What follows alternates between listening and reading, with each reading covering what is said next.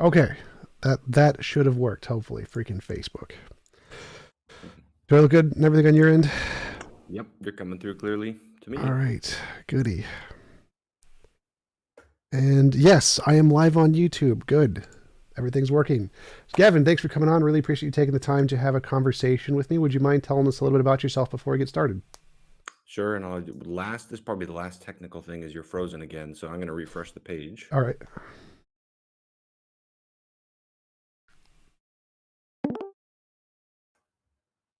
All right. I There's that. think that was the last of the flaws to work through. Yep. Yep. So Wow.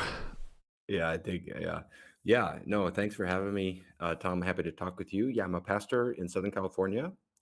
My academic training is in historical theology. Married with 4 kids, and also love doing apologetics. Gosh, that's a brief overview. Cool. I'm an atheist. I run an atheist YouTube channel and talk about reasons to believe in a God. Would you mind telling me some of the reasons you believe there are for belief in a God? And I'd like to tell you my positions on those reasons and hear your thoughts on my position. Sure, sounds good. Yeah. Okay. Well, I'll mention maybe my top four that I kind of boil it down to in my own mind. Maybe I'll just state them all up front, and then we can kind of dial back into them however you want to. But I would say, first of all, I think God is the best explanation I know of for the cause of our world, for why our world is here and why anything exists at all. Secondly, for the nature of our world, in particular, the fine tuning of the physical constants that make life possible in our universe. Thirdly, for the nature of morality, if I understand your position correctly, and a lot of my approach in this dialogue will be just questions of ignorance, trying to get to know you better, because I haven't watched a lot of your videos, but I watched a couple. But I think we'll agree on objective morality, but then we can talk about what's the best explanation for that. I think God is the best explanation for morality being objective. And then lastly, Jesus of Nazareth, I think is best explained, his life is best explained on the hypothesis that there is a God. There are other reasons too. Um, some of them are harder to leverage into an argument. So, like, I'd acknowledge that personal experience is a huge factor for me. That's harder to argue from to convince another person from that, but that's definitely a reality for me. None of this I approach as kind of like math, it's very complicated. So, but those are four of the testimonies, and I'm happy to unpack any of those four more fully if you want to, or you can press into whichever one you want to, or I can explain them more if you want. Sure. So you mentioned essentially the cosmological argument, teleological argument, moral argument, Jesus, and personal experience. Personal experience is one I don't really go into very much because I think that it's very personal. It's not really like, obviously, it's not proof for anybody else. So that wouldn't really be, I wouldn't take any issue with that. But let's go backwards, I guess. Start with Jesus. Why would Jesus be evidence of a supernatural realm? Okay. Yeah, this is a fun one. I find Jesus incredibly compelling. Here we're into sort of history, and basically the idea here is we've got to have some kind of account of Jesus. Who was he? It seems to me that there are a limited number of options. Uh, C.S. Lewis did the famous Lord, liar, or lunatic argument. I think one of the weaknesses of that is there's other categories, one of which would be lunatic. Or no, sorry, Legend? legend.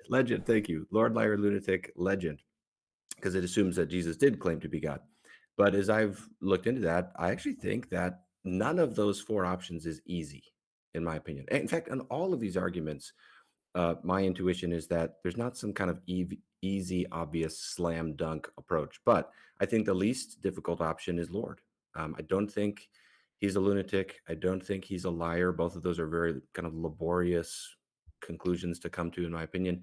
And legend, I don't think is plausible. I mean, the way I've worked through this is just combing through, engaging with Bart Ehrman and the best that I can find on the other side, looking through the literature. I just think that there are good historical reasons, even if one doesn't assume any particular view of the New Testament, just on historical grounds. Even if you go with the most radical skeptical frameworks for what parts of the four gospels go back to the historical Jesus, you're still left with this core set of claims that seem to me to reflect an awareness of divinity. You look just in the Gospel of Mark, which is often taken to be the earliest dated, for example. You're starting off, and right out of the gate, the conflict that drives the Gospels between Jesus and the Pharisees is set in terms of blasphemy. He claims to forgive sins. Now, of course, Jesus doesn't go around saying, "Hey, everybody, God is a Trinity, and I'm the second member of the Trinity." And there's even passages where he conceals his identity. But the way that Jesus functions is with this powerful assumption of divine authority. And he in the context of that, he does make claims that I don't know how to make sense of, other than that he's claiming to have divine authority. The initiating example in the Gospel of Mark, which pretty much all the scholars admit goes back to the historical Jesus, is he forgives sins. The Pharisees assume, he says to the paralytic, "Your sins are forgiven." The Pharisees assume, the Pharisees are agitated and say, "Who can forgive sins but God alone?" And Jesus's response to that seems to not say, "Oh, no, no, no, I'm just announcing that God has forgiven his sins." He says, "No, so that you know that the Son of Man has authority on earth to forgive sins." And then you just trace that thread all the way to the ending of Mark, where he's accused of blasphemy by the Jewish high court, leading to his crucifixion. And so basically, I would say, even if you accept the higher critical standards that want to lop off a lot of the testimony in the Gospels as not going back to the historical Jesus, you're still left, even on the most radical proposal, you're still left with a set of claims that seem to me to reflect an awareness of divinity. And then we pivot to the question of what's the best explanation of that? And I don't base everything just on this, but because I'm already for other reasons open to the idea of God, I look at Jesus and I say, this is really compelling. This person seems good. This person seems sane. And this person seems to be making a claim like, hey, I'm the revelation of the God who created the universe. I'm the answer to the world's problems, and so on. I just find that really gripping and really compelling. Yeah, you mentioned that there were more options. I totally agree with you there. For me, one of the additional options is that he's just a normal human who thought he was God, which I don't think that would count as a delusional. Like, you've heard many atheists say that people who believe in God are delusional because they believe in like a imaginary friend or whatever, right? You've heard that argument. Yes. But like no psychologist, no doctor is ever going to consider just a Christian to be delusional because they believe in a God, because it's just a normal human belief. And I think the same thing applies here. It is very possible for a person with their brain acting normally, if given the correct conditions, to think they had an experience with a supernatural being, have a supernatural being come to them and tell them some story, and that it, not have them be just delusional because they had this. It's a pretty normal human experience. And in that respect, the fact that Jesus could have thought he was God, but may have been incorrect about that, just may have been something he believed because he thought he had a spiritual experience, wouldn't make him delusional or a liar. It could have just been a normal human belief, just like people who believe in a God or a normal human belief. So the same trichotomy, quadcotomy that you present for Jesus, the liar, lunatic, or Lord, would also apply to literally everyone else who's ever claimed to be God or claimed to have a spiritual experience of a God. And I don't think in any of those cases, I think the correct answer in all of those is probably they just had a normal human experience and were probably confused. So I wouldn't say Jesus was necessarily a lunatic, just like I wouldn't say any Christian was a lunatic just because they believed in a God. And I wouldn't say he was Lord, because I think it's better explained by natural human psychological phenomenon, because there are so many of these cases that happen. And I imagine you would agree with all of the other people who claim to be God, or all of the other religions who claim to have personal experiences of a God. They are probably mistaken. But I don't think you'd ever call them liars or lunatics. And I don't think you'd agree that their God is correct, right? Well, I would make a distinction between the experience of God and the claim to be God. So you were referencing, people who've had an experience of the divine, and that can just be a normal human experience that they're in error about. Certainly so. And yes, that would be the general category into which a lot of general religious phenomena you put into, though not necessarily all. You could have an account in which, the true God is obliquely being experienced in other religions in various ways and so forth.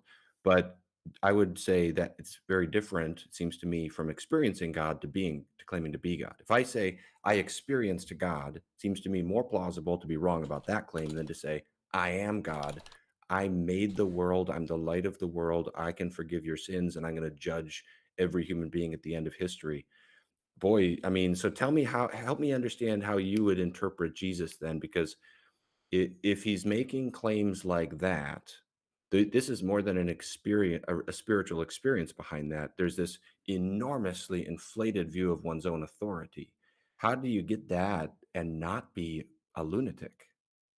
Well, again, I don't see any difference between the two because, or you've had a spiritual experience, your personal experience of God, right? And so, if you had a personal experience of God and He told you that you are His son, I mean, I don't see you believing that as any different from you believing the personal experience that you did have. So, if God Himself came to you and told you you are His son and that you have all this authority, then you proselytizing about that experience would be no different from you proselytizing about the experience you did have. So I don't see any difference between Jesus believing He was God and you believing God exists. I mean, you both claim to have access to this ultimate authority who's going to judge anything. The only difference is the relationship to that authority, which could presumably only be known from what that authority tells you.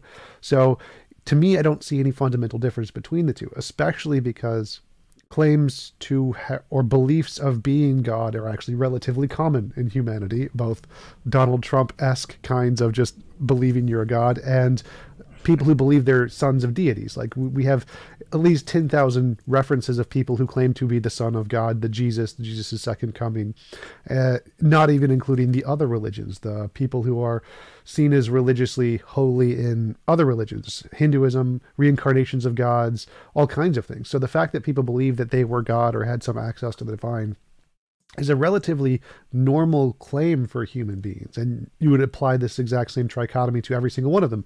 Are they liars? Well, no, I don't think they're lying. I think they believe what they're saying. Are they lunatics? No, they're not. They don't seem to be psychologically crazy. They are able to hold conversations. They have pretty good logical skills. Are they lords? Well, no, I don't think any of them are actually gods. The fourth option here that I usually accept is that they have normal human brains, which make lots of kind of anthropocentric fallacies, type 1, type 2 errors, where they have these experiences, which are most likely dreams or some other kind of psychological phenomenon, and they interpret those in a way that any rational human being would probably interpret those. And so I think Jesus would be in the same boat here. I don't think he's a liar. I don't think he's a lunatic. I don't think he's Lord, and I don't think he's a legend. I think he has a normal human brain, and human brains operate in very incorrect ways. We make lots of psychological mistakes. And so he probably justifiably may have thought he was actually God, because for the same reason that all the other people, the tens of millions of people who thought they were reincarnations of a deity, also thought they were justifiably a god, and they were rational human beings. And so I don't think that this trichotomy presented by C.S. Lewis is actually a good one, because there are lots of people who believe this, and none of them would qualify as any of those. They would not qualify as liars, they would not qualify as Lord, and they would not qualify as lunatics. They're all just normal human beings who have psychological flaws. And I think that that is a far more plausible explanation than any of them likely being actually connected to the supernatural being who created the universe. Okay, just two quick comments, and then we can keep going on this or go to a different argument. First, the difference you referenced I can't remember what exact number you said, but you referenced a huge number with respect to people who claim to be God. C.S. Lewis addresses that. The difference is he's in a Jewish context, so it's a different definition of the word God. He's claiming to be the transcendent creator of the universe. That's very different from something happening in a Hindu context. Secondly, I just would stick to my guns. I think it's manifestly clear that claiming to experience God is not the same thing as claiming to be God. Just think of it as a different example. If you claim to experience a ghost, that's a fundamentally different claim to be evaluated differently than if you claim to be a ghost. And you would have take the two claims very differently. If you claim to experience some other entity, it's far more easy to be in error about your own experience of something. When you're claiming to be God, if you're claiming, I made the world, I will judge the world, what kind of spiritual experience would you see behind that that could generate such beliefs that wouldn't rise to the level of lunacy?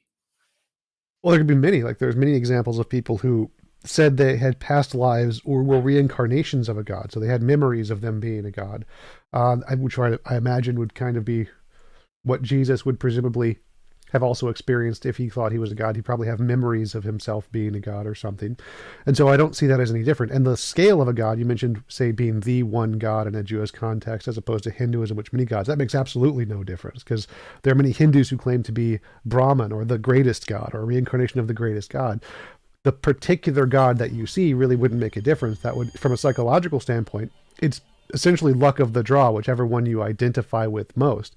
So in a Jewish context, it makes more sense that they would identify as the greatest god because there only is one god. Whereas in Hinduism, they're going to be a bunch of people who identify with a bunch of different gods because there's a plethora of options there. But if there's only one god, then they'd all just identify with that one god. So the scope of the god here doesn't really make any difference at all. They're all, if presumably if they were all psychological phenomenon, then it would make perfect sense that those would be the ones they would identify with. I So there would would be, disagree because sorry, well, go ahead and just from a psychological standpoint. So if we assume these are all just psychological manifestations of our anthropocentric fallacy, then yeah, there's no difference here. Psychologically, they're the exact same. Both the generation of a belief that you're the ultimate God and a belief that you're a minor God come from the exact same thing in the brain. There's no empirical difference psychologically between these two phenomenon. And so if it was purely psychological, then yeah, there'd be no difference between the two one way or the other.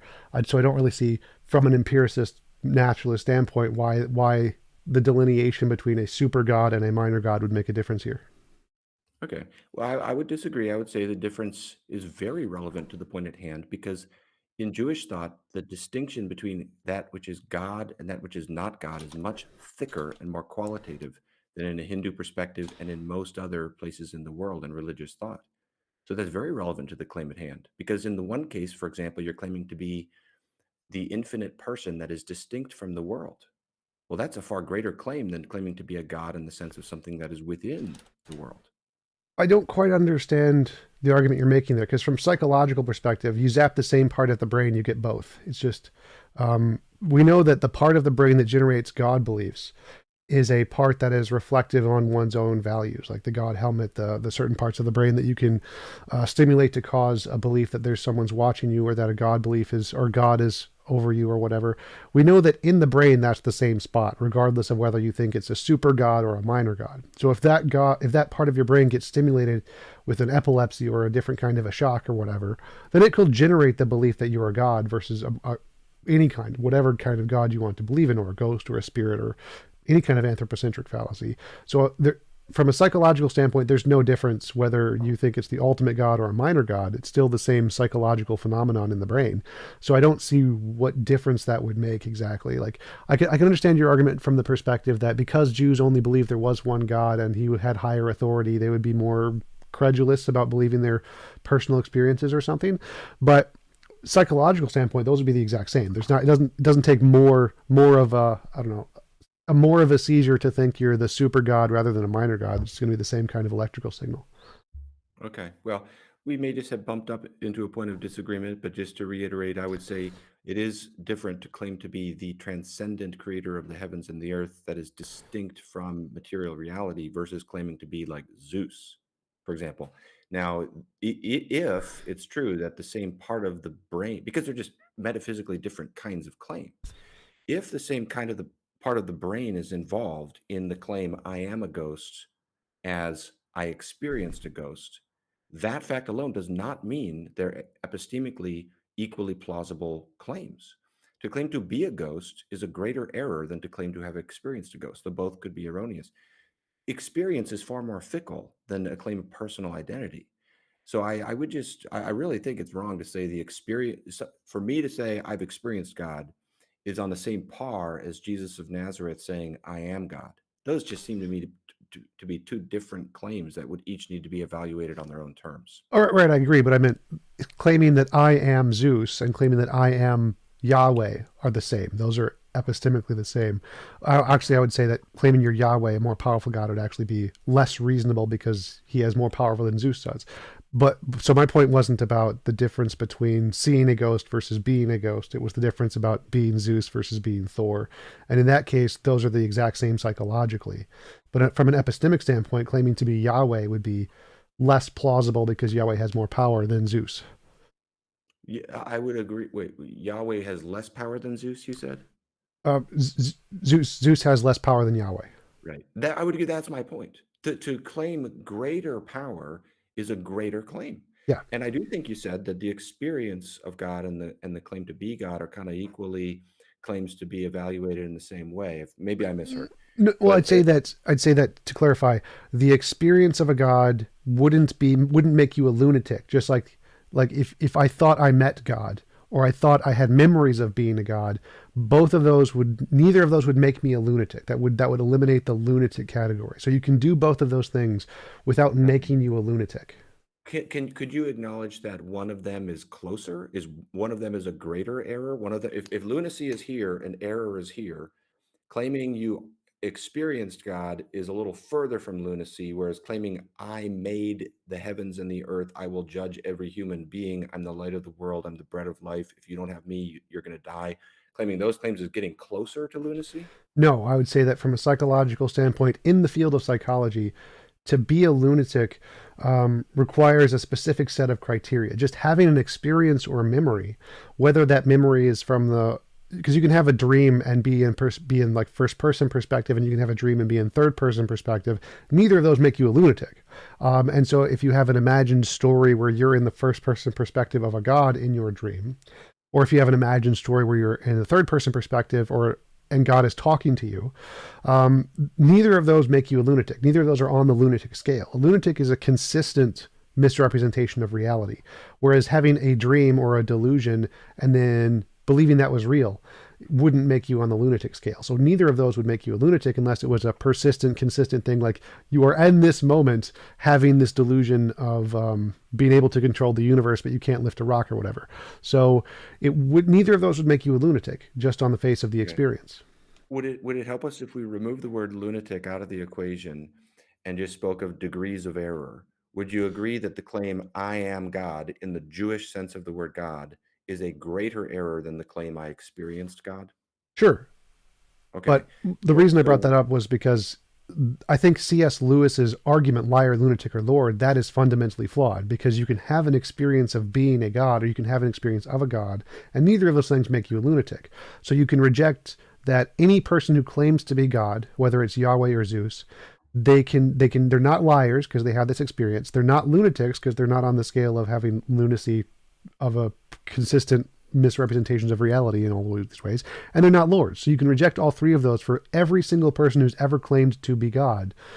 So the reason I brought that up was because C.S. Lewis's trichotomy is incorrect, because you can have these experiences and not be a lunatic, not be a liar, and not be a lord for everybody who's ever had these experiences. right, I understand the qualification you're trying to make, and then I would agree that the argument as it's formulated isn't finally successful because of what we mentioned about the legend category. To some extent, we're getting into semantics here with the term lunatic. This is why I was proposing that, because if we take that term off the table and talk about degrees of error, you could reformulate the argument without getting into the technicalities of what does the word lunatic precisely mean, to say, well, is that option then, that degree of error, less plausible than the Lord category? And I just kind of come back to, I find Jesus impressive. I find him just, there's something about him that is quite startling. And, well, I suppose we're almost halfway did it. So maybe we want to get to some of the other arguments too. But I would sum up my comments by saying, whether you call it lunacy or not, to me, it's at the very least not an easy alternative to say, oh, he just had a religious experience like so many other people did. That's why he made these claims. The claims at hand are so gargantuan. I would say unrivaled. I would say no one made the precise claims that Jesus of Nazareth made. And so I would say to accept that there was an erroneous religious experience behind those claims, whether you call it lunacy or not, it starts to push into a degree of error that to me, I would say is more implausible from where I'm looking at it than Lord. I understand that my presuppositions affect that because I'm already open to God showing up in history on other grounds. At the very least, I'd say it's not an easy option. I don't know. I'd be curious if you would admit that. Oh yeah, sure. I'd say from an epistemic standpoint, claiming you are God who can do 10 things versus you are God that can do one thing obviously would be a higher burden of proof, and you have more evidence. You have to provide more evidence for that, for sure. So I definitely would agree to that point. But yeah, as you mentioned, this was my specific qualification of what I think is a problem with C.S. Lewis's variation. But yes, I would agree that claiming that you are an all-powerful being who created everything would be different than claiming you are Zeus who could control lightning or something. Yeah, yeah. Okay. All right. Well, this is good. We're making a little bit of progress here. I'd be curious if you don't mind me asking you, of the other three arguments, what do you make of those? Which do you think is the strongest, if any, or do you think they're all equally weak? Which do you think is the weakest? Which do you think is the strongest? I think the weakest would probably be the teleological argument. So the fine tuning argument is interesting because it says that of all the different ways the physical constants of the universe could be, there's only a very small combination that would produce life or anything like life. And so if we look at the universe in the way that it's kind of like finding a dice with a million sides and there's one red side and it's landed on the red side, you're like, well, that's strange. Why would we see this? The problem is that there's three ways to accomplish that. One is, or there's two ways: necessity or chance. And design is just a kind of necessity, so it's really not a third option. But it leads back to this problem of like, if it's true that there's infinitely many ways the universe could be, or just a large number, and only a small percent can create life, well, then if it was designed, let's just assume it was designed. What caused the designer to be the way it is such that it would create this universe as opposed to any of the other options on the dice? Like, who designed the designer? If, for example, there could be as many designers as there are possible universes. Maybe there's a designer who only wanted unicorns, or maybe there's a designer who only wanted black holes, or maybe there's a designer who only wanted hydrogen atoms. So for each of the possible variations of the universe, there's a designer who could have wanted that universe.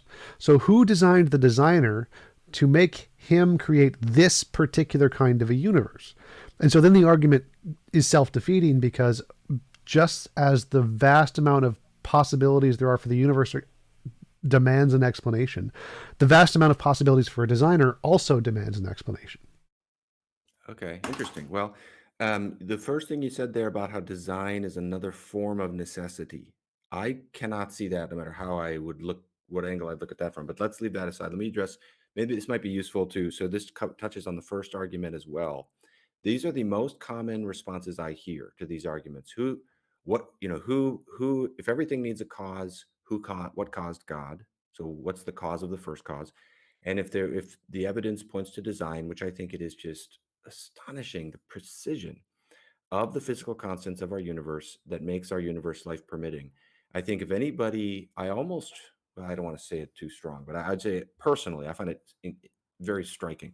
And I'd say, so the most common response to this is, well, who designed the designer? I just don't think those arguments work at all. The whole point of these arguments is to gesture back to an uncaused first cause. Okay, so with regard to speak to the causation point first, this is the most, you see this stock and trade response in all of the major atheist thinkers, from Lawrence Krauss back through the new atheists, everybody. If everything needs a cause, what caused God? The the problem is it just misunderstands the theist claim. The definition of God in the Judeo-Christian tradition is an uncaused entity. Now you can totally just deny there is any uncaused cause, or what Aristotle called an unmoved mover. You can deny that. But if you ask what caused it, it simply shows you haven't understood the thing in question yet. By definition, it's an uncaused, ontologically distinct. The whole point is, as we look back through the thread of causation, we're noticing our world doesn't seem to be self-explanatory. So we're tracing back to say, what is the explanation, both for the fact of its existence and the nature of its existence, the fact that it's here, and the fact that it seems so exquisitely well ordered. And so we're threading our way back. The whole point is we need to bump up into some kind of primal reality, some kind of first cause. Otherwise, everything is just arbitrary.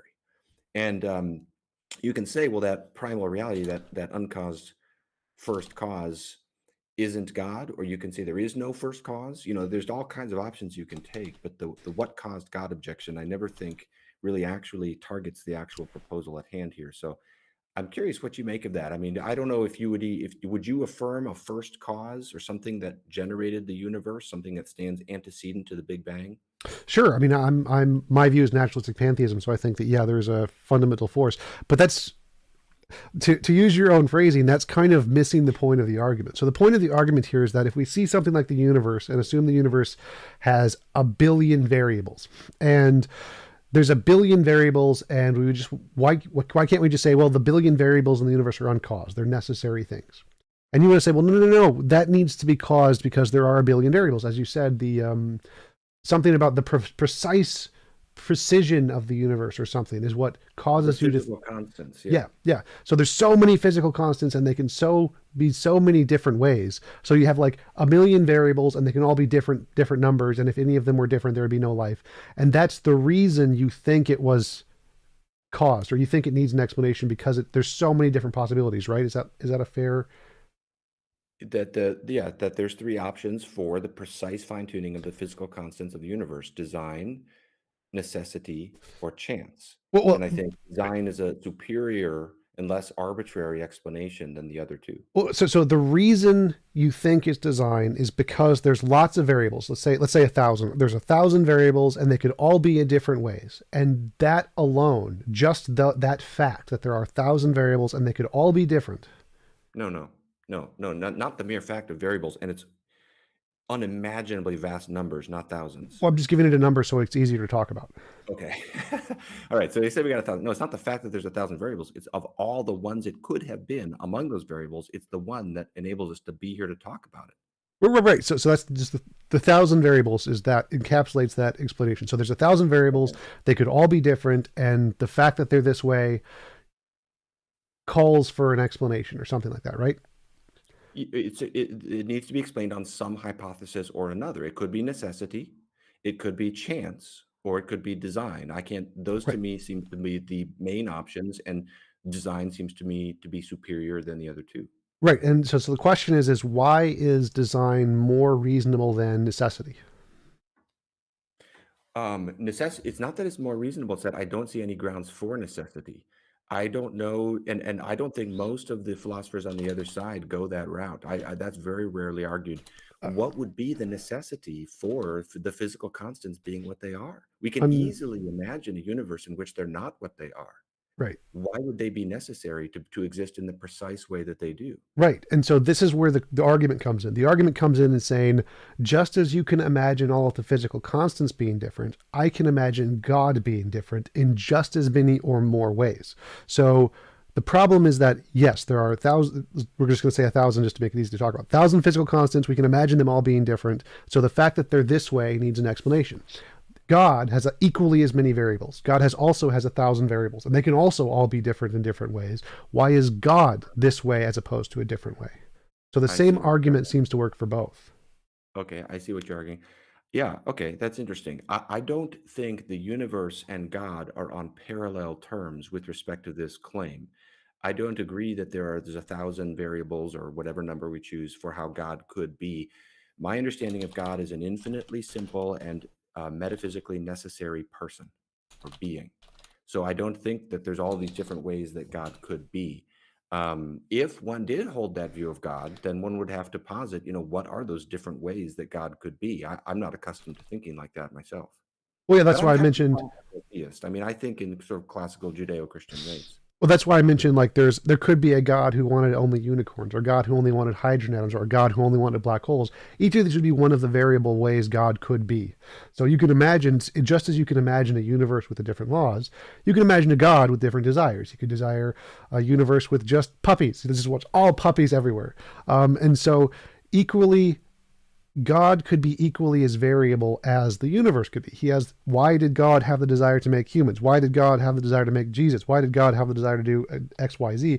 And even say, well, he could have had a different desire and there'd be a different God. So it's equally as easy to imagine a different kind of a God as it is to imagine a different kind of a universe. Yeah, I still would disagree that God and the universe are on parallel terms like that. I appreciate the fact that we're approaching our understanding of God from a different angle. So that's probably playing into the disagreement here. What would you make of what I said? I mean, do you rely on when it comes to the cosmological argument with causation? Would you use the same way of reasoning with regard to that argument? I don't know. I don't think so. Would you? Okay, so do you Well, think one that? sec. I wanted to ask. So my question would be why? Why do you think the God and the universe are on different scales here? Why is it different to imagine that God could have 1,000 ways of being, or what makes it more likely that there's only one way God could be, or a small number of ways God could be? Because that seems to Right. me there's no reason to assume that there's only a few ways God could be. Or one, yeah. So the definition of God is, as I mentioned, an infinitely simple and metaphysically necessary being. So I don't think God and the universe are on parallel terms with respect to explaining their nature, because the universe is contingent. It's very particular. One of the curiosities that springs naturally out of the human heart is, why is it here? I'll never forget reading through Stephen Hawking's book, A Brief History of Time, and he gets to that famous climactic passage at the end. And I know he changed his views and his way of looking at this later in his life, where he says the question that we all wonder about when the question that the ancient philosophers would say, all philosophy starts with this question of, why does the universe bother go to the bother of existing? What are we all doing here? Now, the reason that question is generated for the universe is because it's contingent. It's not a necessary being. And the physical constants of the universe are not necessary. Something is necessary if it cannot fail to exist, if it exists in every possible world. Now, the classic Judeo Christian conception of God is both simple and necessary. He cannot fail to exist. He cannot even be conceived not to exist. He exists in every possible world. So that's going to require a different set of explanations than contingent reality. Now, again, you can deny that there's a necessary being. You can say that doesn't exist. But that's what is understood by the word God in the Judeo Christian tradition. Sure, but that seems to be begging the question. So why would it be more reasonable to say God's a thousand variables are the necessary ones, and the universe's a thousand variables are not necessary? Why can't we just say, because it seems to me they're both equally candidates for the necessary being. Why would God being the necessary being be more likely than saying the universe is the necessary being? Because from my perspective, they both have a thousand variables. All of the thousand variables can be very easily to imagine differently. Why would we think that the God being the necessary thousand is more plausible than saying the universe is the necessary thousand? Right. Yes. Okay. This gets into what I was trying to explain a moment ago, and that is that the universe is a contingent thing. We can imagine it not being here. Well, that seems to be begging the question because I can imagine God not being here too. So I don't see like how do you assess? How do you prove the universe is contingent, God is necessary, and not the other way around? Because it seems like all of the evidence you're presenting works equally as well to show God is contingent. I can imagine God not being here. I do. I'm an atheist. So how is it? How is that? What evidence do you have to show that God isn't contingent and that the universe is contingent? What is the difference between the two? Yeah. Well, they're fundamentally different kinds of claims. I mean, of course, either can be denied. I'm not saying no one can actually say the sentence "God doesn't exist" and sincerely believe that. But the claim of what is purported by that word is a necessary being. Now, I don't know too many philosophers who claim that the universe is a necessary being. You do see that from time to time, but that's not the majority view. The majority view among skeptical philosophers is to go to the multiverse theory and then appeal to the anthropic principle, so that you've got either an infinite person behind the world or an infinite number of worlds, and we just happen to live in the right one. But I guess I would press you to say, what makes you think the universe is necessary? If you do think that, I think I heard that, but I might have misheard. Yeah, so the vast majority of theories in physics is that there is a fundamental force which is necessary. In string theory, there's a different kind of force. But I'm just clumping all of that together, including the multiverse, into just the universe here. So all physicists think that there is a fundamental necessary natural thing of some kind. That's all, every one of the models says this. And so they don't, they all say that you don't need a God. Like the explanation in physics of the Big Bang is God isn't even on the table. They're all naturalistic forces of some kind that are necessary forces. And usually, you're right, they refer to those as different things: string theory, the multiverse, any kind of de Broglie, boom, quantum wave, whatever. But they don't. But all of those are just natural universe stuff. So we can say in physics, the consensus in physics, everybody in physics, like 90 something percent, given the last poll, think that the fundamental necessary thing is a force of nature, a natural force of nature that has nothing to do with God. And so it seems to me all of those are better theories of the necessary thing than God. Okay. What is this poll you're referencing that you said 90% of physicists believe that the fundamental necessary? Because it's good that if I'm summarizing accurately here, we agree that there's a need for something necessary, a primal necessity, in distinct from contingent reality. I grant that All I right. like the necessary thing. It's not required. There are infinite regression models too, but just for the sake of the argument, we can grant that there's a necessary thing. The poll is the fundamental attitudes towards physics. It's a poll in a big physics journal. I have it saved if you want. I can send it to you. Well, because initially you said all. Yes, I would like to see it. Initially you said all, because I would disagree. I don't think 90% of physicists agree that there's some physical or something necessary that's I can't remember how you worded it. Right. So I'm Um, combining the different language from physics and theology. Like they don't use the term necessary because it's not a thing. It's like saying a fluffalophagus. A fluffagophagus is just a made up term in a certain ideology. So necessary in the context of physics, the term necessary is just a made up term by theologians. It's not a real thing in philosophy or physics. But they do think there is a thing which can't be changed, which is a fundamental thing in physics, which underlines everything else, which would fit your definition of necessary more or less. So they think that yes, there is a natural thing. It is a field in physics, and there is nothing. It was uncreated. There's nothing before that. It is the ultimate thing. So it would be necessary from the theological perspective. The paper is called "A Fundamental Attitude Towards Physics." It is in I forget what the paper is, but yeah, I can definitely send it to you. yeah, because when I engage in the literature on this, I wouldn't put the figure at that. But I think what plagues the discussion is the theologians and philosophers use the word necessary in one sense, and scientists often use it in a different sense, just like we use other terms like nothing. We use the term nothing differently, and that plagues these discussions somewhat. But I would ask, I mean, so okay, so on your view, is there what is it, like a quantum field or something like that? What would you say is that necessary reality that starts the chain of causation? Yes, something like quantum field. I posted a link in the chat thingy. It's called a scroll up to the top.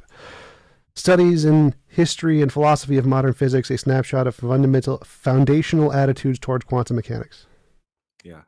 Yeah, I'll check it out. My suspicion is that part of what plagues the statistics on a thing like that is, again, equivocation. No, I'm not blaming the scientists just now. I'm just saying there's different definitions of the words that are at play in the discussion, and that causes a problem. I mean, so if let me summarize, you tell me if you think this is a correct summary. Both you and I would agree that the chain of causation goes back to something necessary. Sure. Um, for you, it's a quantum field or something like Yes. that. Yes, and that For is me, the consensus in physics. Like you can just Google the William Lane Craig Sean Carroll debate. He explicitly says this: God is not a category of a potential explanation anywhere in physics or quantum mechanics. It's not accepted. They do accept that there is something fundamental, and it's a quantum field. well, again, I would disagree with the idea that they do that. I think it's a disputed question, and many cosmologists and physicists would acknowledge that it's not within the field, it's not within the purview of that field to actually pronounce upon God. Because my proposal would say, let there be a zillion quantum fields. Those are not necessary, and it's a historically eccentric way of thinking to slap on the adjective necessary to a quantum field because it is a contingent reality. So I would say, so to summarize, I would say we both believe in a chain of causation going back to something that's necessary. The reason I think that whether that goes to a quantum field as well behind the universe or not, ultimately that it terminates in God, and that's a better proposal, in my opinion, is because I think it's better to have a personal first cause and it's better to have a simple first cause. And God is infinitely simple. I think Occam's razor favors that.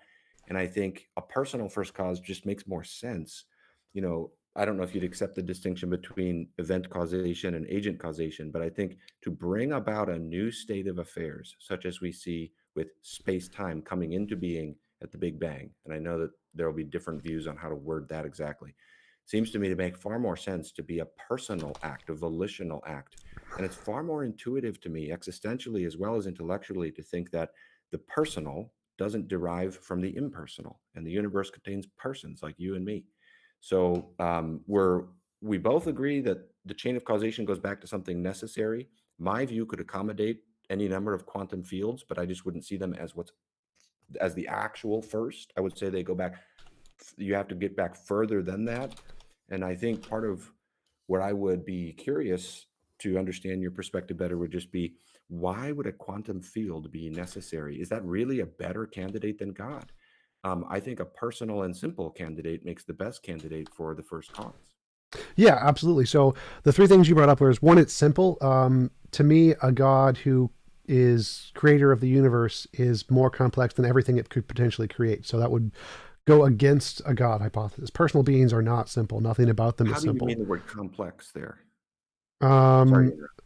a variation of its possible states.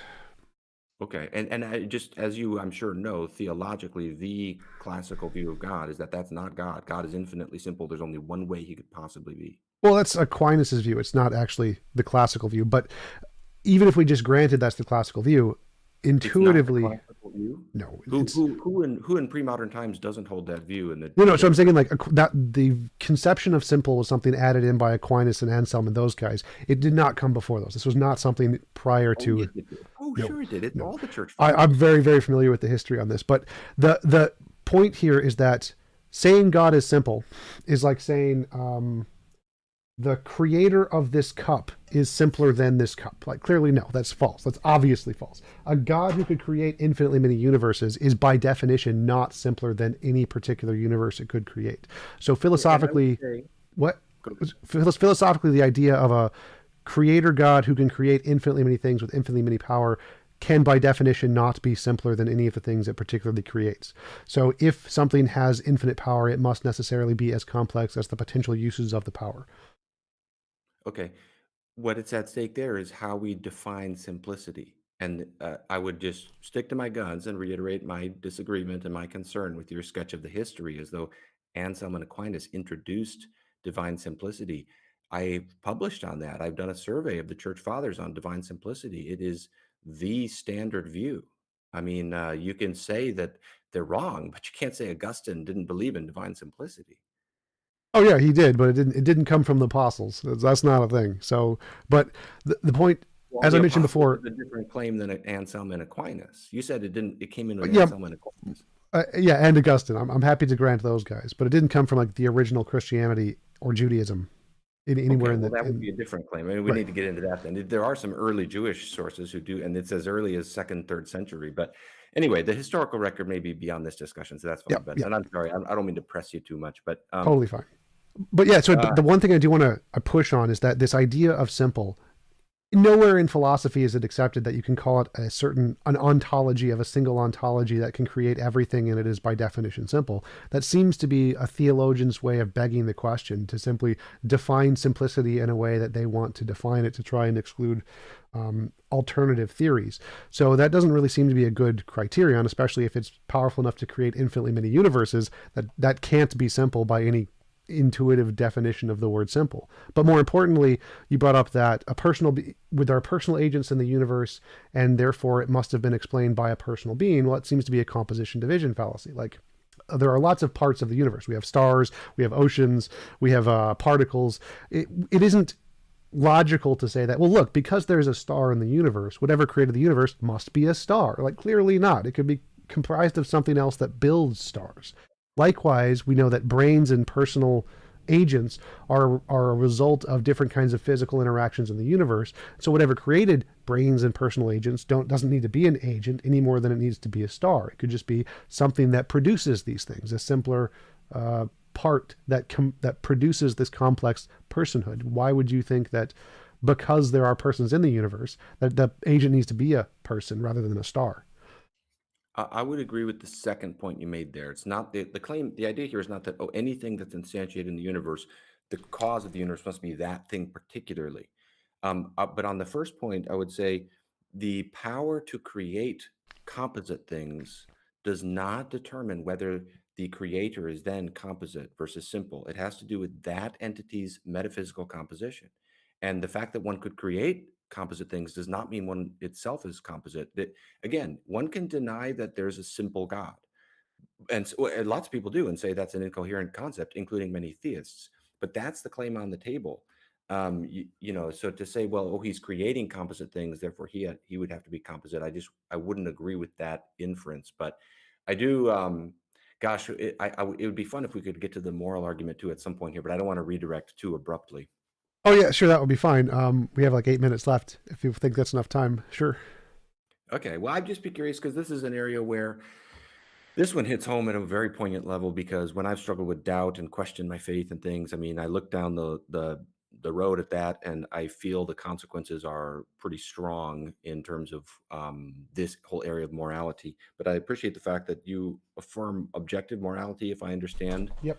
And so I just love to learn a little more of your perspective on how you understand that and where what you think grounds that. And the way I could frame the question is, it seems to me that the moral law is different from physical laws in that it's prescriptive, not just descriptive. It says what things ought to do, not just what they are. And so I'm curious, where does on your view, where does the physical universe generate this moral law? Where does the ought come from out of the is? How do you understand that? I don't think there are any oughts in morality. I think morality is a law of physics, just like gravity. It is essentially a fundamental nature in describing interactions in reality, and then we apply the oughts and the prescriptions based on our interpretation, just like we apply colors to a light spectrum. So, just like in physics, the consensus in philosophy is that morality is objective. Even most philosophers, 70%, are atheists, and about 67% of philosophers believe in moral realism, objective morality. 15% are theists. Very, very small numbers. Not really, it's not something that's taken seriously, but the vast majority think, yeah, there's objective morality, even though they're all atheists. And there's lots of different theories of what that might be, but they don't, God isn't really one of the big ones because it doesn't solve any of the problems or do anything in the field. Like, the reason why the moral, I'm a moral naturalist is the version of morality I subscribe to. Moral I'm sorry, naturalism. say that again. Yeah, I'm a moral naturalism is the view of morality I subscribe to. You can find there's a page on the Stanford Encyclopedia of Philosophy about moral naturalism if you want to read more about it. The reason this is a better explanation than a God is because in the field of philosophy and ethics, there are very specific questions that you have to answer if you want to have a model of morality. Kind of like in physics, you have to answer what is the energy density of the microwave background radiation, what is the how much energy is in the vacuum space. Like, there are specific physical questions, and if you can't answer those questions, it's not a serious model in physics. The same thing applies to morality. You have to be able to answer, it has to correspond to our moral intuitions. It has to explain moral progress. It has to answer the moral dilemmas and the philosophical paradoxes. So it has to do those four things to even count as a serious model of objective morality. And the God hypothesis doesn't do that. But there are lots of models that do that. They're specifically designed in order to try and answer these questions. And that's why the naturalistic models are better here. I think it's just an undiscovered law of physics. I don't think you need oughts. There are many models that don't have that. Oughts are an emergent property of how humans interpret the law and aren't like fundamental there. So I think that one of the best ways to explain it is that morality, it can't be changed. Like, we can't like just change it in any way we want, right? We can't just like, I'm going to change this. It's something that imposes on all of us that is not subjective. It's not contingent on opinions or things. And all commands, all laws that we know about that are human laws are all subjective. They can be changed. We can do whatever we want with them. And so the evidence is that if morality is unchanging, the only other things that are unchanging are laws of physics. So it makes more sense that it's going to be more like a law of physics than a command, because commands are all subjective necessarily, whereas laws of physics are unchanging. And that's what we see in objective morality, that it's unchanging. It's a thing that's always there. And so it makes more sense to say morality is like a law of physics than a command or a subjective thing, because those are changing. Okay. So I don't not fully tracking on what you said something about how you don't affirm oughts Yeah. in morality. I mean, so as I look at things, the laws of physics describe what is, the laws of morality describe what we ought to do. Maybe you'd use different terminology there. Help me track with what do you think morality is, if not what we ought to do? Yeah, I think morality is a description of essentially what the best of all possible worlds would look like. It is the pinnacle of perfection, more or less. There's no shoulds. The shoulds are something we apply to try and move towards that, but there isn't like a should anywhere in morality. It's just a description of the best of all possible worlds, more or less. So ought we to pursue the best of all possible worlds? Uh, from our subjective perspective, yes, but that isn't contingent on the objective truth of the matter. So it's like morality is this moral? Yes. The oughts doesn't make a difference. You don't need an ought there. Whether you add an ought anywhere in that statement is irrelevant. This is moral and this is immoral, independent of whether or not we ought to do or not do anything. Interesting. All right. Well, I probably need to chew on that a little more and try to wrap my brain around that. That's an interesting way to think. So, would you say that the objective laws of morality are connected to anything physical? Yes, I think it's a physical law, just like gravity. There is a field. There is an actual moral field in the universe, like gravity, like a space-time field. Okay. Where, if anywhere, do you think it comes from? What is its ground? I think it's a part of the necessary fundamental laws of nature. So I don't. I think it is a part of the necessary thing. Interesting. Okay. Well, it sounds as though we both uh, curiously have points where we would agree on some kind of fundamental necessity, because if I understand correctly, you would agree that there's a fundamental necessity that operates with respect to the causation of the universe and the morality of the universe. Sure. So that's interesting. And I would as I look at things, God is that, and to describe God as personal and as metaphysically simple actually is a superior way to think than some kind of impersonal necessity. Because anything short of that, which is a necessary and simple being, would itself need explanations to be working back in the chain of causation. But anyway, I'm just trying to summarize kind of where we agree and where we disagree, at least as I'm listening to you. Yeah, sure. I would totally agree with everything you said there. I would just think the difference is that, in my view, the explanation of what reality is should be based off things that we can differentiate imagination from reality. So we need to be able to show that this category or idea that we've presented isn't just an imaginary thing that we've made up, and it is correspondent to reality. Whereas things like the definition of simple seem to be just something we've made up. That doesn't exist in physics. There's nothing that can correspond in that ontologically simple kind of a definition. There's no physical laws that instantiate that simplicity. And the personhood seems to be completely based on brains. We have no examples of any kind of consciousness outside of brains. And there's nothing in physics that would demand that some consciousness would actually exist. All of it is explained by purely physical forces. Again, that's the consensus in all of physics and philosophy, that the vast majority are naturalists and materialists. So it seems like the better explanation here of what caused the universe, what caused morality, is one that is a combination of things that can be demonstrated to not be imaginary. And when you add in imaginary properties that have no evidence in the field, physics, philosophy, whichever field you want to go with, then that is a bad hypothesis. Like if I added unicorns, like we just add unicorns to the field of physics, it's a bad theory. So if you add anything that doesn't have any kind of referent to show it's not imaginary, then it's a bad theory, which is why I think a better explanation of the necessary thing in morality is a combination of principles, particles, and laws that we can demonstrate are not just imaginary things. Yeah, and I don't agree with the way you're summarizing the argument and the way it makes the inference to God, because, well, we've already been through that. One quick thing as we're nearing the end of time. Did you say, if did I hear you rightly, you said that the vast majority of philosophers are naturalists? Yes. I would not Or agree with not, that. they're atheists, not naturalists. I would not agree with that either. I mean, it depends on how vast. 70%. Oh, well, 70%, to you, 70% is vast majority? I'd say that's just a slight majority or In moderate majority. in the context of philosophy, where they know when, like, most disagreements in philosophy are usually split evenly, like 30-30-30, 50-50, 20-20, 20-20. In one of the things they agree on most, more than anything else, like top 5 things they agree on most, is atheism. Like that's like up there on a really high agreement thingy. And I'm using the Phil Surveys paper 2020 as the evidence for that one. I also have that paper saved if you want to look at it. Yeah, yeah, I'll take a look, because the figures I've seen are even different than the 70% figure, but I don't have, off the top of my head, a certain knowledge of that exact number. But still, Paper one of the things that's interesting throughout the late 20th century is there is a resurgence of theism in academic philosophy. But anyway, I know we're near the end of time here. I really enjoyed this and would love to talk again sometime. Next time, I'll try to ask you more questions about your perspective, your arguments for your point of view. Yeah, absolutely. I posted the link to the Phil surveys in the chat if you want to check that out. Thanks again for coming on. Really appreciate you taking the time to have a conversation. Really enjoyed chatting with you. And I definitely love to talk again, especially more about the Jesus thing that we didn't to go into as much.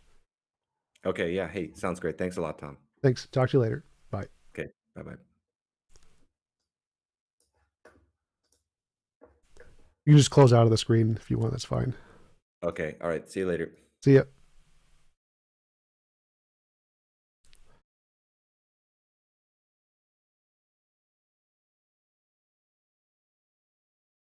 Yeah, damn it. Didn't mean to do that. Stay there. Stay there. Hey guys, how's it going? Audience peeps, how are you guys? time for the after show. We're going to do an after show because that is the thing now. After show. Going into Discord. Stripper Liquor wanted an invite to Discord. Going to channel. What He is wants up? to know if he can pick me up tomorrow still. Interesting Did I point say to yes? start. Yes.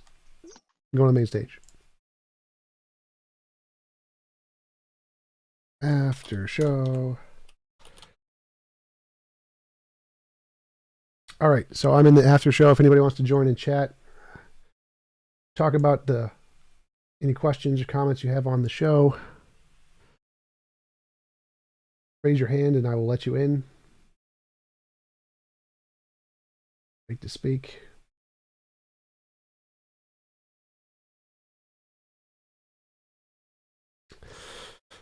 So maybe let's just go to general. Maybe general would be better. Is there a general? Just go to general chat. All right, I'm in general chat. General chat's easier. I'm too lazy to actually let people on the show. All right, after show. Anybody wants to join? Come on. Please debate Leo Gura. I've invited Leo Gura, Alex. I've invited Leo Gura several times, but I haven't heard back from him. Thanks, Jack J. Appreciate it. Did I get a chance to watch the video of Matt Dillahunty uninviting you permanently? No, I haven't seen that fax. I saw the part where he called me bigoted because I supported All Lives Matter, but I have not seen the one where he uninvited me permanently. Please send me a link to that, Facts and Conspiracy. Send me a link to the one of Matt Dillahunty uninviting me permanently. It's hilarious because the whole reason I debate those topics is to show the bigotry on the left, where if you even defend a position that is seen as evil, then you are banned and seen as like, oh, you just want to sin. That's what it is. It's the you just want to sin of the lefties.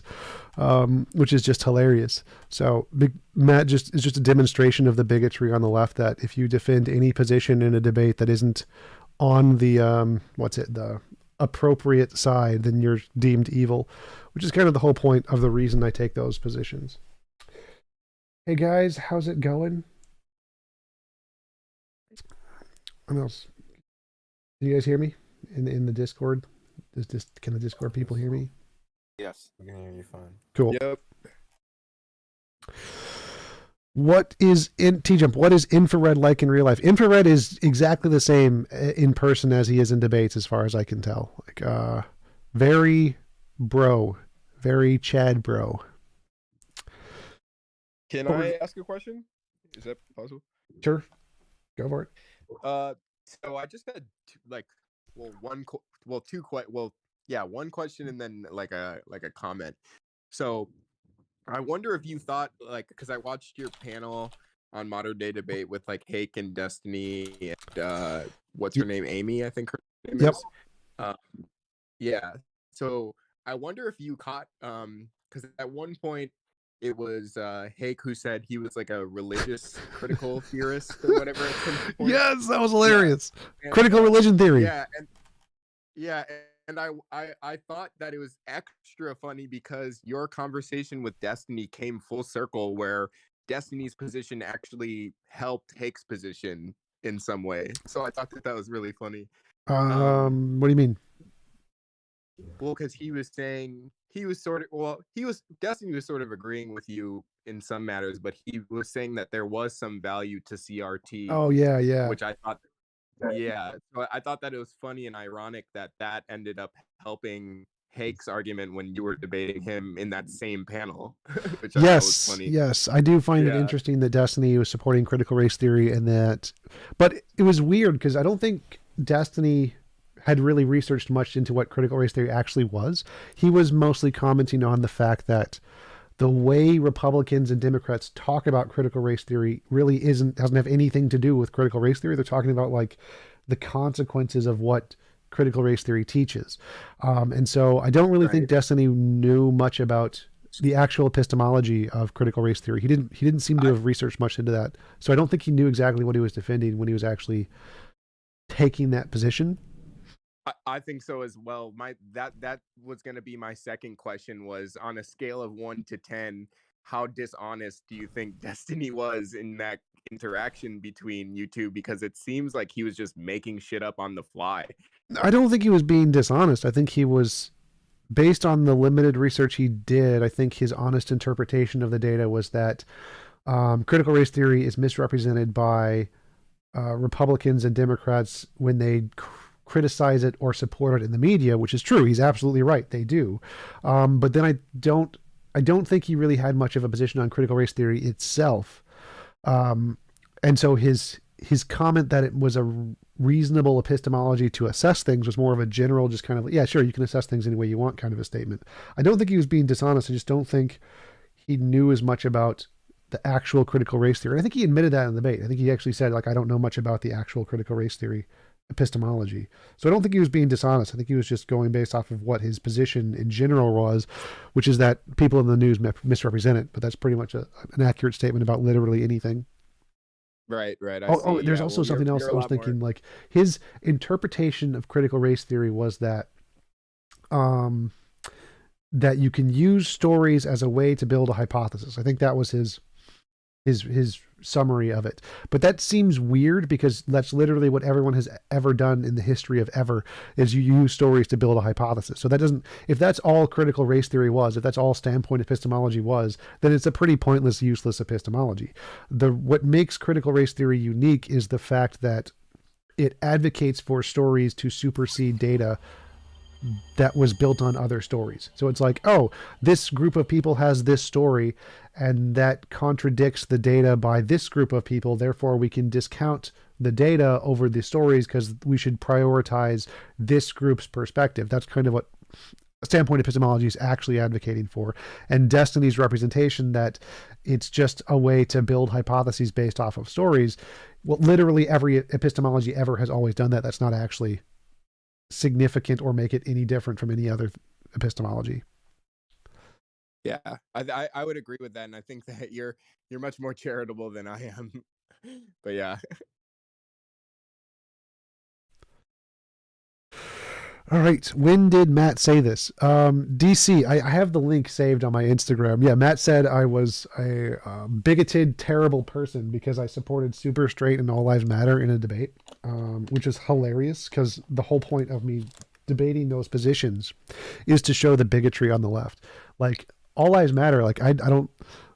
The reason it's totally fine and not bigoted to support all lives matter is because you can disagree with many of the points. Black Lives Matter is objectively wrong about many things. They present stupid arguments that are factually incorrect. And if you disagree with those, it's reasonable to dissent against the Black Lives Matter position by just saying all lives matter. Like you can just put, I don't know, anti-Black Lives Matter isn't really a position. So if you want to take a position in a debate that is against Black Lives Matter, all lives matter is the best one to do. So there's nothing bigoted about that. I don't know why he thinks that because, I do know why. It's because he's a bigoted lefty who can't accept anybody who disagrees with his religious worldview on the left. And if anybody does, then they're evil. So, but yeah, I will give you the video. I think Squatch sent it to me. Squatch on Instagram sent it to me. Here, I'll post a link. It's at the 54 14-minute mark, I think. There you go. Yeah, I hadn't heard that either. What's up, TJump? Hey, how's it going? I'll post a link in the general general chat in Discord too, if anybody else wants to see it. Yeah, definitely.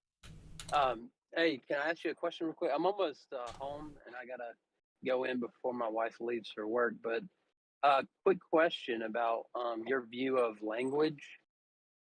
So, Sure.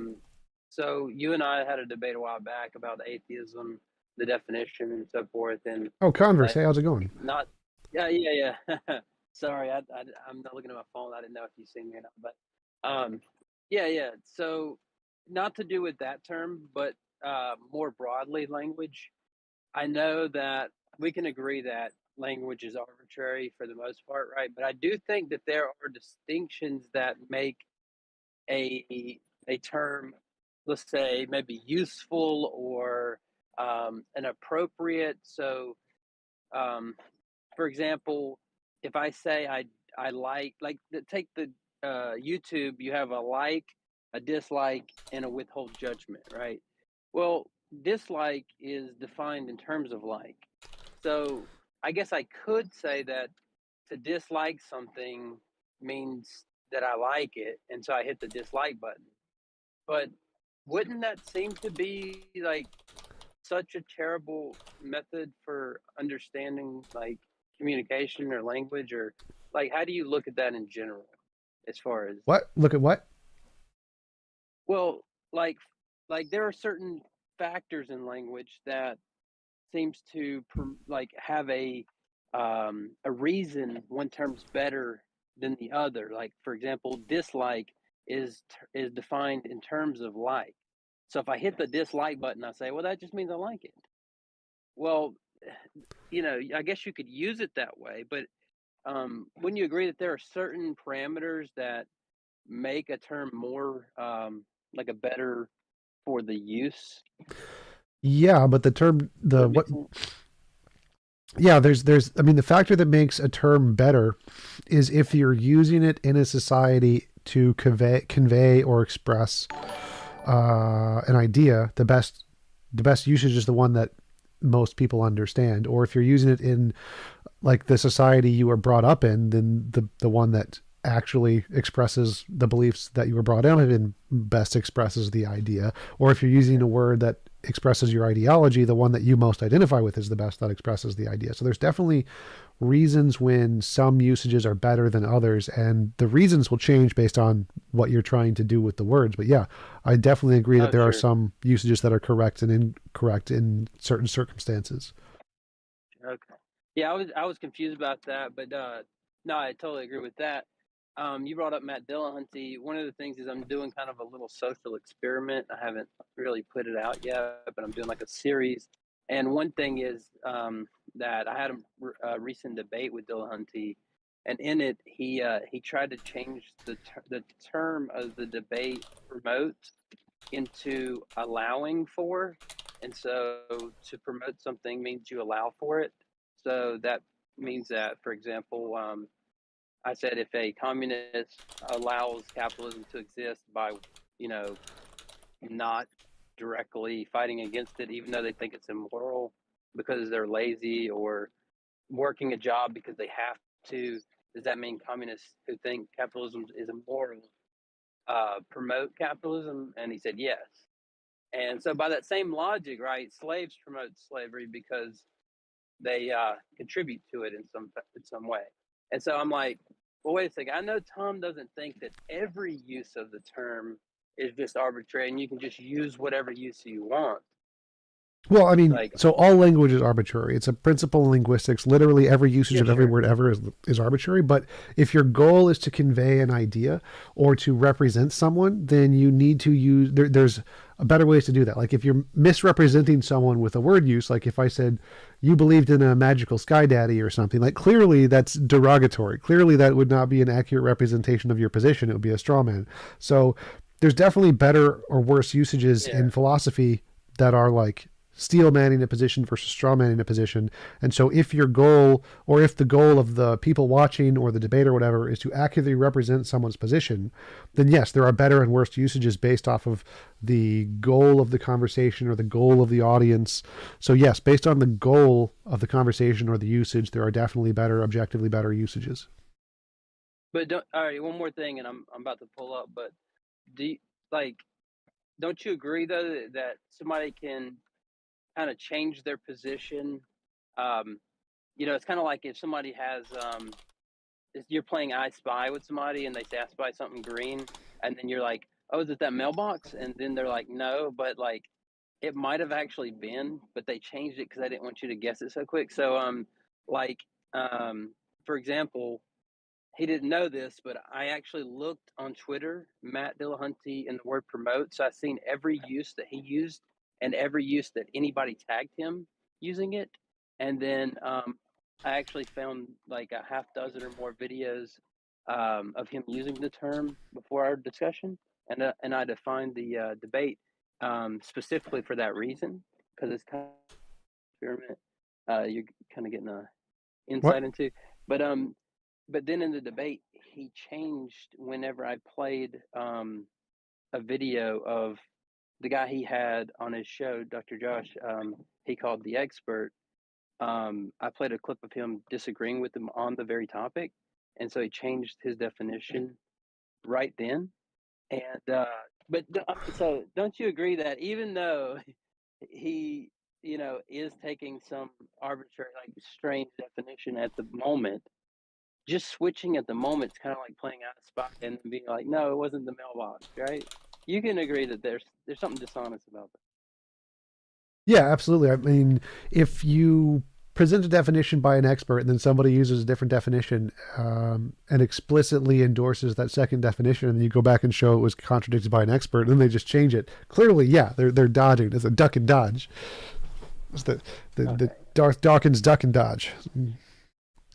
Well, that's what I want a clarification on, because one time I heard you say something about like, oh no, any use they want to use of it that represents their position at the time is but I see what you're saying. It's not like if they just okay now all of a sudden they want to be ad hoc in the middle of a debate and change their use, but it's more that their position that they hold.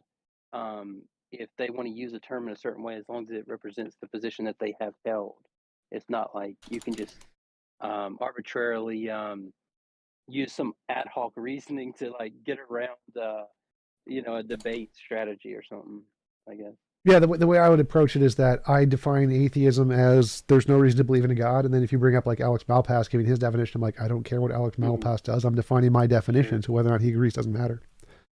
Right, but yeah, but you wouldn't change mid debate because you found something that went against your view or something, like, unless it was like a critical blow or something. Yeah, I wouldn't like dodge to change my definition. Like I would say that if I had a definition of a word and then Googled it, I'll be like, oh, I was wrong. This is the actual definition. My bad. Like I would change it in that way, but I wouldn't just like try to deliberately misrepresent my position by changing it slightly or something. Yeah. Okay. Well, good talking to you, man. I seen the discussion the other day you had with Destiny and them. I thought you did pretty well in it. And the other guy that was like I guess the conservative on the panel, he seems so like Hake. Oh unhinged. man, Hake said watched so him many debate. things. Oh, I watched him debate a communist on Modern Day Debate one time, and the communist seemed like, I'm not a communist, but he seemed so rational. yeah. And I was like, and then I heard the other guy, especially this conservative Christian, and I'm like, this guy is insane. What is wrong with this guy? Hake said so many things. Hake was like, women don't need respect. That's one of the things he said. And women shouldn't be in politics. I was like, wow, Hake did it. Hake said things that are just like, oh my God, I can't believe he said that. Like, wow. A lot of the things I heard him say, I just thought immediately that he had been like in some type of like mentorship program with Jesse Lee Peterson. It was just so bad. But anyway, good talking to you. Yep, good talking with you too. Javier actually just said that Dr. Josh was in the chat and he didn't support your usage in that one. So you'd have to check with Dr. Josh, but yeah, no, I just. Oh, you talking about me? Yeah. When you brought up the Dr. Josh clip of Dillahunty, Dr. Josh was in the chat and he was saying he disagreed with the way you represented him or something. Go but back and look at the. No, I know exactly. I don't care. I'm not going to look at it. Okay. Just Javier said that you can. Yeah. No, Dillahunty said he got a text message from Josh mid debate saying that he disagreed. I text Josh after the debate. He said, "No, Matt texted me during the debate, and I didn't even see the first half of the debate." So. All right, well, that's between you guys. I have no idea what's going on. And second best Bob. Yes, Steve is a dumbass. Steve McRae, dumbass. There you go. You are breaking up. I can't really understand you. When you asked, hey, can you hear me now? Try leaving and coming back because you're like I can hear like every other word. Yeah. I was kind of wondering on that panel if it made it difficult to engage with other panelists because Hake was so ridiculous. Yes, he does that every time. Like Dylan, I've been on Dylan's show. We were talking. He's like, whenever he brings Hake on, it just becomes everybody versus Hake because Hake takes such an extreme position and everybody disagrees with him that the entire panel just ends up having to like debunk what Hake said. It does. It does make it very difficult. There's a few times like where you like would challenge somebody else. You were the only one that was doing it, and then they were almost like shocked that you were like abandoning team anti-Hake. Yeah, yep. Because people were saying that too. Like, oh, were you on Hake's team? I'm like, no, I wasn't on Hake's team. It was a panel. It was like a 1v1v1v1, not a 2v2. But nobody could tell because I was the only one debating other than Hake, not going on. Yeah, the only useful discussion that was really happening there. Can you guys hear me now? Yes, I can hear you now. Yeah, I was just gonna quickly say my favorite thing that Hake said in the debate was when you asked him, even if we can prove that it helps people, like, would you change your position? And he was like, no. Yeah, like he was like, I said at one point, like, if Jesus himself came down and told you that trans was real, would you believe it? He's like, no, I don't think I would. I'm like, wow. So funny. What's the conversation today, guys? This is an after show for my debate thingy after my conversation. Oh shit, is this the actual TJump person in No. his server or shit? No, I'm a Sock Puppet account. A what? Sock Puppet account? What is that? I don't remember how to best explain that. Okay, cool. Let's just move on. So, you guys are talking about some kind of debate, huh? Yeah, I just had a conversation on my YouTube channel with a theist professor on reasons to believe in God. So this is just the after show. You can ask questions, whatever. It doesn't really make a difference. Okay. I mean, I don't watch the show, but can I ask a bunch of questions though? Sure. So, like, what kind of atheist are you though? Like, do you think that there's like I'm no a black God atheist. whatsoever? What does that mean? Means I have a black skin color from Africa. What the fuck does that have to do with It what was I just asked? it was a joke. So what kind of atheist am I? What is your question? Yeah, like, is it like for you, is it like there's no purpose to our existence, there's no higher being? No, that's not a part of atheism. What? Atheism means there is no God. That is what atheism means. You either believe there is no God or say there's no reason to believe in a God. Yeah, buddy, I know that. But like, what do you mean by God? Like, God is a very problematic word.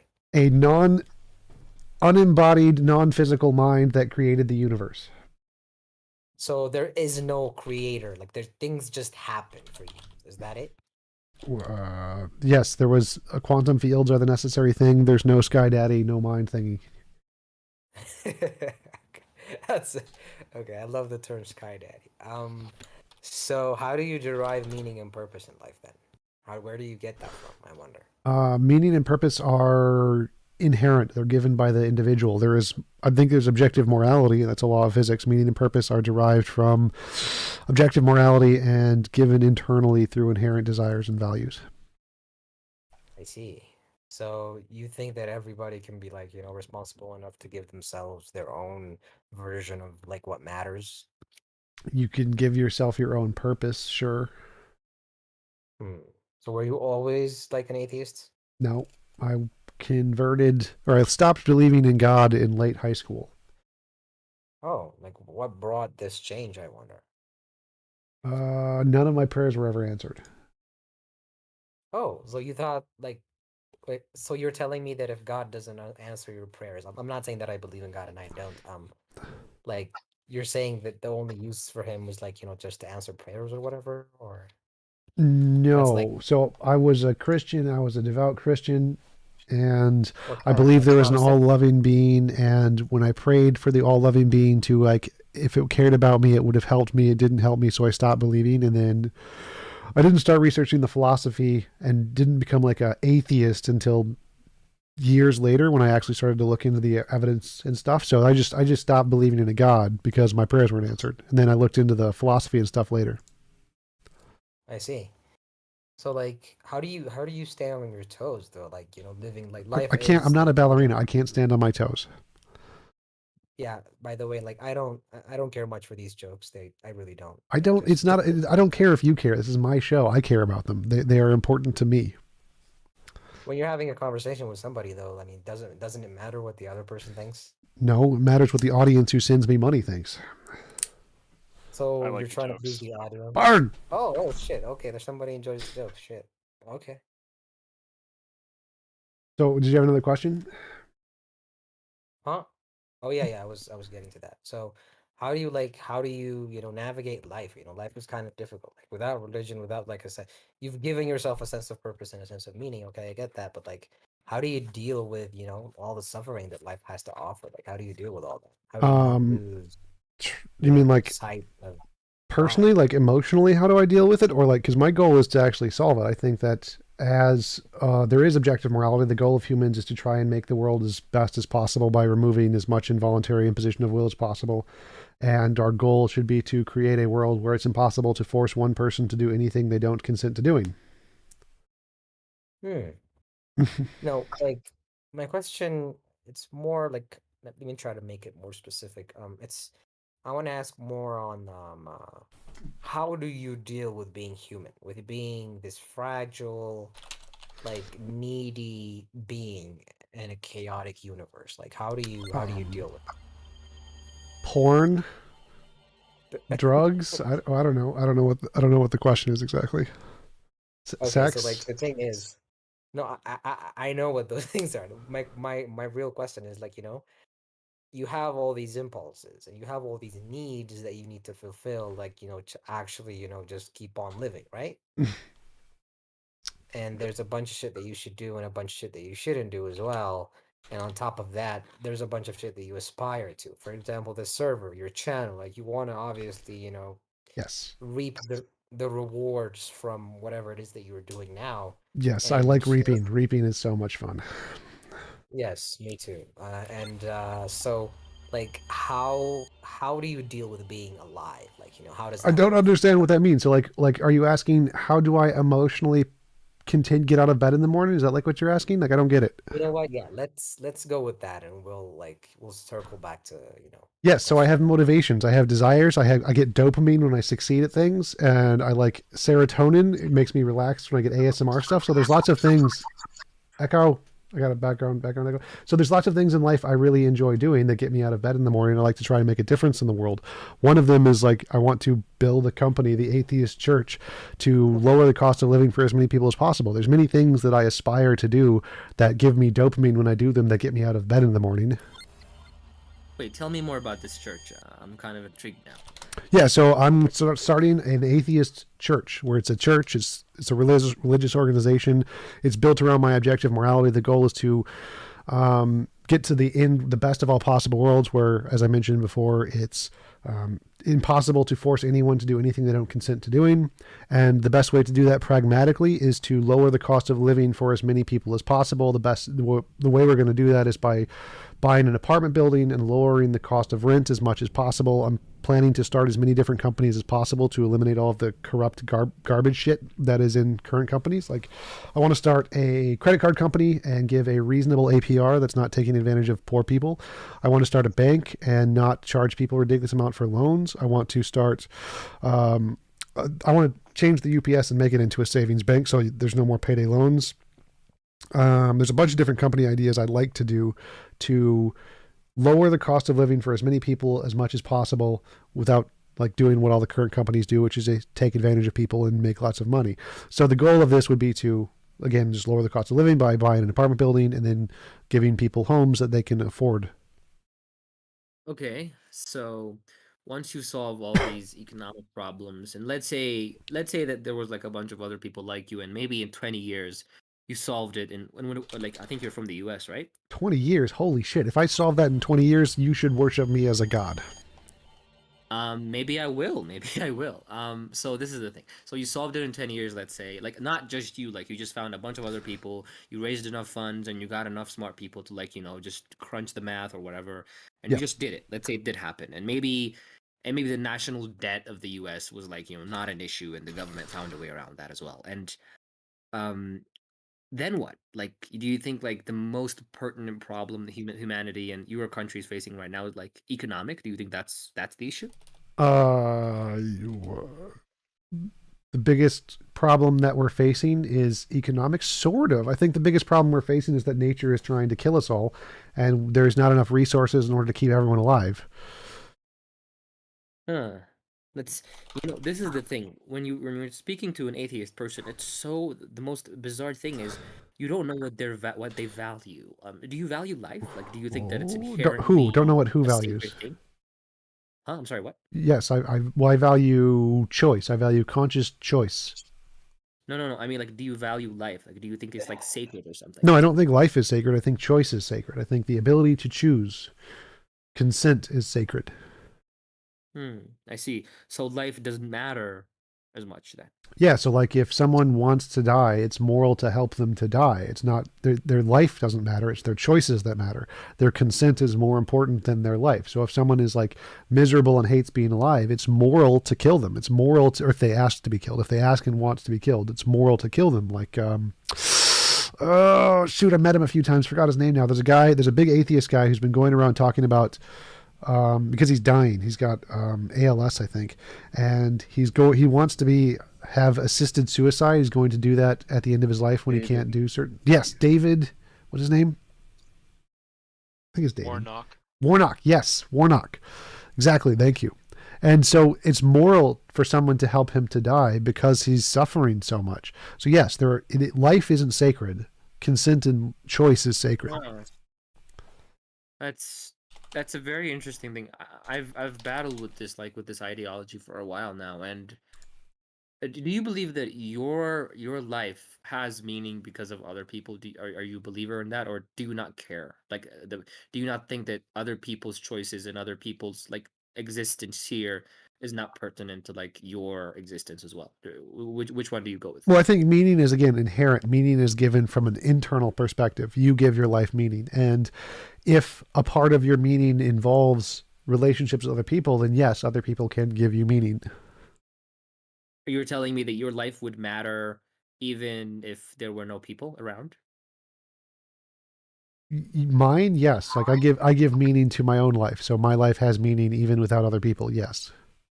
So like you're telling me that if you were like the only person on the planet, then you'd still be like, yeah, I'm cool with this. I don't care. Yes. As long as I had control over physics, yes. I would be in a video game. I would be playing Star Wars and Harry Potter and shit.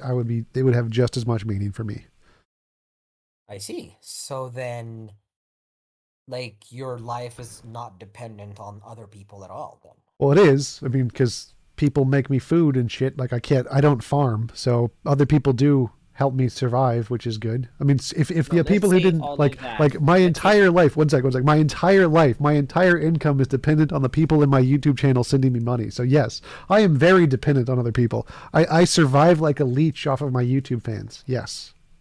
You're telling me that like that's your job, like you're, let's say YouTuber, like yeah, I'm a full-time YouTuber.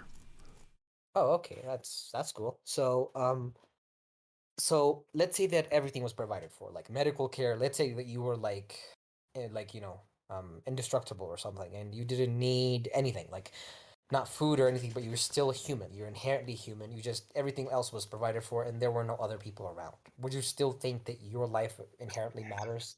Yes, as I said before, if I was literally the only being in the universe, I would still have meaning in my life. I see. That's where I disagree, but I'm not willing to argue it. But yeah, that's interesting. I asked this question because you said Dave Warnock. That's it. Correct. Statistics is correct. It is Dave Warnock. Yeah, I just Googled him right now. I'm gonna look him up. I agree with what you're saying, but I think in the long run, when like people like are doing things that's incredibly difficult and shit, like it's wait, can I tell you a scenario and can I get your opinion on it? So I was speaking to a person once and they were like, I was talking about how people fight for resources. Like they have wars and shit for like, whatever, like resources. It could be food, it could be land, whatever. But like what's never happened is like both sides have never been like, hey, we need to eliminate like this many people, and the opposite side needs to do as much, and then the rest of the people can just survive, and let's just pay the sacrifice instead of like dying a very horrible deaths because of like war and shit. Nobody's ever done that. I don't think it's happened.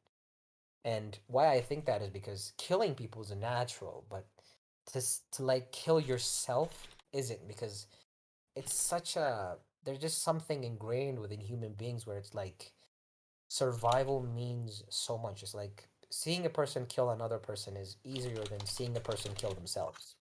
I mean, apparently, and I was thinking about why that is, and I think it's because when a person does kill themselves, it somehow means that they do not care about life. They just don't give a fuck, you know? And that does something to the witness, like to the person that's actually seeing that happen. It's like it does something to you when where you think about your life and it's like, why the fuck am I doing this if it doesn't, like, if most people are like just, you know, willing to give it up? Like, why does anything matter? Why does and I'm saying this because I think everything is valued because other people value it. If nobody valued anything, nothing would have value, right? So a person committing suicide, that's why I think it's wrong, because it's like, you know, like I'm bored and I want to die. You can't do that because you're literally taking away from people, because it's like, because you don't give a fuck about things, it's like you're literally taking away meaning and purpose from other people, because you have to care in order for other people to value things. Does that make sense? Can I ask a question? Well, first thing is so value is different from morality. I think there's objective morality. I think things inherently have value in that sense. Your subjective value can be different from morality. But if I find value in someone's life and they want to kill themselves, yes, I'm losing something if they kill themselves, which is not good, but they have every right over their own life. Like, my valuing them doesn't make them obligated to not commit suicide. Each individual has rights over themselves and their property, which includes their body and their life. So if an individual wants to commit suicide because they're in suffering or they don't want to live, no one else has a right to stop them, and they're under no obligation to continue living for the sake of anybody else. Somebody else wanted to ask a question? Yeah, somebody else wanted to say something. I was basically just about to say what TJump said. I was just gonna ask, like, if you believe in the right to self ownership. The TJump kind Yeah. of already. That's Yeah. just the thing. I can't. Okay, can I ask you guys something? Let's say a mother had a kid and the kid didn't have a father and shit, and the kid is like 4 years old, and she's like, I mean, there's foster care and shit, and she's like, I don't want to live anymore, and she commits suicide. Is that right? Yeah, it's moral for her to end her life if she doesn't want to live, as long as she like gives her kid to her parents or childcare or whatever. Like, leaving it in the bathroom But she probably be can't. irresponsible, but Let's say there's none of that. Let's say there's none of that, and like the country's like in shit, and like the country she's from, and the kid needs its primary caretaker. she would not be immoral for killing herself. No, it would be immoral for nature to kill it and starve it and not take care of it, which is definitely a thing. But it's not the mother's fault. She is not responsible for the life of the child if she doesn't want to continue living. Well, don't you think that parents have a responsibility to take care of their own children, especially if they choose? If they choose to bring them up, they have a responsibility as long as they continue to live, sure. But if they don't want to continue living, they are not obligated to take care of the child. They didn't kill the child. If they do commit suicide, they're not the ones who killed the child. Nature killed the child by starving it and stuff. So the immorality of nature is separate from the obligations of the individual. Like, you would have to assume that literally everything is taken care of after you die. Would it be immoral to kill yourself? Well, clearly not. No. Obligations are imposed. Would it be immoral? What? Go ahead. Sorry, would it be immoral then to like take a long trip to Europe and enjoy the scenery and leave your kid at home for the same reason? In that case, you're still a part of the world, so yes, because you're obligated, or you've chosen to consent to the obligation of taking care of a kid. So, like, if I agree to be a lifeguard or whatever, I've signed a contract, I agree to be a lifeguard, and then if I'm going to go on a trip and just not pay attention to the water anymore and someone dies, obviously you're responsible. So if you have agreed to some kind of a contract that you have some obligations and you don't adhere to that contract, yes, that's immoral. But if your contract only extends to like the end of your work hour, so I'm a lifeguard from 8 to 12, and then I get off work and I go home. I'm not responsible anymore. Same thing with a parent. If you kill yourself, that's the end of your contract. You're no longer responsible for what happens after in the world. That's the world's problem. Actually had a question. I actually had a question about that. So me and my buddy were talking about your objective morality theory, and I agree with it. But one of the things that maybe you would be able to answer is that we were talking about abortion, and we were trying to use your theory to understand what to do in abortion. And so the idea is that you have like a will, like the mom's will is to not be pregnant, right? But then you have like the baby's quote unquote will, which could possibly be to like live. So if you have like a like a will to if you have two wills that are opposing each other, right? And your moral theory says involuntary imposition of will is bad and voluntary assistance of will is good, then how do we Wait, make both parties like happy in this situation? we can't. We're not all powerful beings. Like if we're an all powerful God, I can just snap my fingers and take the baby out and let it go live on its own. But in the case, because we're limited, we don't have all power, and we have to choose one person's will over another. So like if a guy comes at you with an axe, and his will is that he wants to hack you up with an axe, and you just shoot him in self-defense, obviously his will has been imposed upon because you've shot him, which is immoral. Like it's immoral to kill anybody for any reason ever. But right, that was the best you could do given your limitations. Like if you were an all-powerful being and you could have snapped your fingers and just teleported him to his own universe, and you decided to kill him anyway, then you would be immoral. That would be immoral for you to do that. But because we're limited with the things that we can do, we do the best that we can given our limitations, which is called a justified immoral action. It's still immoral. You still killed the guy with the gun, but it's justified because that's the best you could do given your limitations. So wouldn't you say that like and I think you'll be able to answer this pretty well, but like wouldn't you say that like you could do it the other way around though and say like okay, like the mom is going to kill the fetus, and so like we could fix that involuntary imposition of will by just letting the mother like take the baby to term or whatever? Well, no, because that would be an imposition on her will. So you're causing an immorality by making the woman a slave to the baby. So both of those would be immoral. Okay, so basically the action is like neutral because there's two immoral things like sort of happening or something, or two you have a voluntary imposition of will and then you have an involuntary imposition of will from the baby, so it's like results in like a net neutral or something. No, those would both be immoral. So it's immoral or immoral. Either you kill the baby and it's immoral, or you force the baby to live in the mother and it's immoral. So both of those are immoral. Got it. So the idea is that we don't have the technology yet to extract the fetus out, and if we could, then it would be immoral to kill the baby. Yeah. So right now it's a justified immoral action because it's self-defense of the mother. The mother has the right to remove the baby from its body, but it's an immoral action because you're killing the baby. So it's a justified immoral action. And once we have the technology to remove the baby without killing it, then it'll be immoral to just kill the baby. Like we can remove it, we can take it out without killing it. That is the moral option. Okay, awesome. That clears a lot of things up by giving the term like justified immoral act. Like that really clears things up. So thank you. Yep. Could I say something about this? Sure. So, are we talking about a baby or a fetus? Because I find those two things to be very different. They're the same in my context, so I don't care if it's whatever point. I think it becomes a human being with rights when it has consciousness. Anything with consciousness has moral value, and killing anything with consciousness is immoral. So I don't really care at what point the baby is considered a baby versus a fetus. It's like if it has consciousness, it's immoral to kill it. Okay, well, another thing about your example with the axe guy and the guy protecting himself in self-defense. Yeah. Did you say that the guy with the gun killing the axe maniac is immoral? Yes, it is immoral to kill anyone ever, but it's justified because it's the least immoral thing you could do other than having him like axe your face off. I don't know if he's threatening your peaceful well-being. I don't find it as immoral. It's not as immoral, so it's less immoral, but it's still immoral. So like if you were an all-powerful being and you could snap your fingers or just pull up a like imagine if you had a force field, like you had a personal force field and you could just turn on the personal force field and the axe guy couldn't hurt you anymore. But instead, you decided to shoot him. Obviously, you would be immoral. You would be immoral at that point. But if you don't have a personal force field, and the best you can do is to shoot him, then it's still immoral because you've killed him, but it's not as bad because it's the best you could do in the situation to protect yourself. So it's a justified immoral action. Okay, so I have a question. So say someone is coming at you with an axe, and you have a gun, but you're also a very good athlete. Would it be more moral to would it be immoral to kill the person if you have the option to just run away?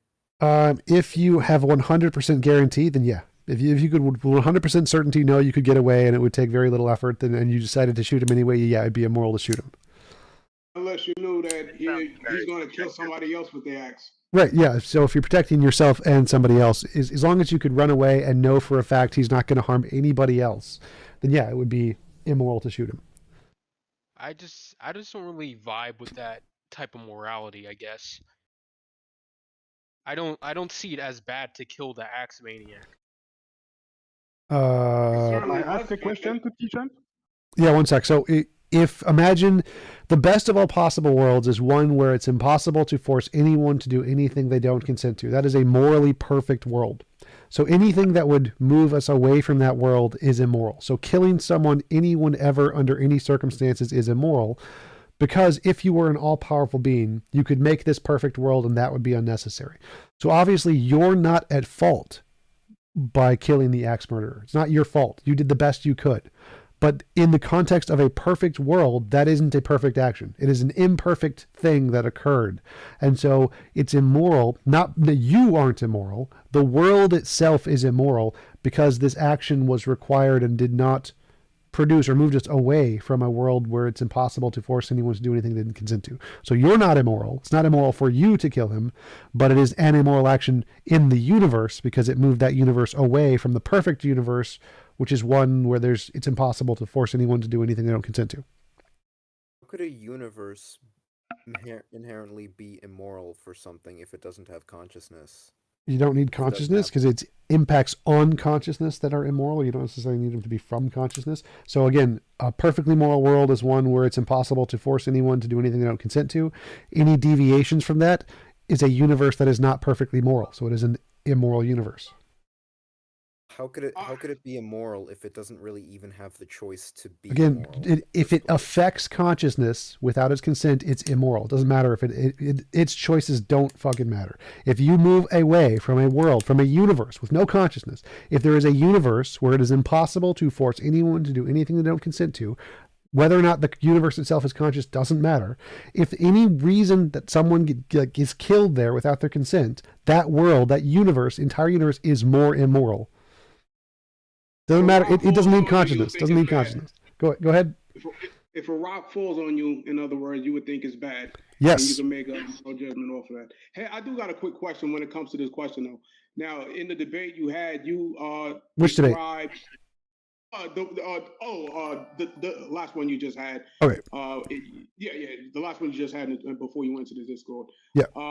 You described morality almost as if you would describe a law of physics, and I just wanted to know if I just wanted to see. I wanted to hear you contextualize that a little bit. Like how is that?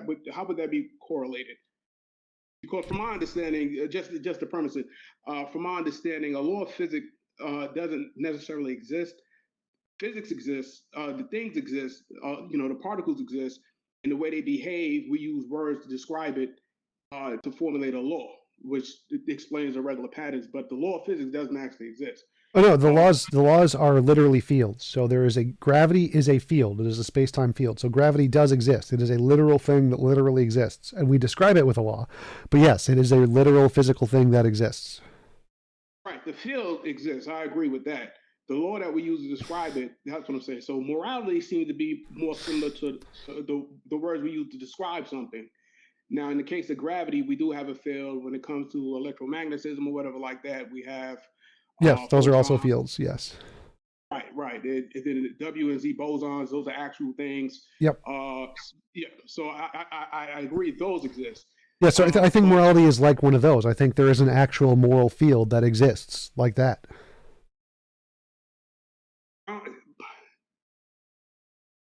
see, I can come with you if you would say like a law of physics, but the words themselves, the concept, which doesn't exist but describes what exists, then I could say I can get on board with that. But to say it exists as a field, I don't see how that could work. You don't like there's many things. Happens. There's many things in physics we haven't discovered yet, right? Like dark matter, dark energy, all kinds of stuff we don't know. Like there could be more fields, more forces that we haven't discovered yet in physics, and morality could just be one of those. So there's like a field in physics that affects our brains to cause us to have all of these moral feelings. Like, sure. Yeah, certainly there could be something like that. But how would that work? Like in the case of a field, we know what a field is, and it has an associated particle with it. Like a gauge particle. In fact, every single field that we know of except for gravity, even though the graviton is proposed, it has a gauge particle associated with it.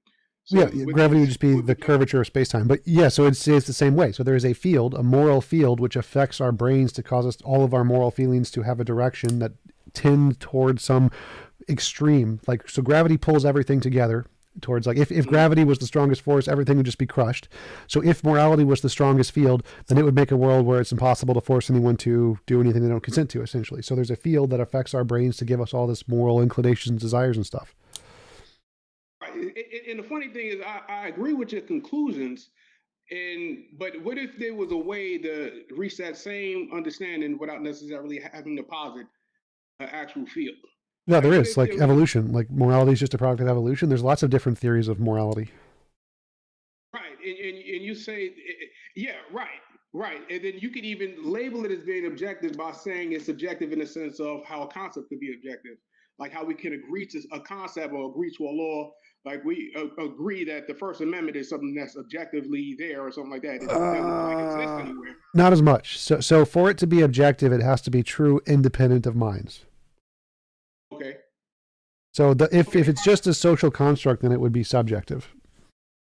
Okay, well, yeah, that's certainly the case. But a behavior, for example, can exist outside, like Sure. outside of mind, right? Sure. So if we say that morality is just representative of behaviors that social animals engage in, then we could label it as objective that way, could we not?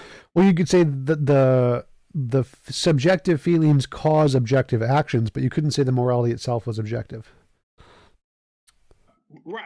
But say in the instance of describing behaviors or a pattern of behaviors, we can make objective statements about that. Nope. So you can't ever say that the subjective feelings are objective because they cause objective things. So you could say the same thing about Christianity. You could say Christians build churches, so it causes an objective thing, therefore Christianity is objective. Well, no, because Christianity refers to these specifically existing things true independent of the actions they cause.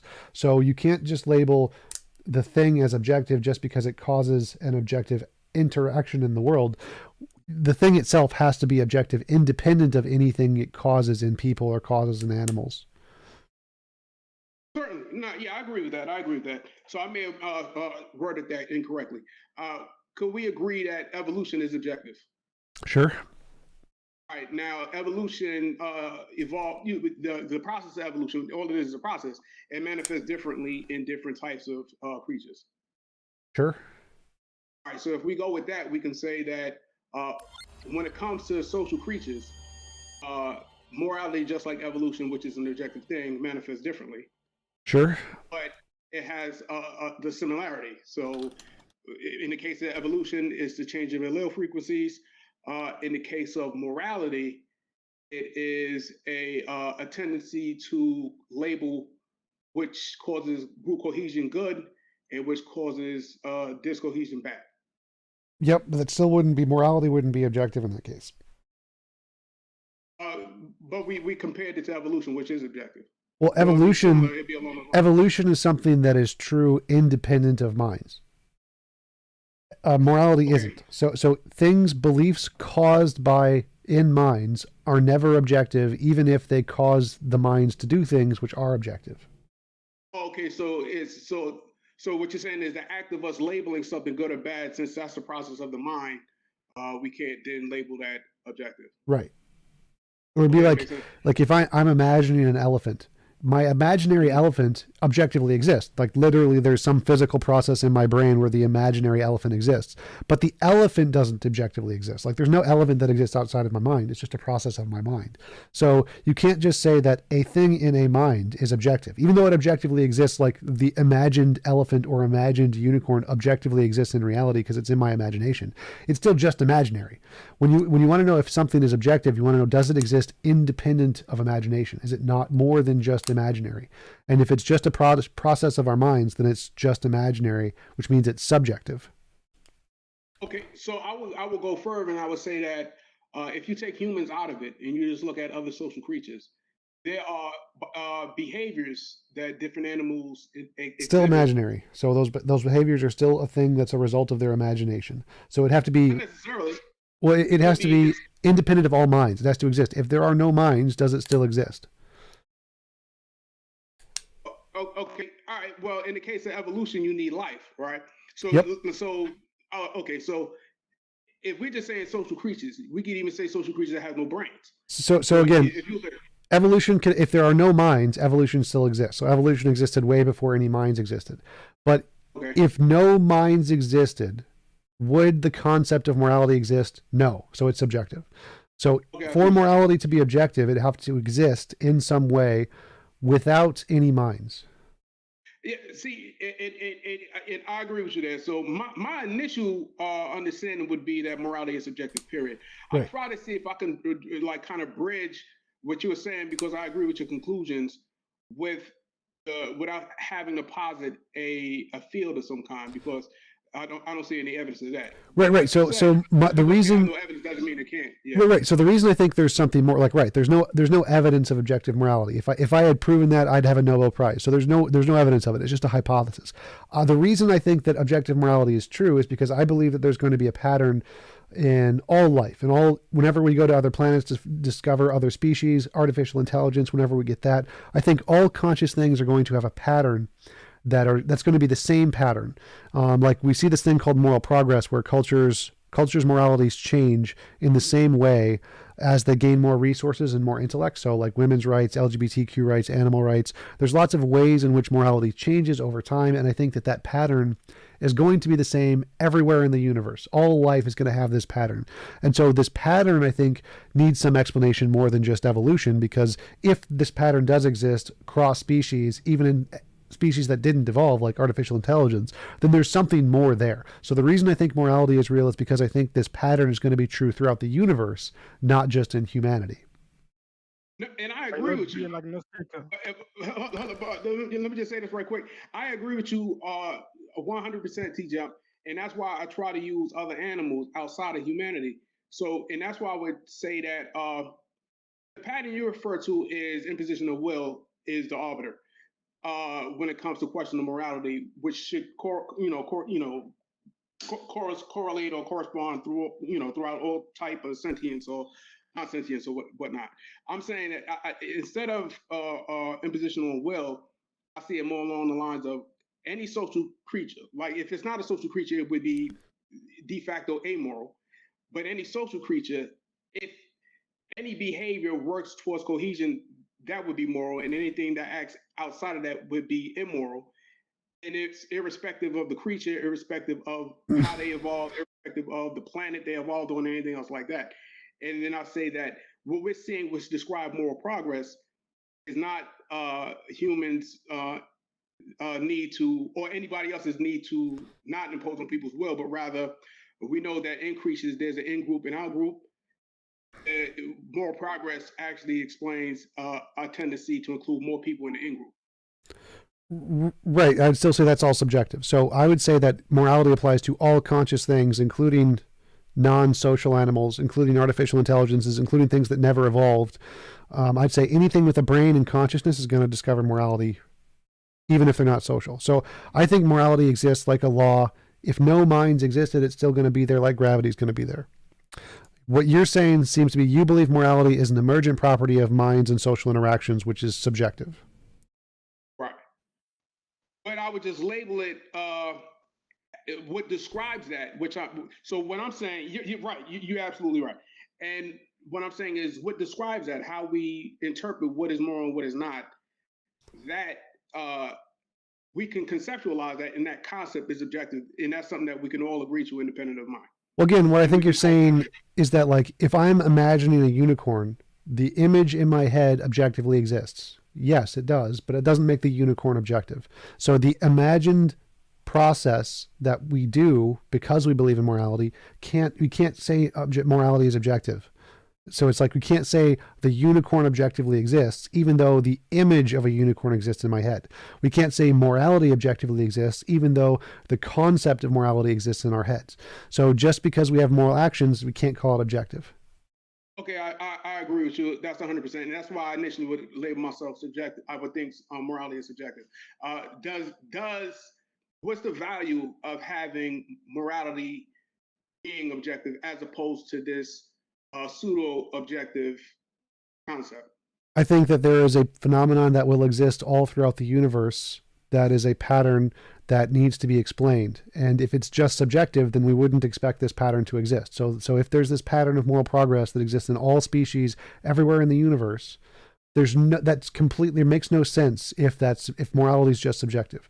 If morality is objective, the same pattern existing everywhere in the universe makes a lot of sense. So it would better explain if this pattern does exist everywhere in the universe, then it makes more sense to say that morality, there's some objective thing there that we just haven't discovered yet. Okay, all right. So yeah, I just wanted to get your thoughts on that, and we just have to await this discovery if such a thing exists or not. Yep. I would just end by saying that I think that what can describe that, like the criterion, like the moral progress and stuff like that. I don't want to monopolize the conversation. I know there are other people in there, but the criterion that you use, I think that it can be I think it can be explained maybe not as strongly as if there was the objective thing, but adequately explained with just morality as a concept describing interaction of social creatures. Well, you think that would work to describe morality if it existed in artificial intelligences on other planets? Yeah, I do, because as long as it's social, no, so including non-social. So every single consciousness, social and non-social, AIs and so evolutionary animals and non-evolutionary animals, social and non-social, every consciousness everywhere in the universe. Yeah, I don't think every consciousness that we know of had a concept of morality that we do. Now we can discover it. So just like you have to be sufficiently intelligent and have sufficient amount of resources. So obviously not all the animals have enough intelligence. But if we discovered there are non-social creatures that are non-evolutionary, like an AI that lives on its own planet, and it discovered morality too, that would not be explained if it was just a concept, right? That's true. Yeah, that would be evidence against my hypothesis, certainly. Right. Yeah, certainly. But I don't think, just like how you have animals here, if you just compare, say, lions to tigers primarily are like individualistic. They exist by themselves. Males and females are separate. They have their own territory. There is no action that you can really say about a tiger that you would say that's immoral or moral. They're an amoral creature because it's a solitary animal. But when you come to lions, they exist in the pride. So there's certain behaviors that female lions can do and male lions can do where you can look at it and you say, that's not a male lion should not be doing that, or a female lion should not be doing that. You know what I'm saying? Because that would not work in the best interest of that group. So I think that a prerequisite for any talk of morality has to involve a social type of organism, whether it's the product of evolution or some alien creature, or whether it's artificial intelligence. If we built in a social element into its programming, it could reach that conclusion. But if it's totally, wholly asocial, it can't even conceive it. Right, and I just disagree. I think that you can have morality on a single individual mind if it exists. Yeah, absolutely. So, I could avoid that, but I gathered your interpretation a little better. I see what you're saying now. Awesome. Thanks for asking. Thanks for the calling in. Appreciate it. Absolutely. Hey, TJump. Hey, TJump. Hey, is it possible? I think Damien was first. Damien, I think I heard you first. Yeah. Hey, Damien. I'll just be real quick. This one was on the discussion you were having earlier today on the debate. Sure. That I keep hearing Christians bringing up the fine tuning argument, where they spout off these astronomically small numbers, and I don't see why that's relevant at all, how small the number is, because they're talking about a level of precision. And precision implies, if you can be precise, there's an assumption that you could have been imprecise with it. But these numbers are just adjectives describing reality. So these astronomically small numbers, those are just the numbers that we discovered that describes that thing of reality. And it's no more precise than if I had 4 apples sitting on my desk. So why is this argument anything at all if to me it comes across as just that? If you tell me a number that describes reality, I'm going, so fucking what? I have 4 apples on my desk. That's just exactly as precise as that fine tuning number you just described there. Why is this an argument? So the argument is that, like, if we saw a dice on a desk and it has a million sides and all the sides are black except one, and it's on the red side, what would you think? Well, that's the thing. They're assuming that these numbers can be rolled. I don't see the no. as So part of the they don't say assumption. that. So wait. So they say one of the options is necessity. The chances are necessity, chance, and design. So necessity means they couldn't be rolled. It has to be read. That's the only option. So they do grant that that's one of the possibilities. Okay, but there's nothing that I'm seeing in reality that indicates anything other than necessity. Just like necessity of it being 4 apples on my desk, the necessity of that astronomical number being that small, that's just what it is. We haven't discovered anything that couldn't So what they're happen. saying, they say that, well, we don't see any reason to think it's necessary. Like, we see the dice, we see it's on the red number. We don't see anything to think that it's necessary. It could be, but we don't see that. And so if it's not necessary and it was just happened, it's not very likely to happen by chance, by definition, because there's 1,000 sides or 1,000,000 sides or whatever. And it seems very reasonable to think that if there's this mind guy, imagine Bob lives in the house with the dice, and Bob likes red. He would have picked the value that he wanted. So Bob we know there's this Bob guy, he lives in the house, he likes red, there's a dice, it has a bunch of sides and one red side. Well, it makes sense that Bob would put it there. Like, okay, makes sense. Like, yeah, Bob did it probably. That's perfectly reasonable, right? Yeah, so that's where they're coming from on that. So they're already bringing in the religious baggage of assuming there's a Bob.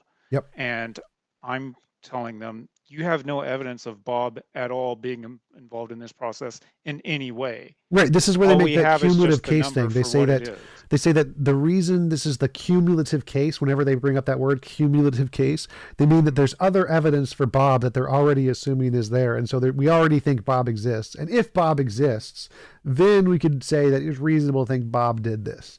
But yeah, so the argument you would want to make is to say that, okay, so just take this on its own. Don't assume there's no prior evidence. If just on its own with nothing else, only, like the way I say it is, only if we only take into account the laws of physics in the field of physics on its own, does the physical constants count as any evidence of a God?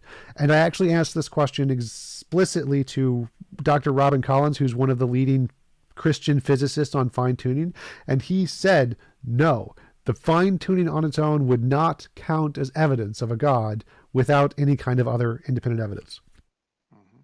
Okay, so that's how I need to word that back to the thesis. I keep bringing up this argument because I'm looking at going, why the hell has this survived so long? Yep. So you just may I point something out about the fine tuning argument that I think is oftentimes overlooked? I think it's a very important point. Sure. Go ahead. So the thing is, the term fine-tuning has 2 meanings. What physicists mean, which is not what the apologists mean, and then what the apologists mean. And the apologists will frequently equivocate between these 2 terms. If you hear a physicist like Sean Carroll or Leonard Susskind or Max Tegmark or whoever talk about fine-tuning, what a physicist means by that is that there are constraints on some system or parameter, and we don't know why it's constrained. That's it. That's all it means.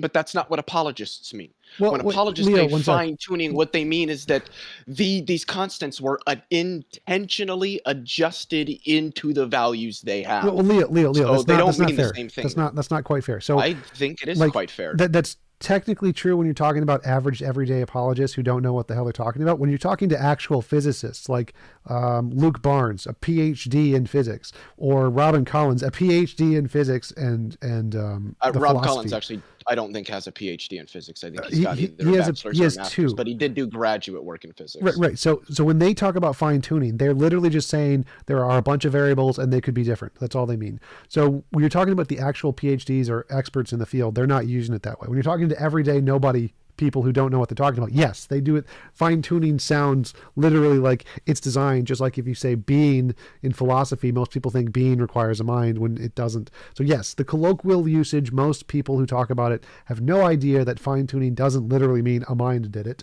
But if you're talking to actual philosophers, then yes, they do not mean, they're not begging the question like that. They do literally mean just there's a bunch of variables that could be different. So I would argue that both ahead. Rob Collins and Luke Barnes equivocate between what it means in physics and what apologists mean by it. I think that's quite clear in their line of argumentation, that they'll say, "Oh, these are constrained, and we don't know why, except we do, and it's that God constrained them."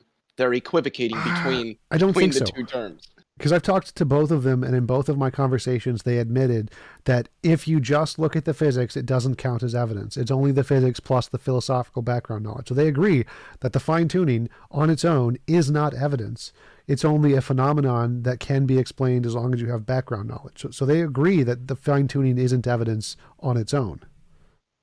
Yeah, so on that point about physicists using the language of the phrase fine tuning, why are they even assuming that these values can be tuned, can be adjusted? They don't. That's not what they mean. Yeah, so they grant all possibilities. They say it could be chance, it could be necessity, or it could be design. So they don't assume it But if can there's be no changed. evidence of anything other than necessity, why do you make? Wait, what do why you mean by necessity? Logical why do you necessity bring, or why do you physical bring that necessity? into Physical. it if there's no evidence that it could be adjusted? Well, no. otherwise? So they say there's three possibilities: necessity, chance, or design, and then they try to use abductive reasoning to conclude which of these is the best. So they're saying, okay, so if the three possibilities are necessity, chance, design, what is the best explanation of the data? And they say the best explanation is Sky Daddy done it. That's their explanation. And they think the reason it's better because Sky Daddy done it is because, well, there's the moral argument and stuff. And Jesus rose from the dead. And so God already exists and we already have this evidence of God. So he could have done it, easy done. Well, this is what I'm wondering about. Is it sounds like when physicists are saying these are the different possibilities, either it's necessary or it could be adjusted, whatever. That seems like they're now going into philosophy and not science, because the science has yet to show anything at all that these numbers can be adjusted in any way. So by the data that we actually have and can justify, there is no other option other than necessity. What do you mean by Well, necessity? chance. Right? Chance is also an option. So it's not, there's necessity and chance. But if there's zero evidence of chance, Well, where is no. other So than necessity? it doesn't make a difference. If there's zero evidence either way, then there's no evidence for either one. So we don't have any evidence of necessity and we don't have any evidence of chance. We don't know either one. Dismiss it. Right. They don't dismiss it. They say these are all of the possibilities. They dismiss nothing. They say these are all possible. That's what chance, necessity, design. They list all as possible. But to clarify, we do actually have evidence that random chance is actually a fundamental force in physics. That's the consensus in physics. So that would actually kind of be better in many cases.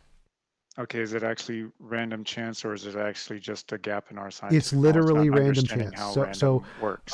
Fundamental snapshot of the attitudes of quantum mechanics is a poll in physics. It's the one I mentioned in my prior debate before I started this live stream. And it literally says, is random chance itself a fundamental force in physics? And the vast majority of philosophers or physicists say yes, it is a fundamental force that is not explained. Because that's what I want clarified is when those statements get made is yes, that this actual science, poll asked all when the possibilities. do you go into the philosophical description? When are you staying within the scientific description of the community? Yeah, and so that's why in my conversation with Robin Collins, I literally asked him, if we only look at the physics, just looking at the physics and no other argument, does the fine-tuning of the physics in any way indicate a God? And he said, no, you need the physics plus the moral argument to indicate a God. So yes, they are definitely entering into philosophy when they do that, and they have to. Okay. All right, I'm good. Thanks, guys. Hey, Leo, how's it going? That's going pretty well. You got any debates coming up? Actually, no. I've been trying to get a debate with Michael Egnor on naturalism versus intelligent design, but the people I know don't really have a good way of getting a hold of him. Yeah, Egnor. Have you been on what's it called? Theology Unleashed with what's his name? Arjuna? No, I haven't. I do know that Egnor's on there frequently. Yeah, definitely. Get in contact with Arjuna. He's a really great guy. I'm sure he's happy to. Yeah, he's a good guy. I don't want to have a debate on that channel because he has very poor moderation. Like he just, there really isn't any moderation at all. And if I'm the kind of guy, if Michael goes to interrupt me, I'm just not going to let him, and then the discussion is just going to absolutely devolve. And I would just rather there be a moderator there to prevent that from happening. All right, fair enough. Fair enough. All right, anybody else got any questions, comments? I have. Okay, what is it? You say that you arrive at your objective morality through moral intuitions and moral progress. That's right? Sure, those are the patterns that I think are explained, yes. Okay. I often hear you say that intuitions are useless to determine what is in reality. They're useless as evidence, but you can build a hypothesis on them.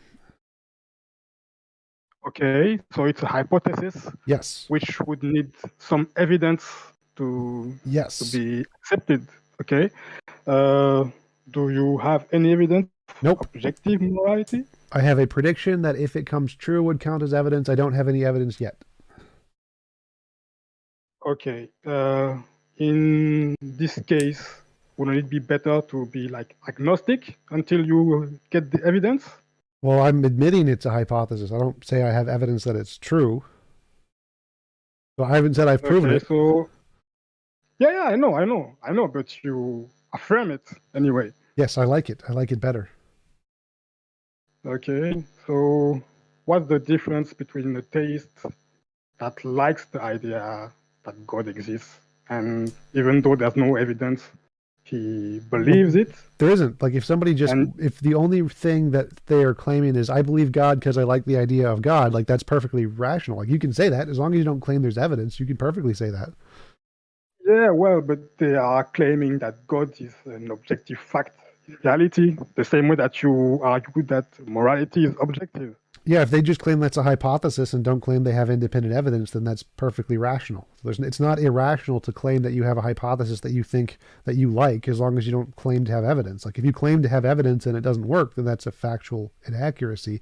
But if you're not claiming to have evidence, you can believe whatever you want. Yeah, I know. Okay, so you don't claim to have evidence at all for the objective morality thing. Yep. Just the patterns and predictions that hopefully will be discovered to be correct in the future. If, let's say, tomorrow we are contacted by aliens who are like esclavagists and want to enslave Earth people, it's really silly because I don't think like aliens will travel for light years just to enslave humans. But let's say, for example, we encountered aliens and they have really what we will call horrific ethical standards. Will it disprove your hypothesis? Yes. Okay. And if we build artificial intelligence and we can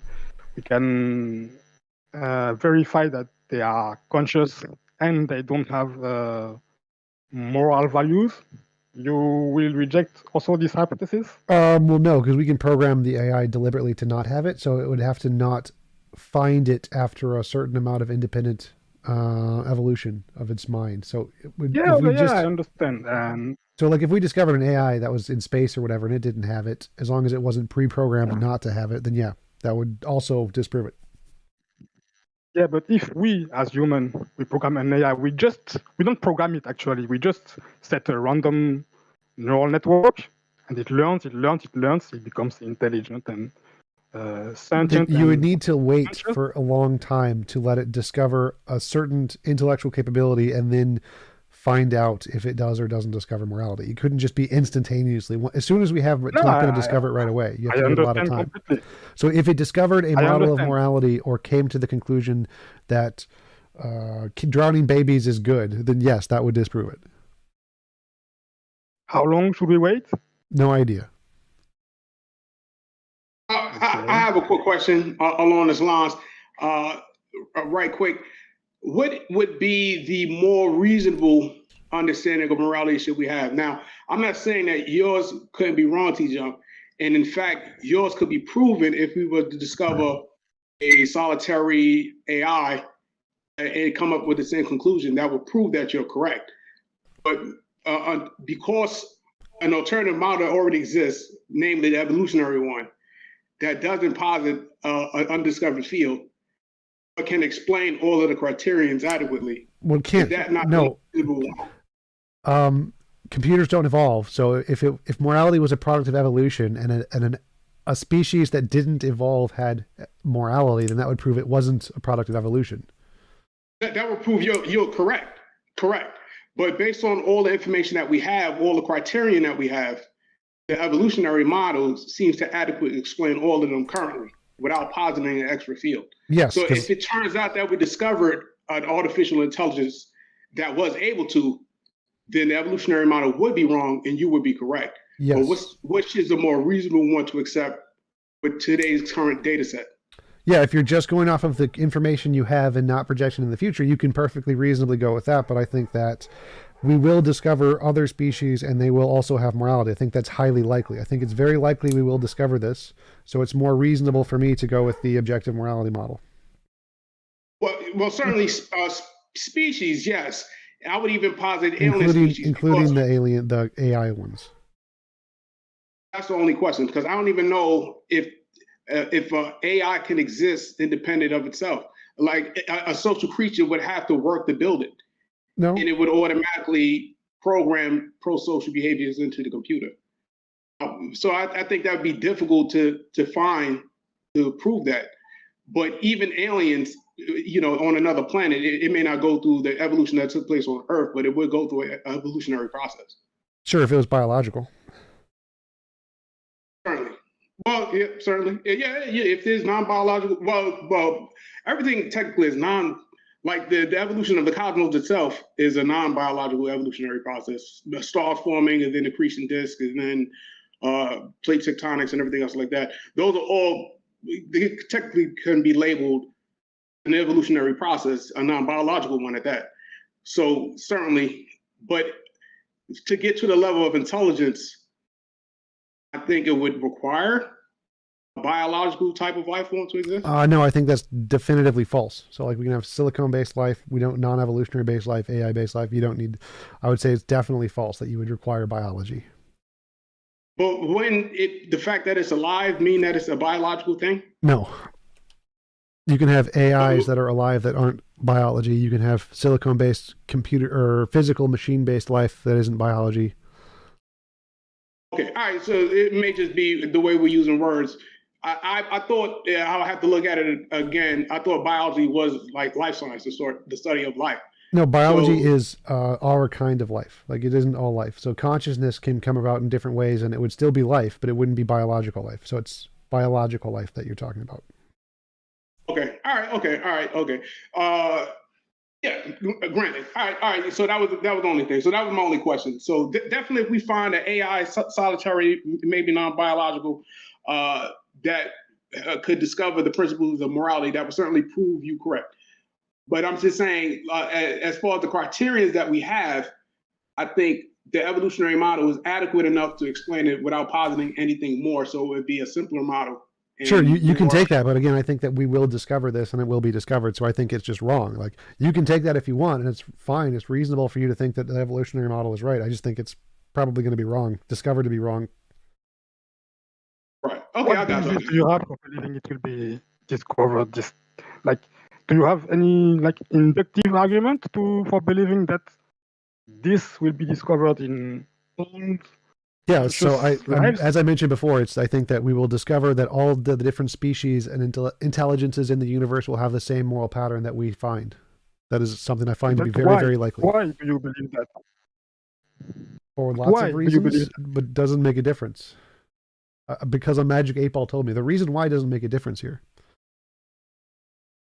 Yes, it does, I think. No, it's again, all of the things I've seen in moral progress, moral intuition, the patterns, like all of that is involved. Like you can check my other debates on all those different reasons, but it doesn't matter. I heard your debate, but I accept there's moral change. whether it's progress or not, it is to be debated. I don't care about intuitions because they don't tell us about anything about the real world. Like you say, we need to differentiate between imagination and reality.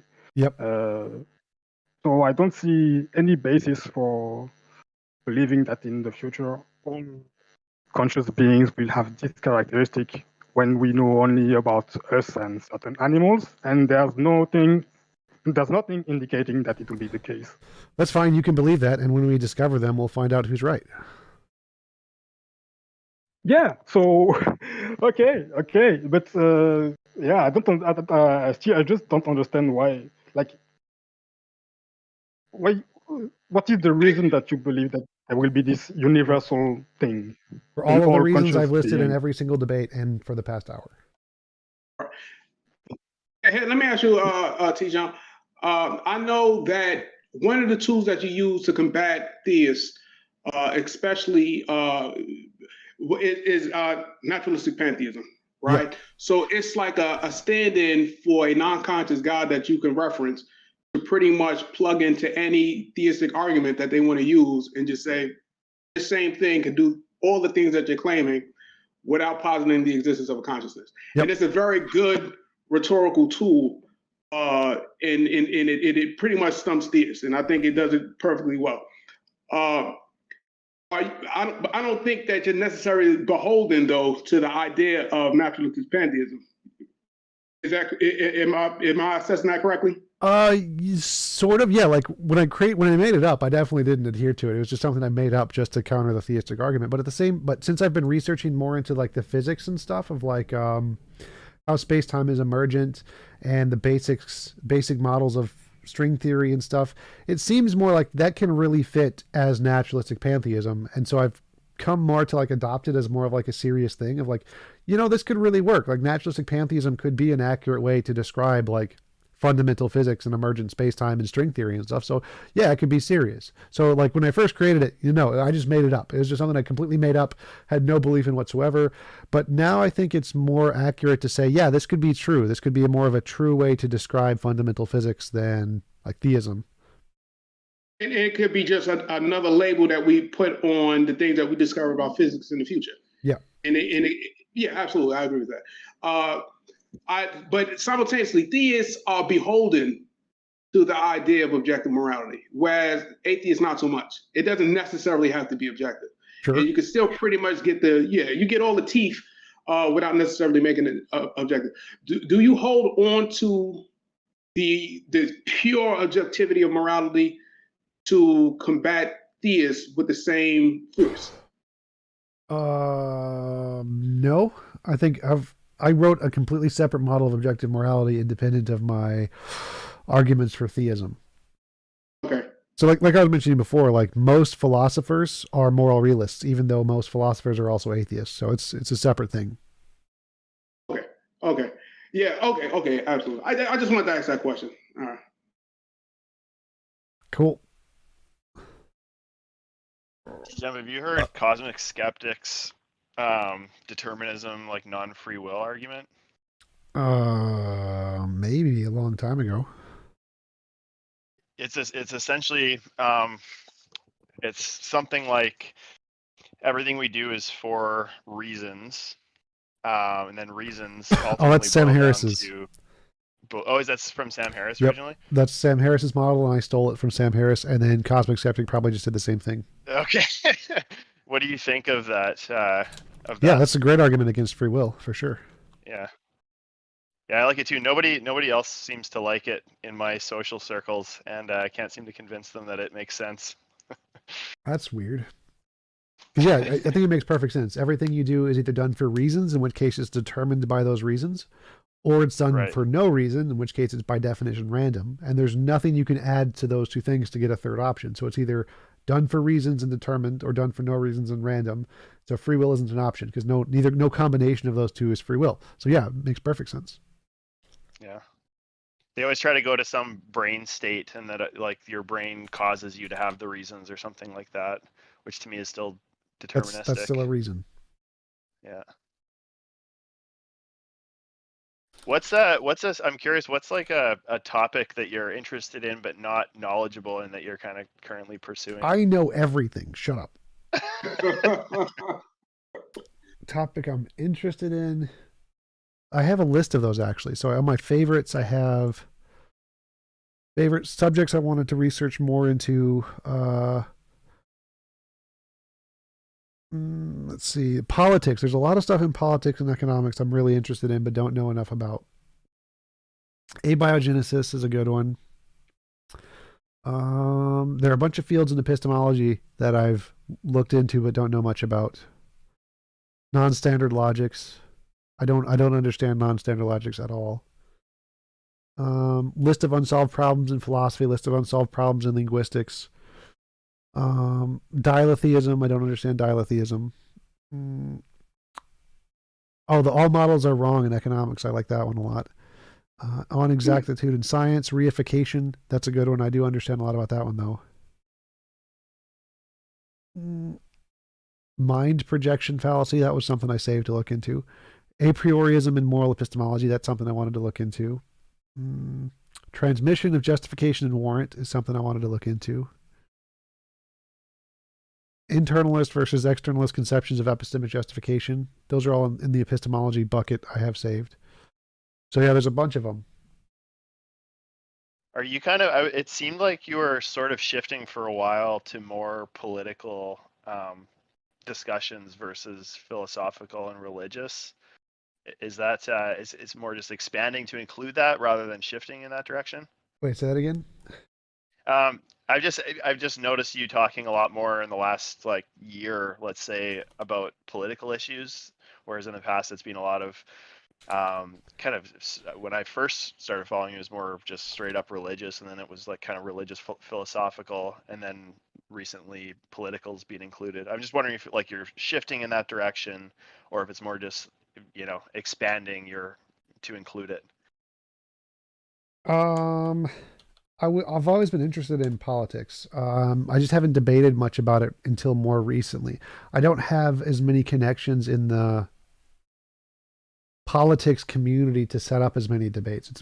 So I mean, I definitely have always been interested, and I want to do more in that, but I just don't have the connections. Like I wanted to get like politicians, like actual politicians, to come talk about these issues. That would be what I'm more interested in. Right now, I've just been doing a bunch of Twitch peoples, because that's all I really have to find. So the reason I haven't done more into it is because I can't really get the people I'm most interested in talking with, which are like the politicians, people working in the field. Yeah. If I could bring you back to the morality again, because someone did ask a question about free will. They just asked the question of free will. St. Harris's take and cosmic ethic. All right. So in your model, will is intrinsic when it comes to the morality. Will is intrinsic, imposition of will. I think I know how you would answer it, and that's why I never put much thought into it, because I know it could probably be easily explained. But in your model, if the imposition of will is central to it, but there's no existence of any type of free will, how do you mesh those two concepts together? Yeah, there's no free will in mine at all. You don't need free will. Mine is any involuntary imposition of will, not free will. So will and free will are completely separate things. I don't care if there's actually free will or not. It doesn't matter to my morality, which is why things like a rock falling on you is equally as immoral as a guy shooting you, because there's no free will. Like the will of the mind doesn't make it any more or less moral than a rock falling on you. There's equally as much imposition either way. Yeah. I thought it was mine. All right. Okay. All right. Are you the guy who I met at the debate? Hadouken. Me? Yeah. Met at the debate? No. We haven't met. I debated a few people.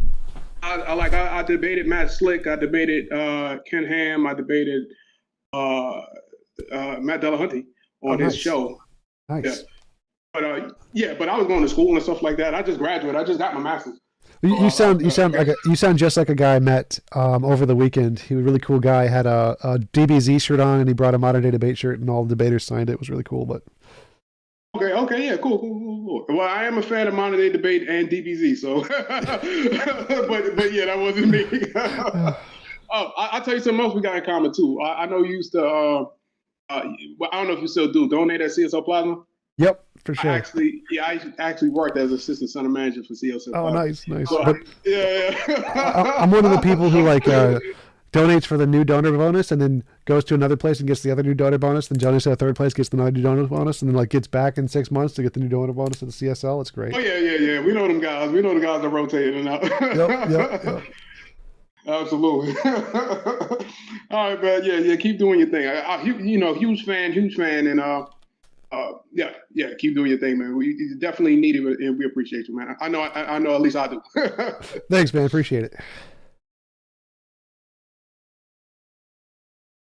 Chance of another discussion with Ask Yourself? Yeah, sure. I'm gonna make fun of how stupid he is, but yes. Oh God. I listened to just recently saw your discussion with him. I guess it wasn't really much of a discussion. It was on a very channel with very bad moderation, and it seemed as his issue with your moral philosophy was kind of semantically the way you were describing it. And I think at one point you said impositions on will, and then at another point you said A imposes on the will of B or something like that. And he said he was picking apart that those were two different things, and you were saying no, and he couldn't get past that. Like one of them's like a running tiger, he kept saying, and even though one implies that there are two parties in it, it's like, yes, they're different words, different phrases, but they mean the same thing. And he like wouldn't even let you talk to say that. So yeah. So we had I think 4 debates on that topic, and in the last one which was on modern day debates, he finally phrased it into a way that was coherent. He's saying it's not just true because of the way you're using the words. And I'm like, well, duh. Like literally no one who thinks something is objectively true is true because of the way you're using the words. And he's like, oh. And that was where the debate ended. And it was like, really? Like this is what you wasted my time on for 4 debates? Oh my God. Yeah.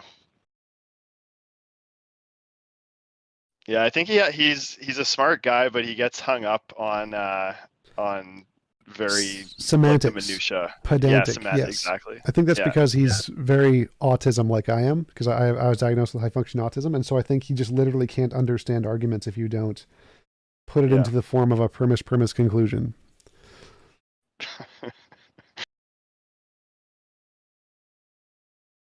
Hey, TJump. Hey. Yeah, regarding the short discussion you had with the dynasty just now about free will. Yep. There's one a jump. It feels like a jump that you make that I feel you haven't justified. As you say, either it's made for reason or not, or I guess another way to say it would be either the will is determined or is not determined. And you seem to put an additional label on the fact that it's not determined. You classify it as random. But there are always all other ways to be non-determined and random. No. Either something is done for reasons, or it's done for no reasons. If something is done for no reason, then I think it would be random. So by reason here, what I mean is there's nothing that is a determining factor that makes it go one way rather than another. So if there's literally nothing that makes a decision go one way rather than another, then it would be by definition random. By definition, but then always feels strange to me when you say that. Because I agree with the first dichotomy, then I wouldn't put the label random on it, on the undetermined. I would just say undetermined. I don't understand what the difference here is. So, like, if it's not determined, it means that in a way, I don't know if that's correct, but in a way you start a new causal chain, right? There's no pre like temporal precedent cause for the event, like the volitional event to happen in case of a choice of the will. It's undetermined. So you start a new causal chain. Why would that be random? See what I mean? If you start a new causal chain towards one direction rather than another direction, so A rather than B. So why did it choose A rather than B? If it did it for literally no reason, then it was a random. It randomly went to A rather than B. So even if you're starting a new causal chain and you start a new causal chain in location A rather than location B, if the reason you picked location A was that there was literally no reason, then it has to be random. If you picked location A for a reason, then it has to be determined. Yeah, okay. So you make no distinction between undeterminacy, the fact that there is not this determined, and randomness. These are two equivalent words for you. I don't know what the third option would be. What is the third option other than random? Well, the third option is usually what people think of when they think about libertarian free will, I guess. Well, that's begging the question. That's what we're asking about. How could you possibly coherently express what that is? Like randomness. So what are the attributes of randomness that are not in libertarian free will? That's the answer. The question I should answer. No, I think like, how can something be not determined and be done for literally no reason and yet not be random? Not be random. Yeah, that's what I meant. Yeah. I guess maybe there's a dimension of what comes after, like distinction would be that something like maybe some kind of moral responsibility or something. I'm not sure. Well, that would be a reason. So that would go into the first category. I mean, downwards after the decision is made. Like if well, I so want like to time goes backwards and a reason from the future affects the past. But still a reason. No. It would still be a reason. Yeah. No, it's not my point. My point is more like the way we label the event. Was it free will or was it random? The way we label it and the way we create a distinction between the two categories would be something that comes after, but not before the causal chain. Well, that would just mean there isn't a difference. I mean, just free will is just randomness, and you're just labeling it differently. Yes, but then I could just as well accuse you of begging the question for randomness, and you accuse me of. Well, no. So, because if you just want to say that any decision made with no reason is free will, like I'm fine with that. The reason I call it randomness is because there's no choice. You couldn't have done otherwise. The whole point of free will is that there's a choice involved, that you literally have some kind of control over it. So if you have literally no control over it and it's just random, like I'm fine with that. You can call that whatever you want. But the reason I'm objecting and saying there is no free will is because there's no choice that you can make that you have any control over. The point is that either it's a choice that is made because of other determined reasons that you have no control over, or it's a choice made by no reason and it's just random, which you have no control over. So as long as you're willing to admit that none of the options you have any control over, that's fine. But the point of free will is saying you do have some control, and that's the part we're objecting to. Yeah, so in the case where you have the ability to start a new causal chain, completely undetermined, why would you say that you have no control over it? Well, if you're going to start this new causal chain in point A rather than point B, how did you do that? Did you have any control over it? That's what we call free will, no? No. So I'm asking you a question here. So I'm saying, let's say you have the ability to start a new causal chain, and you start the new causal chain in direction A rather than direction B. Did you do that for reasons, in which case it would be determined by those reasons, or did you do that for no reasons, in which case it was random? Neither of those give you any option to have control over A or B. I think we're going around. Maybe if I can try last time. If this is how I define free will, like this is how I define a choice, starting a new causal chain. Right. Everything that can start a new causal chain has free will. Like that would be the way I define it. So you would equally put the label random on it, and I would put the label free will on it. Well, okay, so starting a new causal chain is what you call free will. All right, so let's suppose we start a new causal chain. We started it at this location rather than this location? How did that occur? Did that occur because of reasons? This is what we call a choice. Well, if you're just calling any starting a new causal chain a choice, well, then that would be randomness. So there's no, if you don't have any control over it, it's still randomness. And so there would still be no free will in the way that we think of it. So if you're just saying that any random or determined starting of a new causal chain is free will, well, then unless you can show that you have control over it, then there would be nothing about it that But would give it freedom. how would I even be able to determine whether I have control over it or not? I don't know. Like, regardless of whether or not you're determining it, you just need to show any kind of logical possibility. So even if you don't know whether or not you have it, it doesn't make a difference. You just need to show it's logically possible. Is there any way to imagine starting a new causal chain that isn't determined by prior reasons or completely random?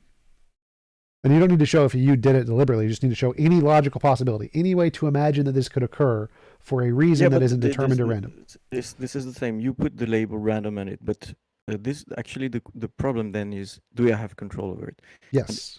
And, so if I guess analytically, if I define it as, if I can start a new causal chain, then I have control over it. Like there's an equivalence. Well, that's begging the question. So the ability to start a new causal chain doesn't mean you have control over it. You have to show you'd have control over it.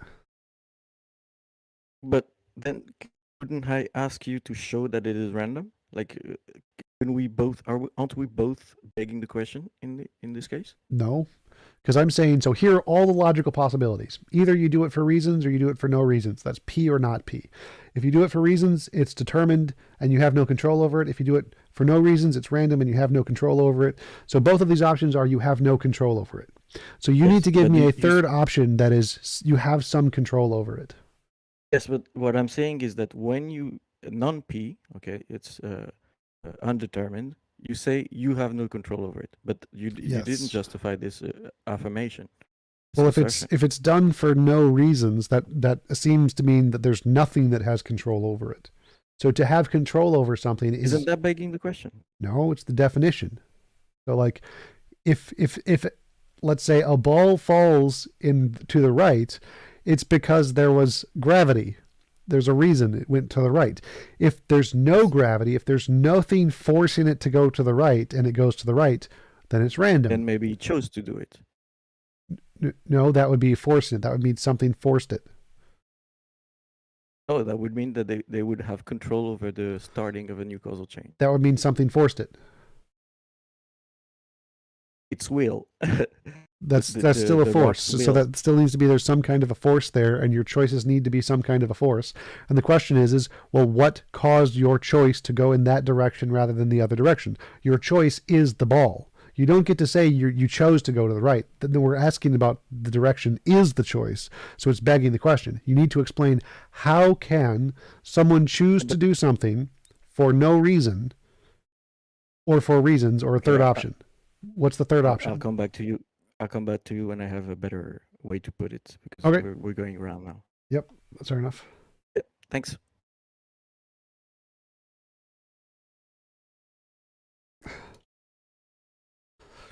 Tom, how you doing? Pretty good. How are you?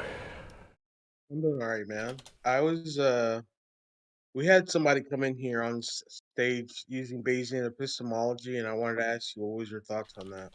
Bayesian epistemology is stupid, not because it's inherently flawed, but because of the way it changes semantics to make it so it seems different than the way it is. So theists say that if you start with a hypothesis, or you start with data, so you say you saw a gold brick. There's a gold brick in front of you, and you say, well, if there's a leprechaun who would put a gold brick here, and I see a gold brick here, that's evidence of the leprechaun. So it's post hoc ergo propter hoc. You start with the evidence, and then you make a hypothesis that fits the evidence, and then you count it as evidence for your hypothesis. Clearly that's stupid. That's super stupid. You can't just say, oh, look, I see something, then make up a hypothesis to explain what you see and then count it as evidence of your hypothesis being true. Like, no, that's dumb. So putting the priors, the reason this doesn't work is because they put the other factors into what they call the priors. And so it seems like it's evidence because you already have these priors independently, but really the priors are all of the empirical data. So it's like all of the science is a prior. So all of the science that there's no evidence of leprechauns is a prior, and therefore this would not be very good evidence of leprechauns, that there's a gold brick there. but that discounts the correct way to do epistemology, which is to start with the science and then say, okay, so here's all the science we have.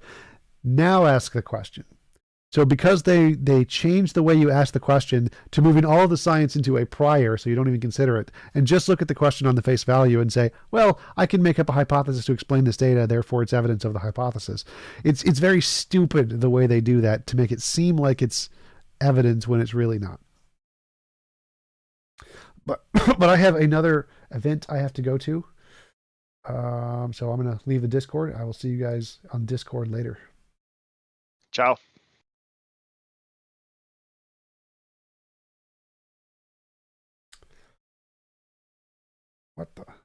What is this garbage?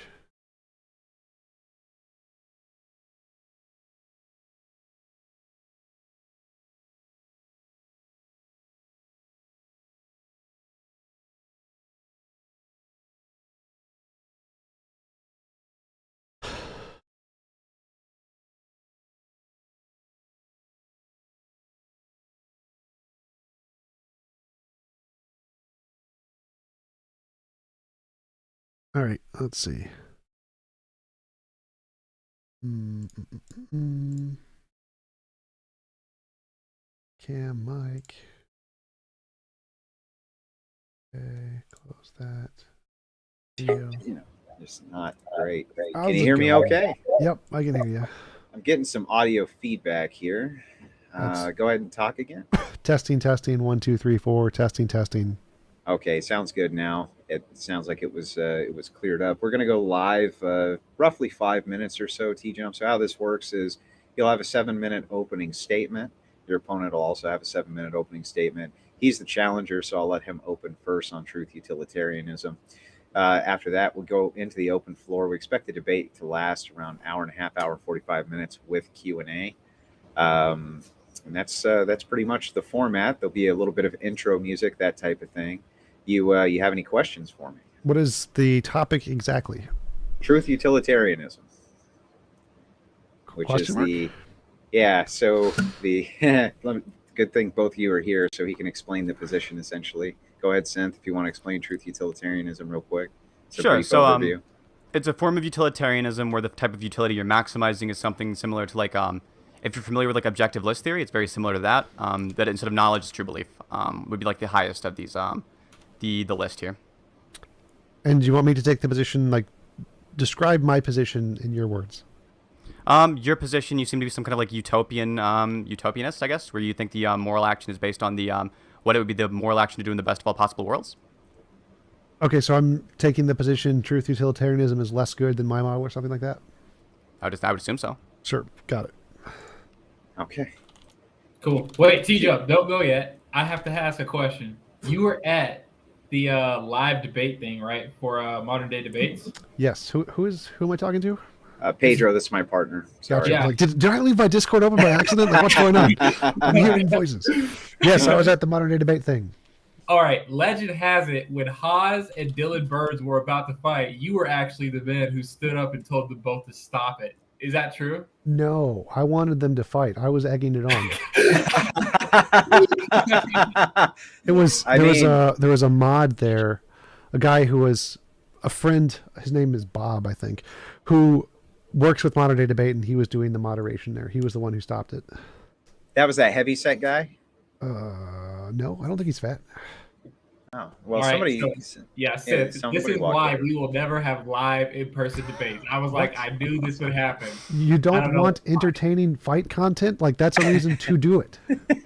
I don't want to go to jail, sir. Didn't you see the Tim Pool thing where the guy like got up and like knocked the mic over and he said he was, he's like, I'll smack you right here, that kind of thing. I mean, that was kind of entertaining, Pedro. You got to admit. Yeah, entertaining until it's your house. Okay. That's true. So don't do these in your own personal home. Great advice. Yeah. That's funny. What's the I don't know. That was the whole thing was interesting. Were you actually there when they Destiny and Haas were measuring each other? Yes. Okay, so where did we land on that, TJump? I gotta know. Destiny and Haas. I don't wait. Was I there for that? I know I was debating in the other room, so I can't tell you about that one. Oh damn. You see, you could have solved this mystery for the entire internet. We could have sold Wait, it are for you asking thousands like of dollars. who's taller? Yeah. Oh, they're both pretty short. They're both really short guys. Like Dylan is slightly taller than both of them, I think. So, and I'm like 6 inches taller than all of them. What? Yeah, it's the land of the midgets. Well, they had this big thing on Twitch. Haas has been going ape shit with, Destiny over who was taller. They actually measured each other while they were there. Oh my god, You that's know, so dumb. They're both like It 5'4". is dumb. They're short. The lollipop kids are fighting, dude. All right, guys, we'll toss you in the back. I think you're all set. You guys got any questions for us before we go? Not for me. Okay, TJump, we'll bring you on first. We'll allow you to introduce yourself after the intro is all taken care of.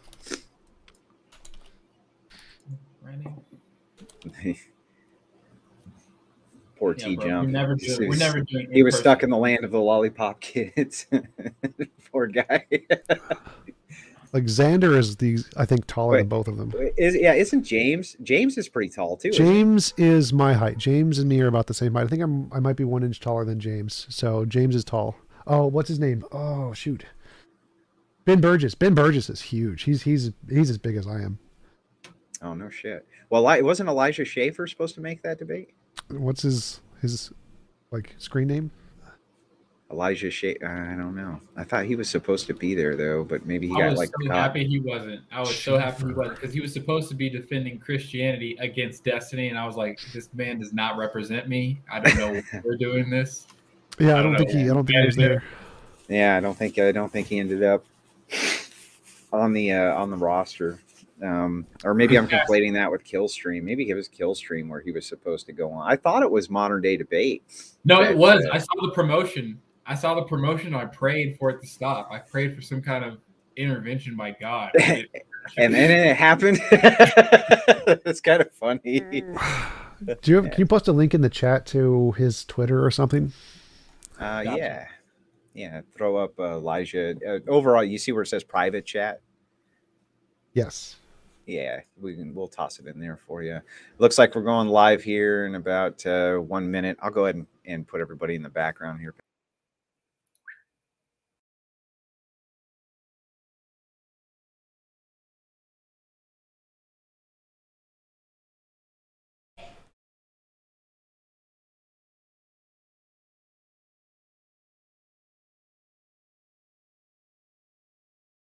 Private chat.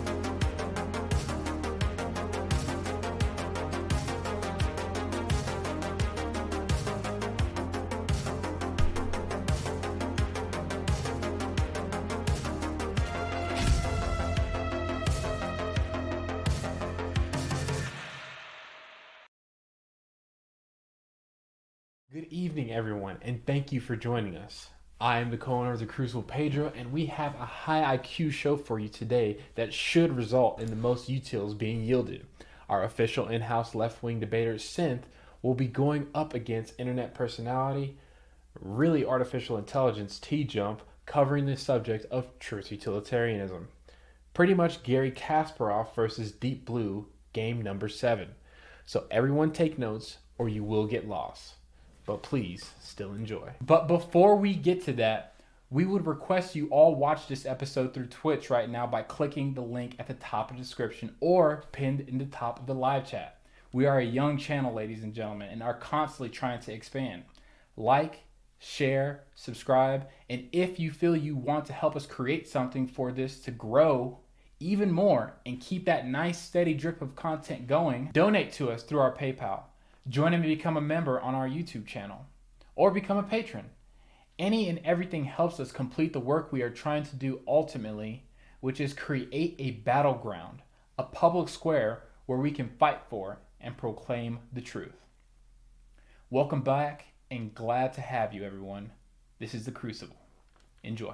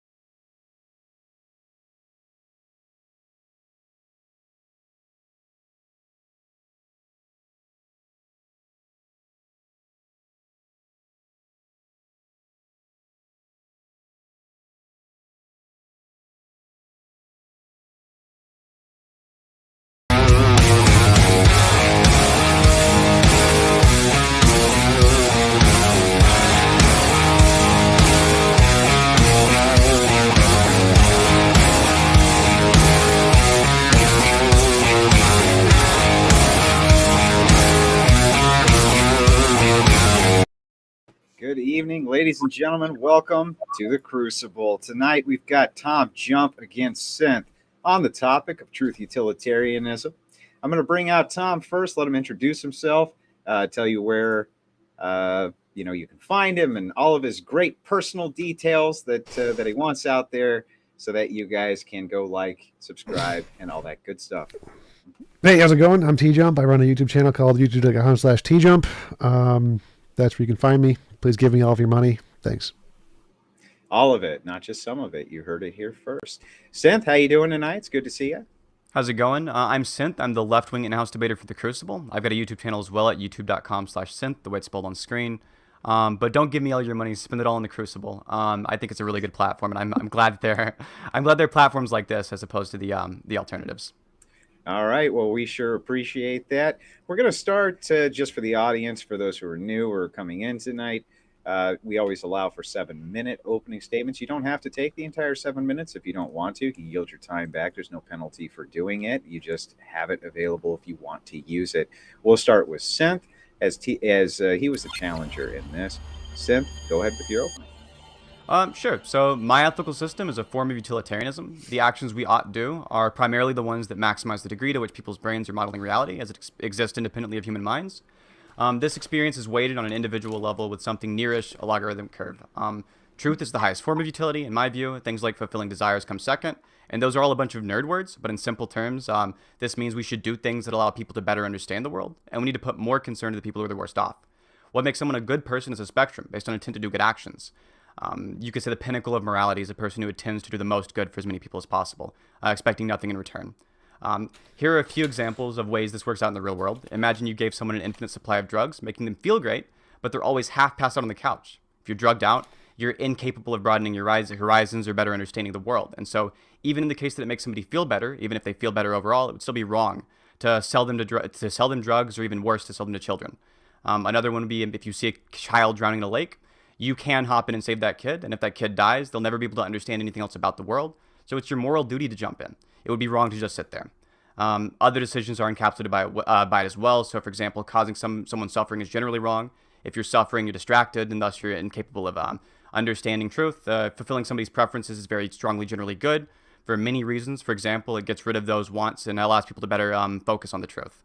TJump's alternative is a system which believes that despite the fact that the actions you should do are going to be very similar to the ones that I prescribe that you should do, the actions that are moral are going to be distinct from this. So, for example, in the case of the trolley problem, TJump thinks it's objectively immoral to kill one to save 5. I would assume TJump applies this as well to like it's objectively immoral to kill one to save 1 billion, or to steal a penny to save the world even. All of these would be to TJump objectively immoral, but TJump says you should do it. That's the end of my opening statement. TJump can go ahead. Okay, TJump, you're up. Yeah, so my moral action is one that describes morality in terms of what a perfectly moral world would look like. So I describe morality as, or objective morality as, the best of all possible worlds. And what the moral system in that world would be is the perfect morality. And then we should use that as a comparing point to assess morality in our world and every other world. So we could ask, for any action, if you want to know if it's objectively moral, would this action be moral or immoral in the best of all possible worlds? If it would be immoral in the best of all possible worlds, it's an immoral action. If it would be moral in the best of all possible worlds, it's a moral action. And so my morality takes the stance that we should define morality not based off of our subjective pragmatic limitations, but based off of the objective connotation of what morality would look like in the best of all possible worlds. This is why I use the terms in the way that he described. And I think it is a better, more accurate way to use them rather than defining them subjectively, because if we do define them subjectively, it leads to contradictions with how morality would be perceived in the future. So, for example, if you say, is it moral in the trolley problem to kill 1 to save 5? The answer is yes, given our current limitations. But if we apply the limitations of the future and future technological advances, then the answer is going to be no. So these pragmatic limitations that are used in the utilitarian model have the problem of not being able to accurately assess future morality, as it is completely deterministic on our subjective limitations, whereas mine takes a more holistic approach and is able to define morality from a scope of any possible world or any technological development, and accurately give it a definition that can be applied in all of these different worlds, including the best moral ones. And that is why mine is a better model. And I'll conclude there. The floor is open. Synth, if you want to start with a response, you're more than welcome to. Sure. So you said it would be moral given our current limitations. Our current limitations are true, so deductively wouldn't that just mean it is moral? No, it would fit our current limitations as defined as moral, would only apply in our current social perspective. It wouldn't. There's no objective reference there. You couldn't say because we would define it as moral in our current society, therefore it's objectively moral. No. What you could say is that we will give it that label, or most people in our society would give it that label. But the reason it fails is because if we look at the society like the best of all possible worlds I described, most people in that society would say, you're all wrong. And they're more likely to be right than we are because they're in the best of all possible worlds. They're more likely to have some model of morality that is more likely to correspond to what the better or the actual morality is. And since they're most likely going to say, no, you guys are all wrong for calling that morality, then we're more likely to be incorrect about giving it that label, even though we would pragmatically do so given our limitations. When you say possible, are you referring to like logically possible, or are you referring to some other idea of possible? What do you mean? When did I use I mean, like the word when you say the possible? best, you said the best of all possible worlds. When you say possible here, like what are you like modal realism? Like if we assessed all possible worlds, there is, if we just, it doesn't matter if it's modal ontological realism where they all exist or not. If we look at a world which is the most technologically advanced possible and try to discern what is the morality they would have, or how would they answer this question? That's what I mean by possible here. In the best of all possible worlds, are there infinite people feeling like infinite amounts of good? There could be. It doesn't matter. Is it possible? Sure. Okay, then it would be the best of all possible worlds. Would be one with infinite people experiencing infinite amounts of good. Well, no. So I would define the best of all possible. No. Go ahead. I didn't know you. So the best of all possible worlds, by my definition, is one where it's impossible to force anyone to do anything they don't consent to doing. The number of people there isn't really relevant as long as it's more than like one. Okay, so if there was only one person, you think this would be the best possible world? More than one. Number of people don't matter here. So again, we're talking about the laws of the universe, not the number of people here. It's irrelevant. So for you, the best possible world would be one in which it just seems like if you're saying best, you're referring to this in some kind of like, I guess, normative sense, or are you like, I'm not. No, it's just a label I'm giving to a world that is the most technologically advanced. So imagine if there's a world where there's the most technologically advanced world possible. Just imagine the same number of people as our Earth, because it doesn't matter for the sake of the argument. What is, if we had all of the technology to do absolutely everything, there's no limitations on food or resources or money, what is the moral system they would have? And we're going to label this the best. We're just going to call this the best, because presumably... Okay, so it could exist with one person. It doesn't matter. This is irrelevant to the argument. Well, no, it is relevant This to the makes argument we're no about to make. difference Just to because you don't see morality. the relevance. This Just because you makes don't see the no relevance. difference to morality. Sure, if it doesn't matter, then the best of all possible worlds, right? One where nobody else is able to violate anybody else's consent would be one where like either one person No, exists or again, one this where is a more straw people man. exist. This is in which irrelevant there- to It's not a morality. straw man. This Hold is on. not- Let me wait, no, hold no, on. no, I let you go for a bit. Oh my God, no. You This just doesn't said that it address the could be question. possible No, with the going case of back. one person. Hang on, guys. Hang Go on, back. hang on. We got to do one at a time. Let Synth get his response, and we'll get it right back to you, TJump. Sure. So if it's the case that in a world where the best possible world would be any world in which there exists there exists nobody ever violating anyone else's consent. It would be this would be the case for a world in which one person exists. Nobody could violate anybody else's consent because only one person exists, and thus to create the best of all possible worlds, you should kill off all but one person. This is ridiculous. Again, as I said, this is a straw man. He's just wasting time. He doesn't understand anything about the issue. So we're comparing models here. Mine says no involuntary imposition of will. That means if you kill anybody, it's immoral. No, that isn't the best of all possible worlds. You don't get to kill people in the past and call it a moral world. That's just stupid. Literally a stupid argument. So to get back to the point, which he completely just evaded on this complete random side tangent that had nothing to do with the issue. The question is which model of morality is better? His model uses a subjective contextual definition of morality based on only our current limitations. My model uses a definition that if we imagine the best world possible, which is one where imagine we got to the point where we had infinite technology and no limitations, what model of morality would they use? The number of people here is just a stupid side tangent that's irrelevant. Imagine the same number we have now, or whatever we would have when we had perfect technology. Doesn't matter to the point. The point is what is the moral system we're going to use when we get to a point where we have the best technology possible? No more limitations of food, no more limitations of money. What moral system will we adopt? In that moral system, how will they answer the question? That answer is more likely to give us a definition of morality that is going to correspond to the true morality, or what we should call objective morality, whether or not there is such a thing. And that system is the one I'm using to give a definition. So that system, which can accurately define morality at all points in time through all history for all possible worlds, is a better system to define morality than one that is contingent on our subjective limitations, which is the one Synth is using. So, TJump, there's actually a contradiction in your response. You said the best of all possible worlds wouldn't be one in which people have been murdered, and then you went on to say the best of all possible worlds would be one in which we've developed technology that's as maximally good as it could be. This is a contradiction because people have been murdered, so that you can yeah, it is a contradiction. The best of all possible worlds is one where people haven't been murdered, and also the best of all possible worlds is this one, right?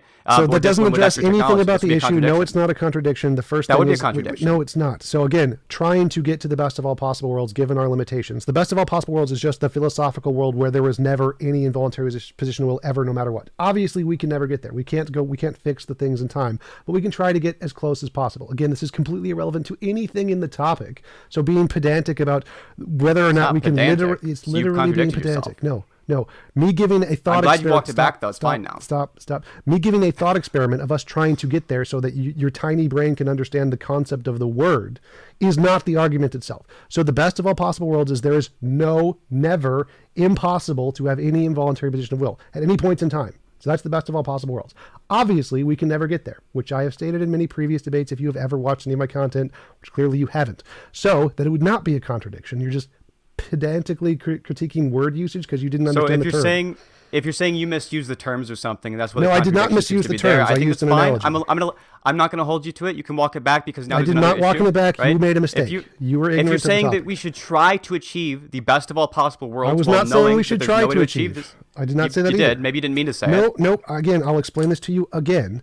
When Go I ahead. use Let's the hear the word next the good best scallop. of all possible worlds, the way to explain this is imagine if humanity got to a point where we had infinite technology and there were no resources. This is a way for you to imagine what the best of all possible worlds is like. This is not the best of all possible worlds. This is a way for you to imagine the best of all possible worlds. What's This the is best not. of all possible This is worlds? not a statement of whether or not we should do it. That's a different topic. This is just an example to try and get you to imagine what the word best of all possible worlds means. That's it. That's all this So means. what does it truly mean then, since this clearly isn't what it means? As I said before, it is a world where there is impossible to have any involuntary imposition of will, which means it is impossible for anyone to force anyone else to do anything they don't consent to. That is what the world would be. At any point A in world time. in which it's impossible for anyone else to do anything that anyone else doesn't want, or it's impossible for one person to force another person to do things, would be one in which only one person exists.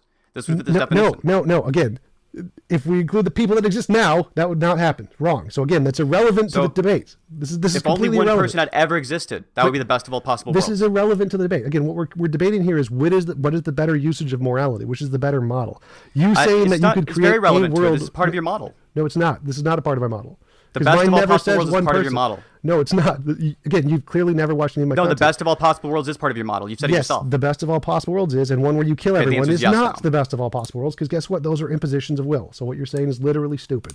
So So can we get back to even the if it- actual debate? So TJump, hold on. We're getting to the debate. No, part of we're your not. part of your moral system is best of all possible worlds. It being moral there would make it moral everywhere, right? No, so if wrong. this is, That's so stupid. It's so stupid. No, this So- is a so direct quote I from brought you. up The an morals of the objection. best I said possible world yours is the objectively dumb. moral. I said No. your theory is Tom, dumb. this is Wait. absolutely something you've I said. You brought up said the an morals of the best objection. possible world is the objectively moral. If it's moral there, it's moral anywhere. No, it's not. That's stupid. That is verbatim what you said. No. If a I wrote it down as world, you said it. if it was objectively moral in a perfect world, that doesn't mean it'd be moral here. So you have said it. No. Again, Wait, what you're saying is so insanely stupid right now. Stop. No, I'm quoting you. That's why it's stupid. I agree. You're not. No, That's you're the not. point. No, you're not. You're not. You quoting said me. you said You're not quoting me. verbatim. The morals in the best possible world is Oh the my objectively God. moral. You need to Well, we're actually getting- go back to the topic. Like, Yeah, stop we're being getting hung pedantic up. about semantics that literally mean nothing to the topic. Stop being a dumbass and actually bring up like an actual. I don't thing know that why you're so compare like models. so. I don't know why you're so tilted by this. I think it's completely Yes, fine to compare your model to people, mine. people bringing up a pedantic dumbass semantics that have nothing to do with the topic always piss Sure, me off. I'll That's go on why the I don't like defense. You can go ahead and like challenge my I system. did at the very beginning. I said, okay, so my model gives a comprehensive definition of morality based on all possible worlds, and it says that the better way to define objective morality is based on the best possible world, which we're going to define as just imagine we get to the best, technologically best world. Would that be a better way to assess morality rather than the subjective way our particular world does? So in the case of understanding morality, I think it's just as objective to assess it based on what is good in this possible world, the one that we currently exist in, versus having all of these different ideas of different possible worlds that you seem to not be willing to defend. In the case of this world that actually exists, it seems it's the only one that does exist, and thus it's the one that's possible. My morality is relative to this one. I don't see that as unobjective. And just because the Empire State Building has a certain height in this possible world doesn't mean that it's like not objective. Yes, so if our world, if we assess morality contingent to us, that's literally subjective. If it's objective, that means we're assessing morality to all of the possible spaces. That wouldn't be no objective and subjective are usually mind independent, mind dependent. Maybe you just use a different definition of objective and subjective. Well, if you're saying we have the objective morality in our world, but they don't in their world, or you're saying we have the objective morality in our world and they have the objective morality in their world, but it's different, that would be a contradiction. No, it wouldn't.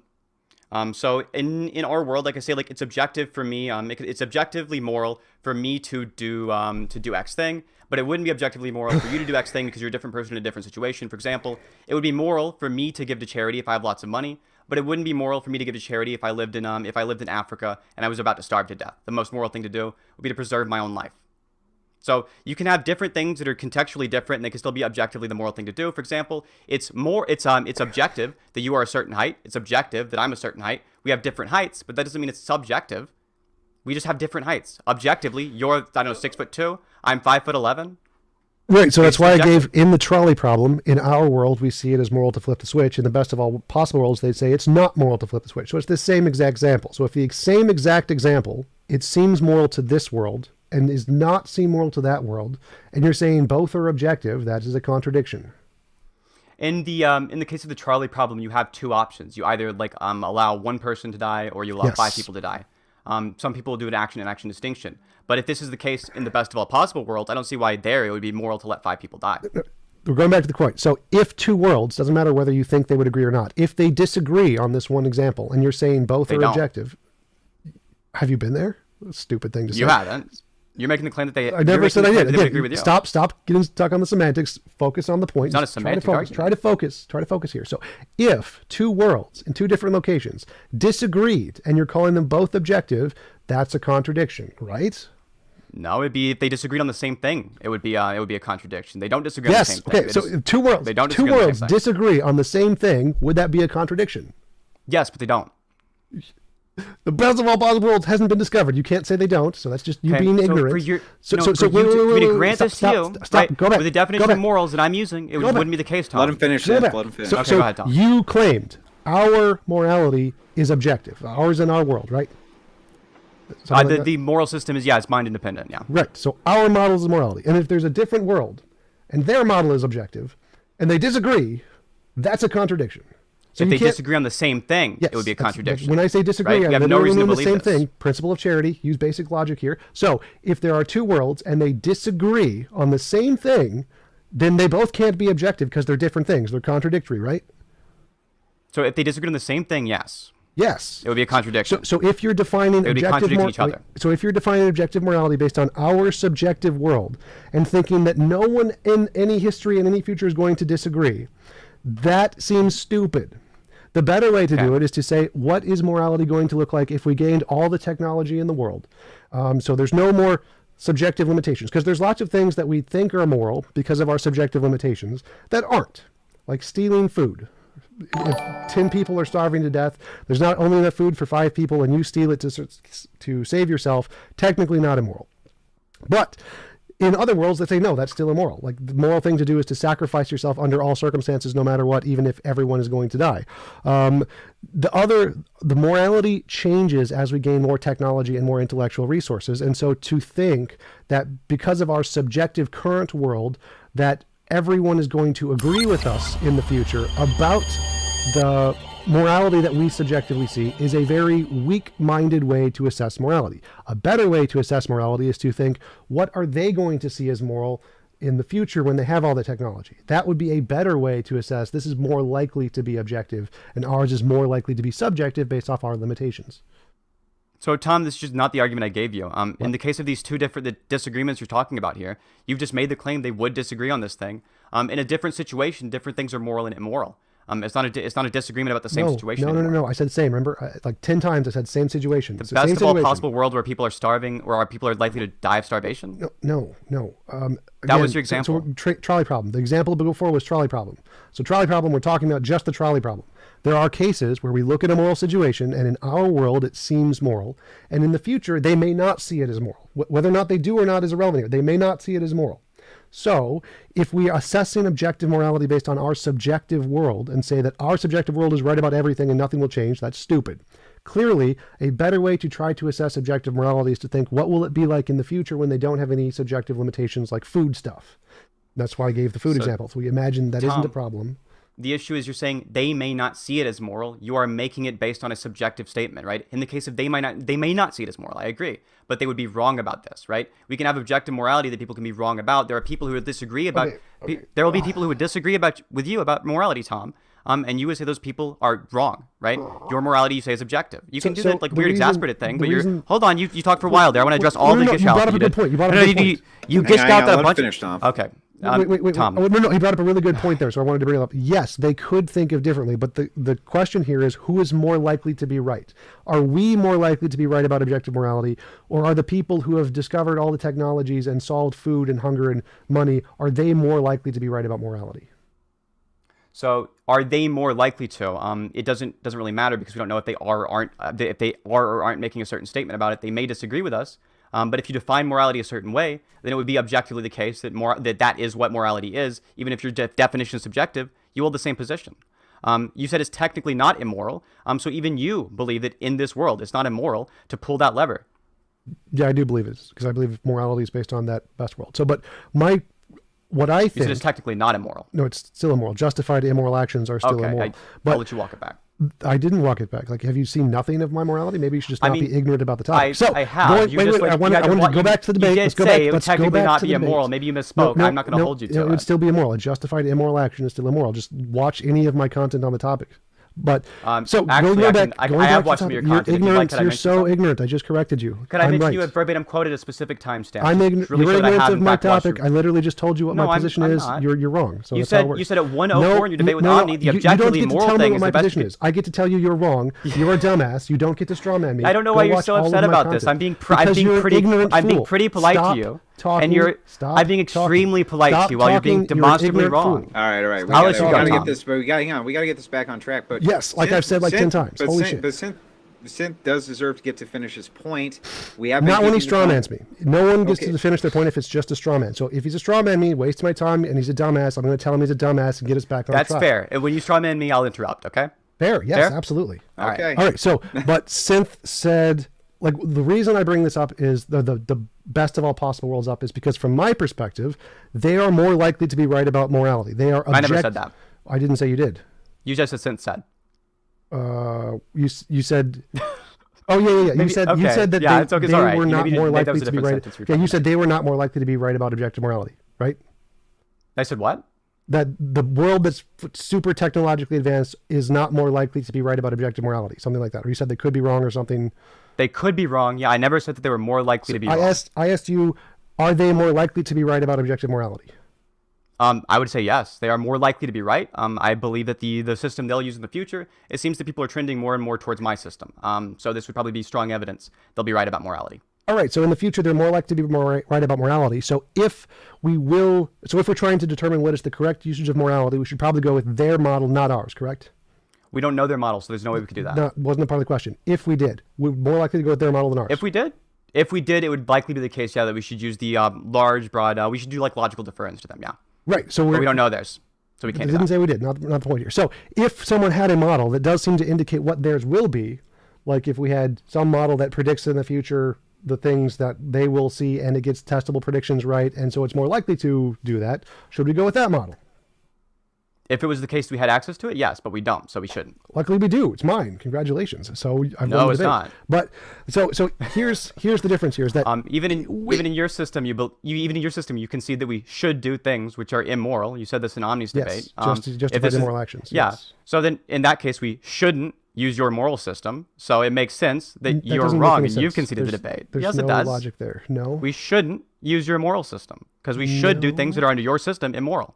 That's a composition division fallacy, saying that there are some things that No, you it's should not. do that are immoral doesn't mean that you should do all things. And that I didn't say that. Whether or not we adopt my That's a morality straw has man. nothing to do with I never said you should do all immoral actions. I said we shouldn't use your moral system. Right, which is a moral statement, and using a moral system isn't morality. So it's a composition division fallacy. So you're saying that No, it's because not. in your system sometimes you should do immoral things, therefore we should not use your moral system, which isn't a moral thing. So you're dumb. So it's just, this isn't anywhere close to the argument I just gave you. In the case of your moral system, not a composition division fallacy. In the case of the argument you're giving, there are things we should do that under your system are immoral, and thus we shouldn't do things based on whether or not they correspond to your system.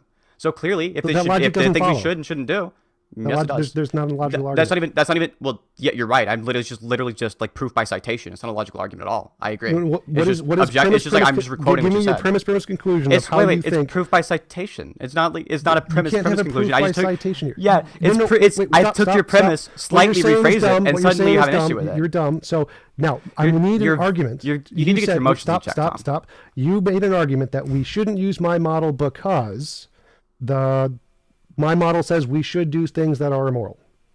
No, your model says there are certain things which are immoral that we should do, and if It's that's literally the case, a synonym then of we what I just shouldn't- said. You're an idiot. Then we So shouldn't do. what is- Then we what- shouldn't how? do. No, it's absolutely different. One thing is like the reasoning is one, and then we come to the other. They literally are the conclusion. same words at One different there- points in the sentence, you idiot. So Yeah, different why- points in the sentence means there is different meaning there, Tom. No, they're So not. if You I- can say the same okay, sentence in if different I- word order and it's still the same All sentence. right. You're an idiot.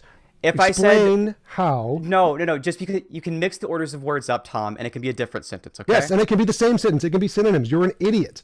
Answer the question. It's possible, yes, Tom. Yes, That's not it's the argument possible, you're which we making. literally just the things did. that the thing that I Answer the gave you, question. Tom. Go back to the Tom, topic. the example I Idiot. gave is relevant to the topic. No, it's okay. not. What?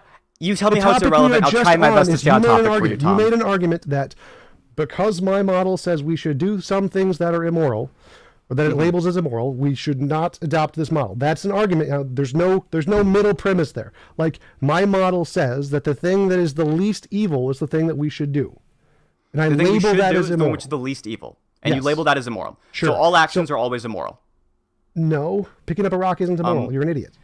Sure. So just because you back to claimed the that I didn't watch any of you didn't claim I watched any of your like past stuff. I usually don't like to bring up things that like people have said in past debates because I think it's usually unfair. But now that you're like challenging me on it, I think it's fair here. What does this In the have to case do of with your the Omni- topic? What does that? What I just asked? What well, does it's a this debate. have to do with It's a what I debate just you've had. asked? Yeah. It's a debate you've had on the topic, right? So I'm going to bring up a claim you've made relevant to it. Like, just No, wait. I want and hear it, okay? the question I literally just asked. Oh, sorry. What is your we're on the question? topic. So Let me make sure I answer it. You argued that because my model labels things as immoral and that we should do them, something along that Yes. lines, that we should not adopt my model. Now, this is a stupid, dumbass argument because my model, because yours agrees. Like you agreed at the beginning that my model and yours predict that we should do the same things in many cases, right? We should do the same things, yes. And your model, under your model, you should have my ethical system. Wait. So our models prescribe the same things in many cases, correct? Do you think, just for the record, do you think you have truth about what you believe? I mean, do you think you have capability to choose what you have, what you believe? No. You don't think you can choose what you believe? No, I'm a determinist. I think everything's determined. What does this have to do with the topic? Oh, okay. So what I'm saying is like, oh, you're a determinist. So like anything you do necessarily would be like the best possible action you could do. No. You're a determinist. Yes. What? There's one possible. There's one action you could do. You said you were going to answer the question. You haven't answered the question. We're still on this. Well, one yeah. question. This is a premise for my answer, but it's okay. We could just go on. I'll make sure to answer your question super directly. I'll give you like a yes or no, and then I'll elaborate. Okay. So you said we should not adopt my model because it prescribes that we should do things that are immoral or something like that. Now, your model and my model, as you said in the beginning, prescribe the same things. Like both in the trolley problem, we say flip the switch, right? We agree, flip the switch. The difference is that I call it immoral and you call it moral. Yes. Okay, so you're saying that the only difference here, the reason we shouldn't adopt my model is because it gives a different label to the action, even though it prescribes the same action. Do you think there's not different utility and using different definitions for different words? Like, don't you think you should use the word that's going to communicate your idea the most effectively? Sure. Okay, so then if you're using a word like immoral, which would apply to basically every single action, since it's not the best, we're not doing it in the best possible world. It does not apply to every single action. You made the claim in your Omni debate that like the action you should, or the action which is moral, would be the one that you could do if you have infinite power, right? Sure. So we don't have infinite power, so there's no action that we could do that would ever include the trait of being done with infinite power. No, that's so there's no action that's moral. So if somebody wants a piece of candy. If you have infinite power, the moral thing to do is to give them a piece of candy. I also have a piece of candy. I could also give them a piece of candy, and that's also moral. So having infinite power doesn't mean that literally nothing you could do is moral. It just means that it's a contingent thing that says if what you want is infinite candy, obviously I can't give you infinite candy. But I can do a moral thing, which is not the most moral thing, by giving you a piece of candy. So that you can still do moral actions, and they're not all immoral. Picking up a rock isn't immoral. They're amoral actions, and there are immoral actions. In that case, if you had infinite power, you should reduce suffering as much as possible, right? People ask for it. I'm not sure what your utility is, right? And for the weird consequentialist portion. You should maximize preferences. Okay. Consent. Yeah. Sure. Okay. So you should maximize preferences. Consent. Okay. You should. What do you mean by consent? I can have a preference that I want to smack you in the face, but allowing that would be immoral. So a lot. For example, if somebody wanted to smack you in the face and you were okay with letting them, you would like. It would only be an issue if it violated your consent? If I was okay with letting them, it wouldn't be a violation of consent. Okay. So as long as it doesn't violate your consent, then it'd be fine. Yes. So like if you said, I'd like to slap you in the face, and I was like, okay, then it wouldn't be immoral. It would be perfectly consensual. So allowing people to die in the trolley problem, you think would violate their consent, correct? Presumably, yes. Okay, because they don't wish to die. In the case of allowing people to die who are like starving to death in Africa currently, right? This would violate their consent. Yes, presumably. Okay, and there are currently people starving to death in Africa, right? Yes. And you're currently allowing it? Well, no, I didn't cause it. So allowing it and causing it are separate things. You didn't cause the train to go down the train tracks. Right.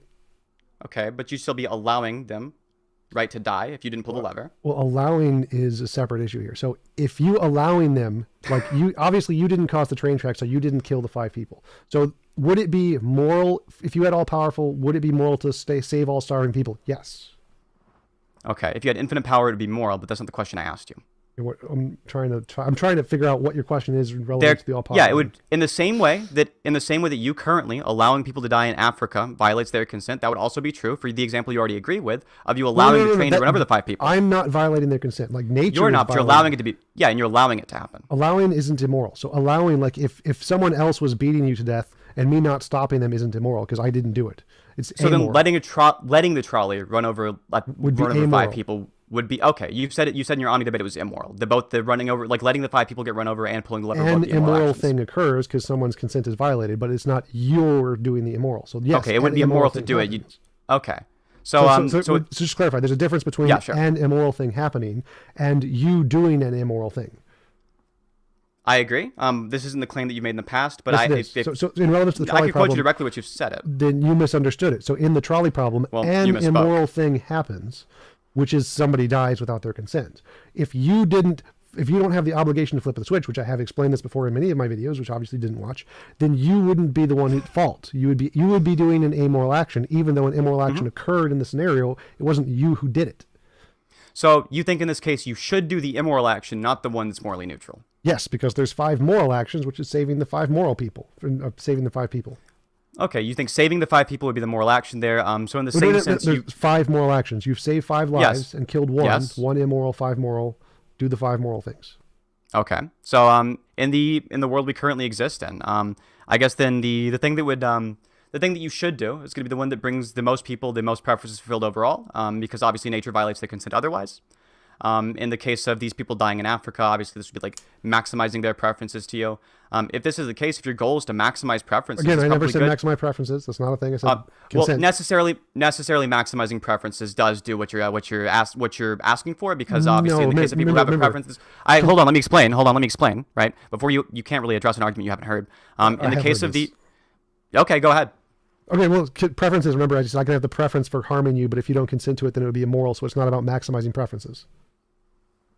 So in the case of you having this preference, right? It's not like I understand what you're saying in this instance, right? But in the case of like people who are incapable of being able to slap somebody, they want the experience of slapping someone, right? This is something that like under your worldview, you should like if you had infinite power, you fulfill this experience even if they don't know it's true, right? No, not if they wanted to actually have the actual experience of slapping people. Like if they were okay with it being a delusion, then it would be fine. Do you think there's a difference between preferring something and or preferring something that actually happens and like preferring the experience of it happening? Yes. Okay. How do you think somebody could ever like have access to whether or not it did or didn't happen? Well, whether or not they have epistemic access is irrelevant. So like I would prefer, like Christians would prefer that heaven was real and actually go to heaven, but they wouldn't be able to tell the difference if we put them in the matrix.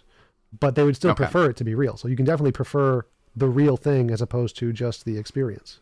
I agree you can, right? But it's always the case that like would you also prefer the experience of it happening for any person who prefers a certain thing? They would also prefer to experience that the thing is true, right? If they prefer for it to be true. Yes. Okay. So in the case of what we ought do, it's going to be generally in the real world, it seems to still strongly correlate. Even if you think there's like some niche hypothetical case in the real world, it seems to be that it's just the case that it would be the case that like you're trying to maximize preferences. Well, no, because preferences, again, I can have the preference to harm you. This is why I say I maximize consent, because consent applies 100% to what I'm doing. Preferences applies minimally to what I'm doing, because actually a lot of what people prefer is to harm other people. So no, preference does not correspond to my model. Consent does correspond to my model. Okay, so just for the sake of like not having the same argument made over and over again in regards to the preference versus consent thing, I'll just grant it because I think the same argument that I'm about to make still applies. If your goal is to maximize consent and not preferences, then in this case, the actions you should do if you want to effectively maximize consent would probably be to promote the view that what is moral is what maximizes consent, and what's immoral is what doesn't maximize consent. Sure. Okay, so to like what we should do if we have any choice over our beliefs whatsoever, even like in your deterministic sort of compatibilist kind of idea of choice, in the same way we call any action what you should do, right? We should have the belief morally that it's that the actions which are the most moral are the ones that seem to maximize consent, and the ones that are immoral are the ones that don't maximize consent. No, those are so what we should do and what counts as objectively moral are two separate things. So even though flipping the lever maximizes... Oh, I didn't make any statements about what is objectively moral. I said you should believe that this is what's objectively moral under your system. That's the thing. We should not believe what's objectively moral, but we should do what is maximizes consent. So I agree we should do pragmatically what maximizes consent, but we should not believe that that's the objectively moral thing.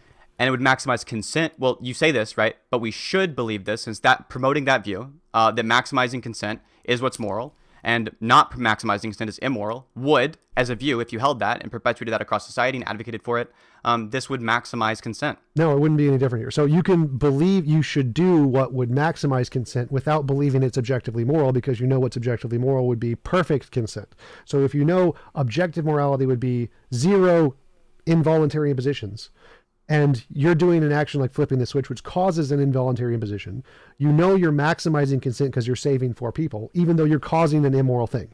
So you can tell the difference between knowing that you want to maximize consent and knowing that that's not objective morality because you're still causing 1 involuntary imposition. So no, you don't need to, you can still say that you should maximize consent without recognizing that it's objective morality. You should say that last part again. You can know that you should maximize consent even at the cost of a violation of consent, but know at the same time that isn't objective morality. It's not perfectly moral. There's still another standard of perfect morality above that, and you're not meeting that because you are violating that one guy's consent who you've killed. Do you think if you told the average person there are times when you have the choice between a morally neutral action and an immoral action, and you should choose the immoral action, this would be generally like intuitive to this person? They would understand this easily? If you qualify that someone else is going to commit an immoral action, you're going to stop them by doing an immoral action to them. Yes. You think the average person would say you think if the average person heard you should sometimes do immoral actions, this would be intuitive to them? Yeah. So if you give them an option, you have the option of killing and torturing this one guy, and if you don't, No, I agree that I agree the actual action you should do is intuitive. I'm just saying like this statement isn't. I'm saying you have two options. You can do an amoral action of not torturing baby Hitler to death, or you can do an immoral action of torturing baby Hitler to death. Most people are like, yeah, torture baby Hitler to death. They know it's an immoral action, but they're still going to choose to do it over the amoral of action of not killing baby Hitler. So I agree that people would choose this, right? I think the average person would say this is the moral action, not intuitively understand it's immoral. Well, or they would say you shouldn't do it.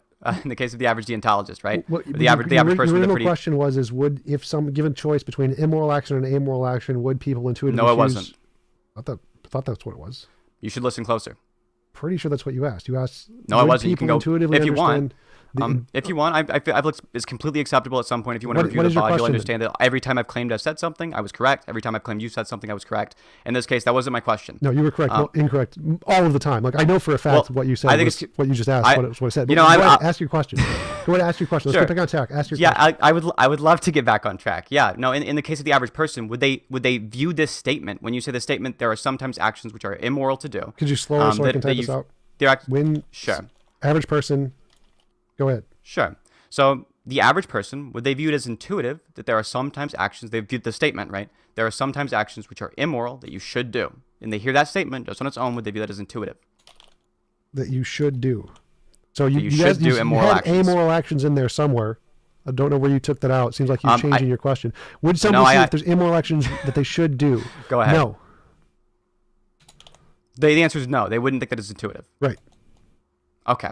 So if you want to convince the average person to do more moral actions, it's usually best to try to keep things simple, right? If your actions are based on, for example, or to do the actions you should do. I'm sorry. I want to make sure I'm not strawmanning you. You don't think people should do moral actions. You think that there's some times where they should and sometimes they shouldn't. So in the case of somebody, if you want to get them to do the... Oh, go ahead. Clarify. So moral actions, yes, you should do moral actions if you want to use should language. I don't like odds, but yeah, do moral actions. You think there aren't cases where you should do things that are immoral? You think there are cases where you shouldn't... You don't think there are cases where you shouldn't do what you qualify as justified moral actions. You're asking about justified moral actions, something like that? No, just moral actions. Just moral actions? Moral actions, not justified moral actions. This isn't confusing. Or if it is, what I think you're asking is like there are justified immoral actions. So there are times you should do immoral actions, and I think you're trying to make a parallel to the moral action, saying there are times you shouldn't do moral actions or something like that. Yes, absolutely. Okay, so that would be a justified moral because I call these justified immoral actions. I know. I know that would be calling them, right? So that would be called a justified moral action in my mind. I know what you're calling them. You're asking about justified moral actions. I'm not asking should you do justified moral actions. I'm asking in the case of justified moral actions. You're asking are there? What are they? Yeah, there are some unjustified you're asking moral about justified moral actions, like I said 10 minutes ago. Unjustified moral actions. Unjustified. Yeah, pay closer attention because you shouldn't do them. Unjustified. No, I'd say there are justified moral actions. Like there's an action that you think That's not what I asked. What? I didn't ask that. What you're asking is not a mirror in my model. In my model, there's not unjustified moral actions. There are justified moral actions. Actions that you think are moral but may not be, but you're going to do them anyway. So you're saying you should in the trolley problem kill you should kill the one to save 5 in the trolley problem? Sure. Okay. And you shouldn't do otherwise, right? Shouldn't do otherwise. You should not do what you should not do. It's just this is just like I have no idea what you're asking. Completely incoherent. This is a pretty I don't know. I thought this was a clear question. In the case of the trolley problem, you should pull the lever, right? Sure. And you shouldn't not pull the lever, right? Sure. Okay. So you understand that now, right? Sure. Okay. Actually, no, that would be amoral, so that would be wrong. So it would be amoral to not pull the lever. It wouldn't be something you should not do. TJump, if you can't understand your own moral system, the average person can't. No, I can't understand the gibberish coming out of your mouth because you're an idiot. I understand my moral system. It's not gibberish at all. It's your system. It's complete gibberish. You know, this is your model. Your model's what you're saying. Literally, the sentences you're saying are dumb as shit.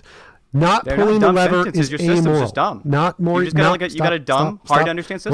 Going back to the topic because you're an idiot. Not pulling the lever is amoral. I'm the one moving off the topic, correct? Not pulling the lever is amoral. You have not done an immoral action if you don't pull the lever. Okay. You haven't done an immoral action if you don't pull the lever, but we're talking about shoulds and should nots, which you agree are different than moral and immoral, right? Shoulds usually refer to moral and immoral in the context of a moral conversation. In this conversation, pulling the lever, you have done one immoral action. You've killed a guy, and you've saved 5. You have done these actions. If you don't pull the lever... This is different from your past statement. No, it's not. You're a dumbass. It is. Don't straw man me. You're a dumbass. Listen to the actual It's not a straw man. I promise it's not a straw man. I promise it's not. You're a dumbass. I guarantee. You're 104 in your debate with my good friend Omni, you say verbatim, the objectively moral thing is the best action you can do with infinite power, and you say at 33 seconds, objectively immoral to kill one to save 5, and they should do it. Again, you're a dumbass. You're not putting this in the context of the debate. So you being a dumbass and misquoting me out of context, as obviously. So you can say statements that seem on their face value to be contradictory, but then when you put them in the context of the debate, like, oh, they're not. So my model is the same answer I've given every single debate. Not pulling the lever is amoral. But you should pull the lever because you're saving 5 lives. So you're generating moral actions. There is still an immoral action that has occurred there. Like I said before, when you asked this before, because you're a dumbass. Yes, 5 people die, which is 5 immoral actions if you don't pull the switch, but you didn't do them. So yes, you should pull the switch to prevent those 5 immoral actions. It isn't you doing those immoral actions. You're just a dumbass who doesn't understand the model. But you're going back to your question. Let's get back on topic. Let's get back on topic. You asked the shouldn't thingy. Go ahead. The shouldn't thingy. Should you pull the switch? Yes. Should you not pull the switch? No. That is super fucking confusing. Your dumbass phrasing of that is very fucking confusing. But if you don't pull the switch, it's amoral. You're not immoral for pulling the switch. What is should short for? What is should short for? Yeah. I don't know. You should do it. I don't know how to. That's all right. You don't have to answer that. What about should not? Should not. Yeah. Shouldn't If you want to shorten it, should you not. turn it to shouldn't. Yeah, Yes. exactly. So in the case of shouldn't, that means should not. Yes. Right. So if it's not the case that you should do something, you shouldn't do that. Right, and I'm saying that's wrong. So you are not immoral for pulling the switch. So you I didn't say anything about you being an immoral person, right? Well, We both agree I'm trying to filter out all your should nots bullshit.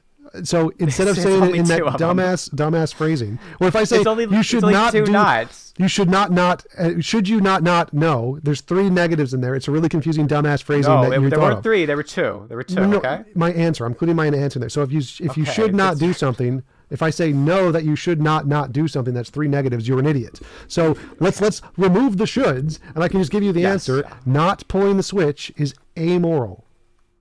Okay, but you don't think that should and should not are based on moral and immoral? You think the they're actions words you mean should that. do that are you? They do? Yes, in many contexts, not all contexts. Okay, all right. That's different than what you said earlier, but that's good enough for me. I never if the said action that. you Obviously, should and moral are tied in. I literally you said in the have. context of morality, should usually implies moral. I said that like 5 minutes ago. You're an idiot. That works for me. That works for me. Okay. Yes. So if you should do, then the actions you should do in that context, you should pull the lever, right? Yes, you said that too. Okay, and that's the moral action is to pull the lever, right? No, it'd be 1 immoral action, 5 moral actions. So then should doesn't mean the same thing as moral. No, in language, people typically use the word should to imply moral. Doesn't necessarily mean it's Did correct. you?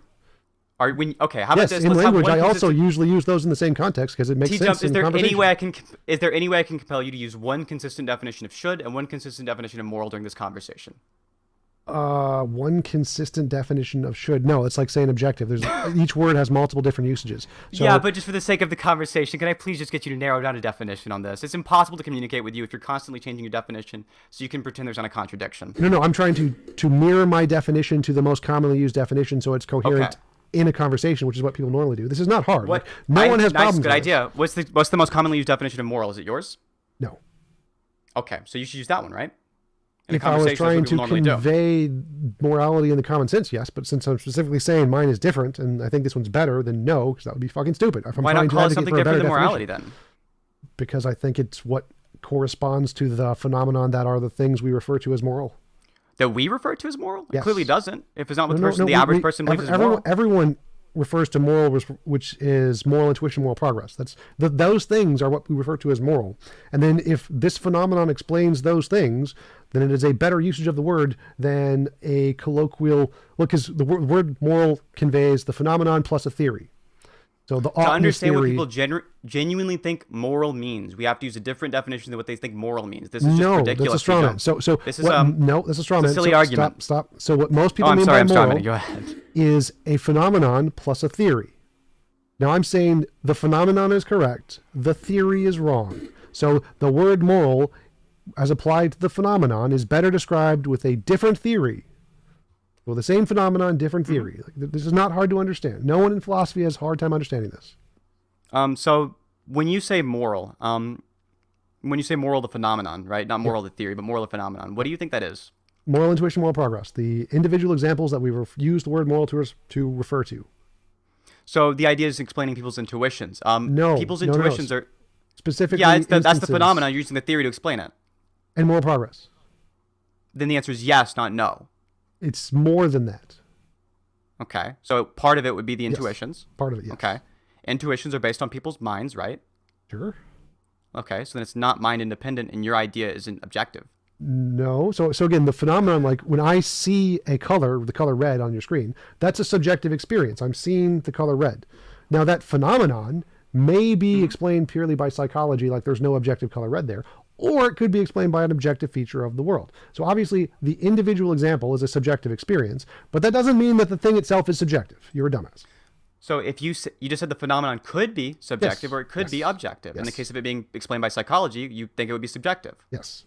Intuitions are psychology. Yes, but again, the thing they correspond to may be objective. So What the is intuitions, obviously. Maybe? Yeah, so it's like color. If I see, or no, use a better example, like a mirage. Like if I'm standing in a desert on a big mountain and I see a mirage of an ocean, the ocean may be there or it may not be there. Now my subjective experience is clearly a product of my mind. My intuition, my visual senses, all in my mind. But they may or may not correspond to something outside of that. So the intuition or the sense experience is obviously subjective, but we want to know if that is caused by an objective feature of the world. So the phenomenon, the sense experience, is subjective. Yes. Does that mean that the thing itself is subjective? No, it could still actually be there. I agree. The thing could be there, but you said the thing itself, the phenomenon itself, was intuition and moral progress. Yeah, like me seeing an oasis. That's the phenomenon. I see an oasis. That's a subjective phenomenon. Uh-huh. Yes. This would mean it's a subjective phenomenon, and what we're describing with the theory would be a subjective thing. If we're describing the psychology of seeing mirages, Again, we'd be describing a subjective experience. Right. We're describing the subjective experience, and we're saying my hypothesis is that subjective experience is caused by an actual ocean over there. That's a hypothesis. The hypothesis is not saying that because the subjective experience is subjective, therefore the thing you're experiencing is subjective. No, it's saying that because you have subjective experience, this phenomenon can be explained by an actually existing ocean. So for a guy who seems to claim to believe in like objective morality, it seems like you are completely agnostic on whether morality is actually explained by something objective. Yeah, it's a hypothesis. I never said I could prove it. If I could prove it, I'd have a Nobel Prize. So it's a hypothesis. It seems like you don't even have evidence for it. I do have evidence for it. It's moral. It explains the evidence of moral intuition and moral progress. It answers the moral dilemmas and the paradoxes, and it makes pre-adjustable predictions. Now, obviously, I haven't confirmed the predictions. If I had, I'd have a Nobel Prize. So you think something being true only in like one world would still be subjective? I don't know what you that claim means. You claim this during the debate. You think if something is like only true in one world, it would be subjective under your definition of subjective. So in this case, if it's only true in the best possible worlds, it would still be subjective. If it was only true in one world and false in other worlds, then it would be subjectively true. Yes. Isn't that what you asked? Yes. So yeah, so if morality was only I don't know why true, you're having trouble understanding this. For a guy who claims to be so smart, you seem to have really, really trouble understanding simple because statements. you talk like a moron. So try to explain it better. I think, well, if you're claiming I'm talking like a moron, then you talking in a way that like completely diverges from the average person is insane to me. Explain the question. What part of it needs to be explained? You already answered it. You asked a question, and then I said I don't know. Yes. And so what was the question? You didn't say you don't know. I don't know. Ask your question again. What? Okay. TJump. It's really difficult to have this conversation if you can't remember the words you said. Right. I'm going to try my best. Right. To at least remind you being the a things that I dumbass said. is not my problem. It's just you being a dumbass. Well, What's your question? Definitely, you forgetting what's going on in the conversation. You being a is probably your dumbass, problem. not my problem. Ask the question. Sure. So in the case of your moral system, TJump, if you're saying the actions we should do are what corresponds to what is moral, and you're also saying like question. You were on. It wasn't the question. You're correct. You already answered the question. Moving on. Well, okay. Sure. Unless you have an issue with it. Do you have an issue with the question? I didn't understand what your question was, so I can't be sure if I answered it or not. You were asking something about subjectivity and objectivity. So like something can be objectively true, like a rock exists in this world but doesn't exist in this world. The rock is objectively true, sure. But if they're saying that there's an objective morality, Objectively true, like it exists, like objectively real. Yes, real. Okay, truth is that which corresponds to reality. So real means truth yes. corresponds to reality. Doesn't mean the truth is what is real, right? That's literally what that means. No, correspondence to reality would mean it corresponds to reality, not like whatever is reality would be like. If I say chair, this isn't like a true or a false statement. If I say You're pencil, such that's an not true or idiot. false. Oh my God, principle of charity. To say something true is real is literally a shorthand. You can't claim principle of charity when you're constantly calling the other person an idiot. I'm sorry, buddy. This doesn't work. This isn't me. I didn't invent this. You're just a dumbass who doesn't know How are basic you philosophy. Wait. I'm a dumbass, but I'm not being charitable enough. You're so right, TJump. You're the Yes, you're a victim. dumbass. So in philosophy, if you say it is real and it is true, those two can be used as synonyms. It is all the time in papers. You don't need to specify that true refers to a proposition which refers to what is real. That's just a shorthand. You're a fucking dumbass. No, I understand truth corresponds to reality. It's just rock isn't true or false. No. Again, this is why you're a dumbass. So in philosophy, you can say, yes, that thing existing is a true thing.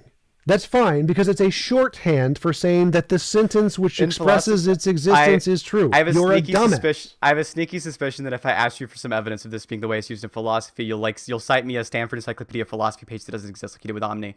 So I won't do that. All right? You're a dumbass. Again, all of the Stanford Encyclopedia pages I listed, I literally give the reference to. They all exist. You're a dumbass. Sorry. Can we go back to the actual point, dumbass? Sure. You asked something about subjective and objective. Sorry, let me be more charitable to you, okay? So in the case of your principle system, of right, charity, if you're saying, basic philosophy. Do you believe that you should do actions which are sometimes immoral? Sure. Okay, you should sometimes do immoral actions, right? Yep. Okay. So is it the case that you should not sometimes do moral actions? Maybe. Maybe? Yeah, so like there could be an action which you think is moral, but you aren't sure. Like if your friend leaves his door open and you don't know if he wanted it open or not. Should you close his door? There's a probability there. There's like, what is the percent that he wanted it to be open? What is the percent he did not want it to be open? If the percent that he wanted it open is 60%, then you probably shouldn't close his door, even though it might be a moral action. Okay. So there are some times where you shouldn't do a moral action. The answer is yes. Sure. Okay. So you think this corresponds to how people generally use the word moral? No, because you're conflating the word should in there, which has multiple definitions. Okay, which definition do you want to use for the sake of this discussion? I'll stick to that one definition. One word. Let's just stick to moral or immoral, not add in moral and should, because they're conflating definitions. Just use one word, moral or should, not both. So the issue is there are issues like with the way that you're saying like certain things you should do are immoral. If you say this, and then it's like it's reasonable for me to critique the fact there's like an incongruence there. You say that you should just use one word because they're basically synonyms. People but then you say there are times you wait, shouldn't wait, do the moral. Hold on, no, you wait. Okay, so in the case of the statements you're saying, right? If you're saying like there are sometimes words or there are sometimes things that you should do that are immoral and some things you shouldn't do that are moral, and then you're going on to say like you should just use one word because they're synonyms. No, you're clearly not. So again, your argument is, and correct me if I'm wrong, it seems that you're saying there is an intuitive difference between the words should and moral as the way random individual people use them. Yeah, you're wrong. Okay, how's that wrong? The average person uses those the exact same way. If you want to explain what the average person refers to when they're referring to moral. Okay, so you should have shut up and let me finish the argument. So, I'm sorry. Let's not clarify. You said correct me if I'm wrong, and then you were wrong. Right. So maybe you should have shut up and actually listened to the end of the sentence, which is like you're so upset. Let's go back, dumbass. The way should and moral are used by the intuitions of people and in my model. Do you see how that last part of the sentence kind of clarifies it, dumbass? Like, sorry. The last part of it. I have no idea how it clarifies it. So are you okay? Your argument, spasming out. Your argument is that there is a difference between the intuitive usage of the word should and moral and how they apply to my model. There's an intuitive difference between the uses of should and moral and how it applies to your model, yes, but not how the average person uses the word should and moral. I was right. Holy shit. That was the whole point. So that you want to say it again? I'll get you to say I'm right again. So there is a difference between how the intuitive understanding of should and moral are in the average people and how it corresponds to my model. Right? There's not a difference between how the average person views should and moral. But that's not what I said. You're a dumbass. I said there's a difference between how they intuitively understand what you're trying to say. And I understand what you're struggling to say, TJump. Yes, then you're a I dumbass understand. because I was right Okay. the entire time. So You so were that's not right. You said let's correct me go if I back was to your wrong, and then you argument. said something I don't believe. And then you literally said I was right in the next sentence. So let's go back to the argument. You're No, I saying, didn't. yes, you literally did. So let's go back to the I- argument. Go ahead, You T-Shot. said that your argument is that there is a distinction between the intuitive usages as most people use these two words and how they are used in my model. There's an intuitive difference between moral and how you use the word moral. You use the word should in the same way the average That's person uses the word literally should. what I just said, dumbass. So there's an intuitive difference between how people normally use Then these I answered words. your question. You asked me a and question. You didn't this. say I was something. looking You for like asked a me. yes or a no here. So yes or a no. Okay, well now you understand the answer is yes, right? Okay, If thank it's the you. same Thank thing that you you. just Yes, said. thank you. So, Okay. So you did say yes. So every you time I said you okay? said yes, I was right again. But okay. You're Let's go back on topic. spasming out. Let's go back on Relax. topic. So Okay, if okay. the only thing, like, people's intuitions can be wrong, can't they? Intuitions can be wrong about morals? Yes. If what you're describing when you say moral is an intuitive phenomenon, then no. Then you're a dumbass. Composition division fallacy. So can some people be right, some people's intuitions be right, and some people's intuitions be wrong? The answer to is some people's intuition sometimes wrong? Yes, but not when it's about intuitions. Dumbass. So you think people can't be wrong when they think about what their intuition is about other people's intuitions? Like, you're a dumbass. No, I don't think the average person's intuitions about morals are about other people's intuitions. Literally is kind of a thing, but irrelevant. So, No, it isn't. No, No, not irrelevant. Let's try to go back Substantiate to the that. point. Let's try to go back to the point. So Not irrelevant, substantiate no, that. Try to go back to the point. So the point. Let's here run away from the is- thing you said no, again. Classic T-Jump. Tom jumping away. Go ahead. Come on, Kitty. Come on, Kitty. Like, focus your little tiny brain here. Let's go. So the point I was making before, as I said, like, can people's intuitions about morality be wrong? So people have an intuition that moral applies to this set of beliefs. Can they be wrong? Can they be wrong if their intuitions are about somebody's belief? No. I'll say it again because your tiny little kid brain doesn't understand this. Is it a question I've already answered? People have a set of moral beliefs. They have an intuition that these are the moral actions. And can they be wrong? Can there be more? Can there be less? Could they be wrong? If moral action is defined as an intuition, then no, they can't be wrong. This is why They we can't be wrong shouldn't about- use his model because he's a dumbass. Like, obviously, any rational human Nobody is being- following along with you right now, Any T-Jump. rational human being. So person A has a belief about morality. They think a Christian thinks it's moral to stone the gays. Could they be wrong? Could they be wrong about morality? If they're describing their intuitions, then they wouldn't be wrong, right? If that's what morals are. If morals are something other than intuitions, they could be wrong. So this is why we shouldn't adopt his dumbass morality because he just said no. A Christian is not wrong if they morally think it's right to stone gays. Like, No, clearly I you don't have think a that dumbass morality describes intuitions. You do.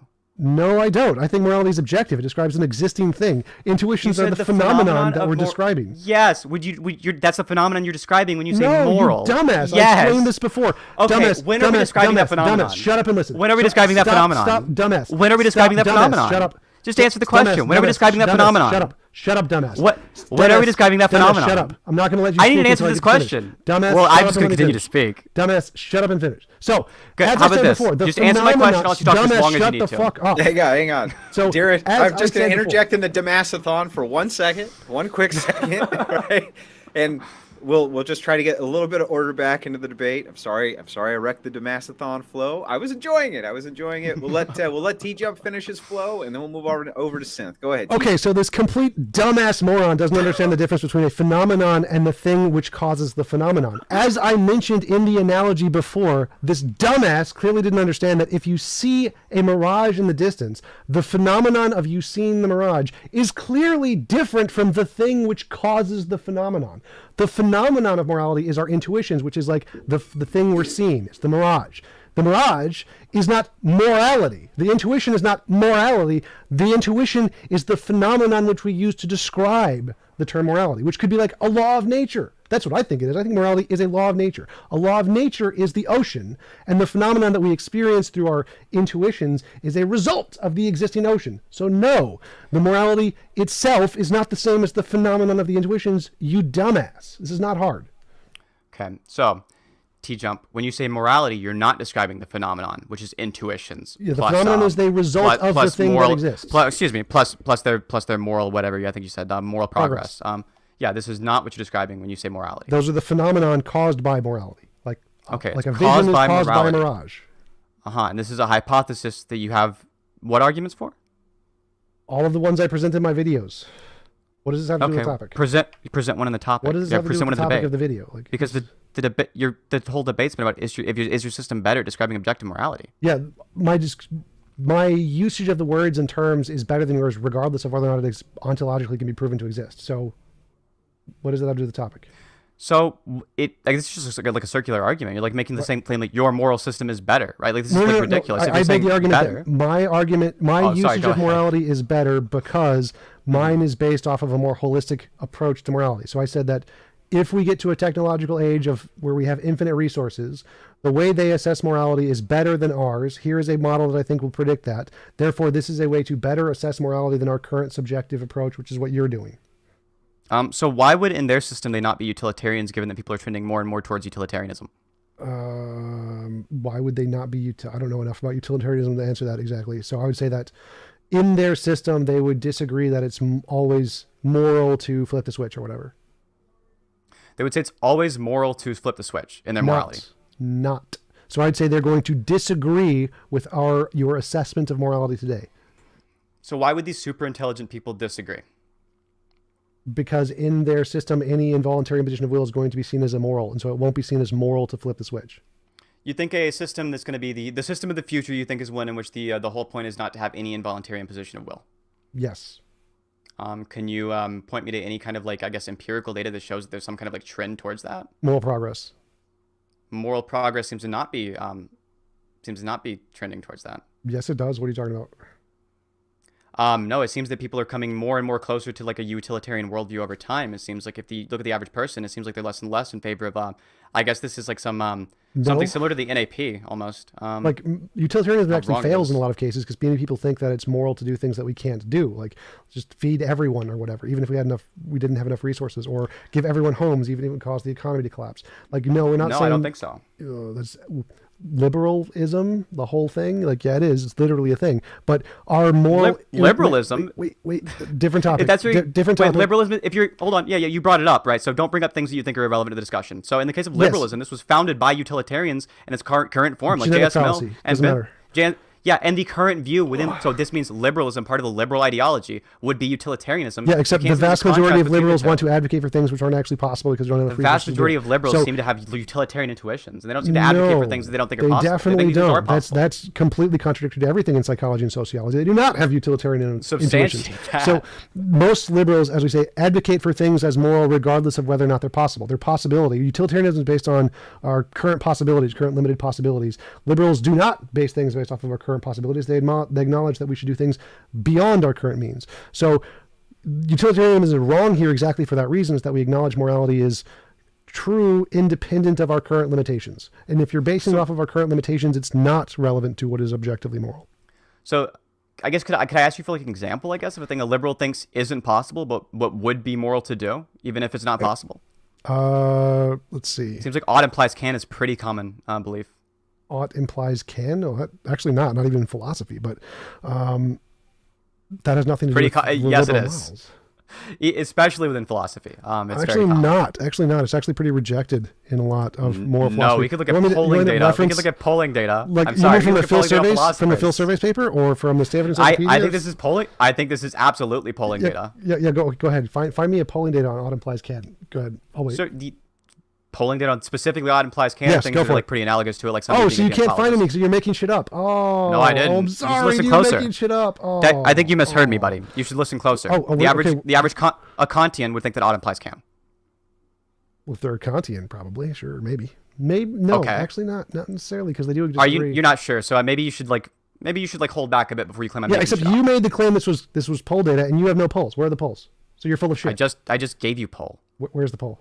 The Phil Surveys paper. Where does it say about ought implies can? So you said like, oh well, I guess now you're saying you don't really know because I do, because I've read the Phil Surveys paper. Where does it say ought implies can? So in the case of ought implies can, it doesn't say this directly, but it says it doesn't say it directly. You're making shit up. I'll say it again. If somebody's a Kantian, we would know. So you're making shit up. You're making an assumption about the Kantians, which isn't on the paper. I'm making an assumption. I'm making an assumption the polling data is right. Yeah, no shit. Yes, dumbass. No, that's not in the polling data. As you just said, dumbass, it's not there. I'm sorry. If somebody is a Kantian, then they believe odd implies can. No, correct? that does not follow, dumbass. It's pretty easy No, to it believe doesn't, this. dumbass, because Yes, you know it nothing is. about philosophy. Many philosophers Sorry, still accept... you teach me about philosophy, yes, TJump. yes, I will, because in philosophy there are many people who can be Kantians and agree with many things and not other things. It's a very broad spectrum. There isn't like a lot of agreement in philosophy about like anything other than atheism. So no, you can't say that because they're Kantian they agree with the vast majority or even a half of Kantian perspectives. You can't make that assessment, dumbass. You're just making shit up. You get so upset about these like minor things. So Yes, in the because case of, you're like, wasting time on things that don't matter to the I topic. don't think so. I don't Go think so. back I to think the they do. topic. Well, okay. So everything everything I brought up has been addressing something you've said. If it's the case that you think it doesn't matter to the topic, stop bringing up things that don't matter to the topic. You brought it up, That's your fault. dumbass. No, you brought up the fact that like you don't think that odd implies can is something that people generally believe. Because you brought it up. You were literally the one who said I that brought up first. odd implies can. Yes, you brought up the fact shit that you don't up think that's people irrelevant. believe this, and now you think it's the case. Yes, that I said, this is irrelevant to the most topic. liberals don't believe odd Now that you're implies nervous can. about whether or not it's correct, now you don't think it matters to the topic anymore. This is the classic I'm TJump not strategy. in any way nervous Guys, I'm about sorry. that. This thing I Crushed brought your up dumbass. seconds ago doesn't really matter to the topic Crushed anymore. your dumbass multiple You think times. you're winning right now? Yes, definitively. Review this afterwards, I guess. Oh, I don't have to. Like my chat says I'm winning. But are I you win. winning in all subjective worlds or in all possible? Not in the Christian one. In the Christian world, probably not. Go ahead. You guys have 7 minutes, and then we're going to wrap up with closing statements. I'm and ready. We're going. I'm ready to be done. I'm so tired of this kid. So. Okay. Well, if you guys want to wrap up with closing statements, we can get to the super chats. Now, we do things slightly different on the Crucible. Once the closing statements are done, we can consider the debate over. The moderators take notes the entire time. We generally have questions of our own. But go ahead with closing statements. Synth, allow you to go first. Sure. So I think during the course of this debate, you saw numerous contradictions. I think TJump's community that he's playing to might think that he did okay in this. I know that's not going to be the average person watching this, and I think that TJump, after he reviews it, that won't be him either. In the case of this debate, we've kind of demonstrated that there are a tremendous amount of like contradictions in TJump's worldview, and that's about like all I have to say on that topic. If you have to like go to the point of like you don't have to believe in Kantian ideas to be a Kantian, there's very little I can do to engage with you. TJump, you're up. So clearly the dumbass who doesn't know anything about philosophy doesn't understand that you can be a Kantian without accepting literally every Kantian idea, which odd imply cans is not intrinsic to Kantian ideas at all. He's just a dumbass. Secondly, there are no contradictions in my worldview, as I explained. He's just complaining about contradictions in the common use of the word should and the common use of the word morality and how mine is distinct from that. It's not an internal contradiction. It's a contradiction between common usage and my morality. Not an internal contradiction. He probably just doesn't know what those words means because he's a dumbass. I will conclude there. Now, TJump, if the Crucible coins the new drinking game, TJump says dumbass, is anybody going to survive? Depends on how good you are at processing alcohol. Dumbass. For $2, Dan Zammit says, could a human objectively determine this morality? I assume he means like scientifically, and the hope is that yes, it's currently a hypothesis, but the goal is that yes, we should be able to discover it like a law of physics, like any other law. Gotcha. And then again for $5 from Dan Zammit, he says, TJump, instead of trying to figure out the best of all possible worlds, which nobody will ever agree on, why not just believe in God? He drowned babies. I mean, so it seems like a hard contradiction against our understanding of morality that if a being drowns, he didn't do that in all babies, possible worlds, TJump. well, he did in the ones that he references. So yeah, I'm just funning, you know. There's a couple more back there that Pedro's pulling up. I did have a couple of questions of my own. I just want to make sure that I got this moral system down. I'm just going to summarize it as best I can. You can fill in the holes. The moral system that you use is you're looking to a perfect society conceptually. And you think that whatever that morality would look like in that conceptual perfect society is what is likely to be moral right now. Or we could use it as a guide stone maybe to determine what's moral right now.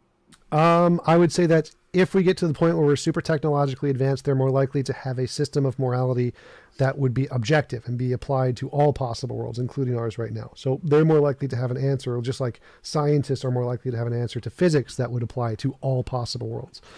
So I think that in the case of morality, it's the exact same way, that once we get to a point where we're further technologically and sociologically advanced, their models will be more likely to be objectively applied. And I think ours is just going to be crap compared to theirs. Do you think that we should try to conceptualize those types of realities in order to come up with moral systems for right now? Yes. I mean, obviously, I think we should base what's moral based on what would be moral in a world that's perfectly technologically advanced, not contingently based on our subjective limitations here and now. So Gotcha. Dan Zammit never said Christian God, just for the record, TJump. So this is kind of like a straw man. You're kind of being a bit of a dumbass. No, it was just a assumption based off of probabilities, given that he's probably an American. Dan Zammit says, I didn't say the Christian God, so I guess your assumption was wrong. Could be. Neon No, Nor. no, he didn't say he wasn't a Christian. He just said he didn't say the Christian God. So you're still probably right. Not really. Neon Ask Nor him if for he's five- Christian. He is Christian. Oh, T T-Jump's right. Dumbass wrong. No. Victory. T-Jump. T-Jump. No. T-Jump wins. You didn't say the T-Jump Christian always God. wins. T-Jump always wins. You win. T-Jump You- always wins. The chat seems to disagree with you right now, so it's up in the air. Neon I think the Nor, real winner is chat. for £5, I think that's £5, says if more analysis and technological advancement means more morality, how do you explain the beast of a system we live under now? More analysis. More morality. How do you explain? I don't understand what that means. Like we're on one of the steps towards progress. So I think as we gain more technology, we'll become more moral. And obviously moral progress means that our society is more moral than pretty much any society before it. So it's one of the steps on the path. Gotcha. Damn. Well, what did he Which say? didn't say he wasn't Christian. So I said he was Christian. Yeah, he which didn't means say was probably, his God. I never He said he did. I said he probably was Damn. Christian. T-Jump, we could agree on this. You're a dumbass. The dumbass is wrong. You're a dumbass. For $5, I'm sorry, from Third Rail with Omar, said not here now. I got an interview. I'm coming later. Well, thank you for the $5. I hope you did get in here later. I had two more quick questions for TJump. Where did you come up with this moral system? Where? Minnesota, Minneapolis, Minnesota was where I was. I don't know what you mean. Where? Well, I'm just saying, what was your influences for conceptualizing it? Oh, I was reading a ton about moral realism, moral naturalism, and looking at moral intuition and moral progress, looking at the moral dilemmas, is ought. G.E. Moore's open question argument. I was researching a lot into the field and trying to create my own model of what would best explain that. There was another person who came up with kind of a secular version of ethics that I thought was interesting. Stefan Molyneux. Have you ever? This is crap. You don't like his? No, I like the actual philosophers who do those kind of things, like moral naturalism. I really like moral naturalism. Google moral naturalism, Stanford Encyclopedia of Philosophy, and yes, it does exist, contrary to his dumbass. Interesting. I always thought you guys would be like on the same page. Have you ever talked to Stefan Molyneux?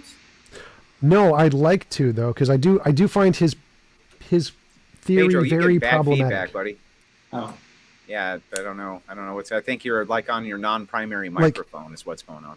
Well, so the biggest problem I think with Stefan Molyneux's model is that his primary argument in defense of his model is that universally preferable belief must be true, because if you disagree with it, it means you must have a universally preferable belief, which is so stupid. The fact that people have preferable beliefs subjectively doesn't necessarily mean that there is an objective one in any way. So his evidence for his model is just crap. It's based off of analytic definitions that don't actually even work. So I definitely have a problem with Stephen's model. Sam Harris's model is far better, but I still have problems with that one.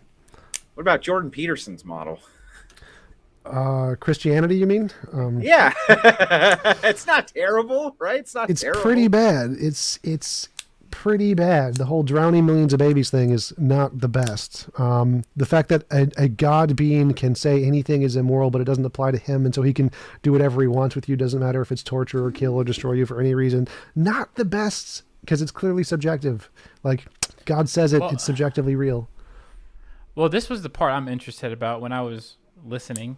You said in a future where we have like the maximum knowledge, the maximum technology, we're in the maximum spot, right? Sure. That's when we get the best objective morality, correct? Sure, I'd say that as we progress, as like in anything, as we get better at science, we're going to have the best science. As we get better at technology, we're going to have more knowledge in this field, which will give us a better insight into like morality and everything else. Probably, I'd assume that in the future, when we do have the best technology, they'll probably have better knowledge about everything than we do. So what if there is an ultimate being that already is that's standing at that point at the end? Sure. That's making the morality. Well, if it was making the morality, that would make it subjective. So if there was an objective morality and the God had access to it, obviously it would know what morality was. Okay. I'm not gonna fake like I can understand that, but I tried. Gotcha. We don't have any other super chat questions that came in. We do have another debate that we're doing in about 45 minutes. TJump, we sure appreciate you coming on the Crucible. It was a ton of fun. Can you shout out your channel again? Yeah, youtube.com/TJump. Check it out. I actually got a few super chats if you don't mind. Could I read it? Oh, absolutely. Oh, go for it. Yeah, so I got a super chat from Tirar A. Degulio. I do not know how to pronounce his name at all. Keyword believe. I don't have to believe something. The truth is what the facts are. I totally agree with that for sure. That's the only one that I see right now because I've been paying attention to you guys. But yeah, thanks for letting me read it. Yeah, absolutely. Anytime you're welcome to come back, TJump. Have a great night. Thanks for taking the time tonight. Oh, isn't he gonna sorry you had to deal with all the lollipop kids. Doesn't he get to promote his channel too? Oh yeah, he's yeah, gonna. He will. And then Synth, go ahead. Sure, I'm on youtube.com/synth, SINTHE. You can find my content there. But I'm the left-wing and house debater for the Crucible, and I think most of my content's going to end up being on here. All right. Thank you guys so much. I wish you guys well. Have a great night.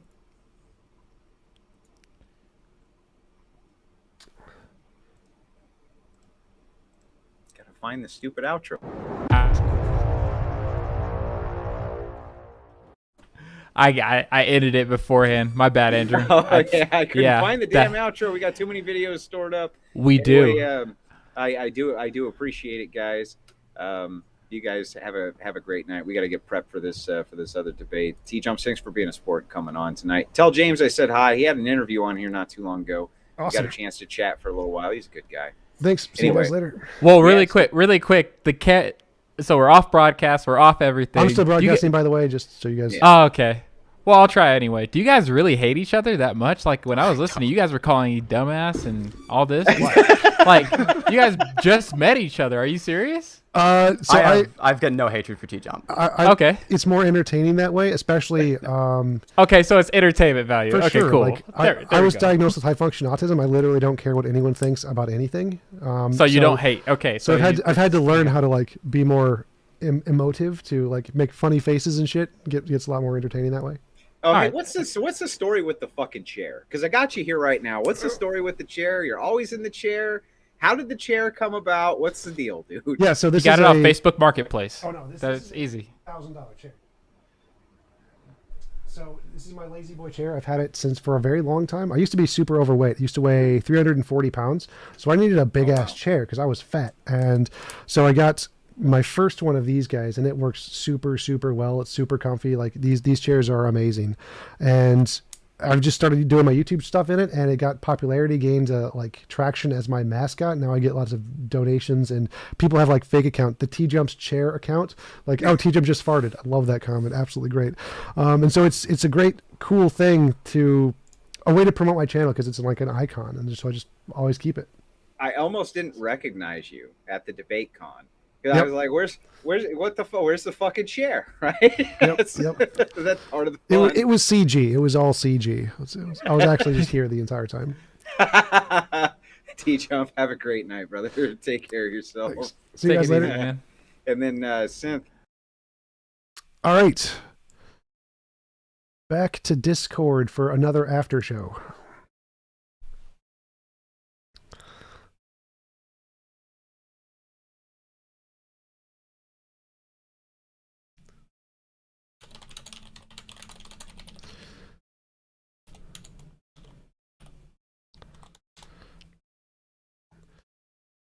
General chat.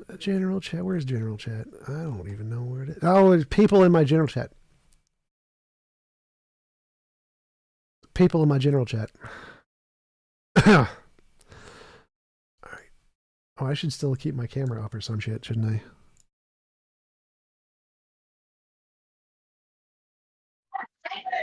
What up, Jump? Hey, how's it going? Going all right. Just getting the shopping done.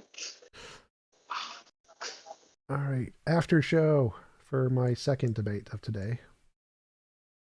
Oh, damn, I didn't even know what was going on. What was it about? What I miss? Utilitarianism versus my morality. Utilitarianism versus your morality. Who was arguing utilitarianism? Synth. Okay, okay. Hey, Frank.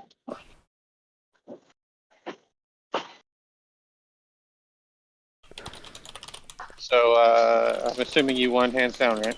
Oh yeah. For sure, without even a tiny bit of ambiguity. So, who hosted it?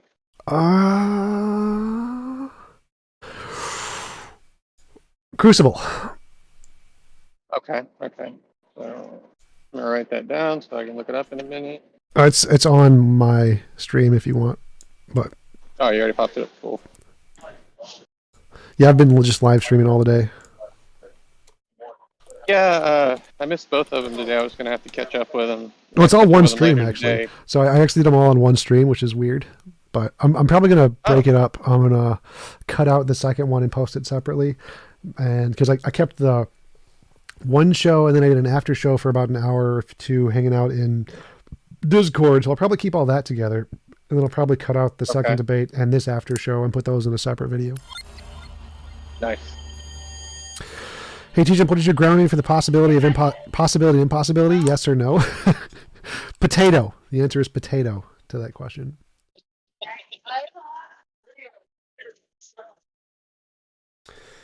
Frank, MBJB, how's it going? I forget. Jim Bob. I remember the Jim Bob part. I don't know what the MB stands for. Frank, how's it going? Beowulf. Yo, Tom, what's up,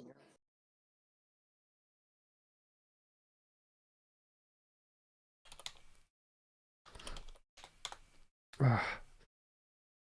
Frank, I'm doing good. Had a good event last weekend, which went really well. Yeah. TP Seeker, have you or will you discuss what you went through and did to lose weight? Yes, I've discussed it several times before. What I did was I would bike around the 3 lakes near my house, Nokomis, Harriet, Calhoun, twice. So it's 20 miles each time. That's 40 miles. So I'd bike 40 miles a day and jog 8-ish. And just jog around the lake twice. So 8 miles. So I'd bike 40 miles, jog 8 every day for 2 summers, and I lost about 100 pounds each summer. Thanks, Tante. See you later.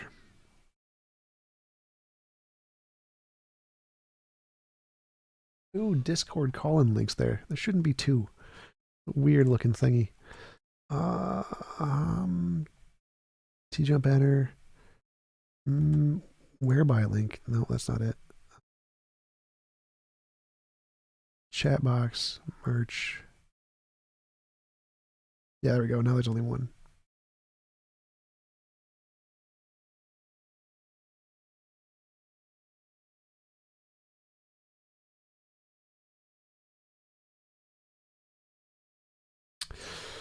All right. Mel's got anything going on? Any questions, comments, annoyances? Where's Illmatic when you need him?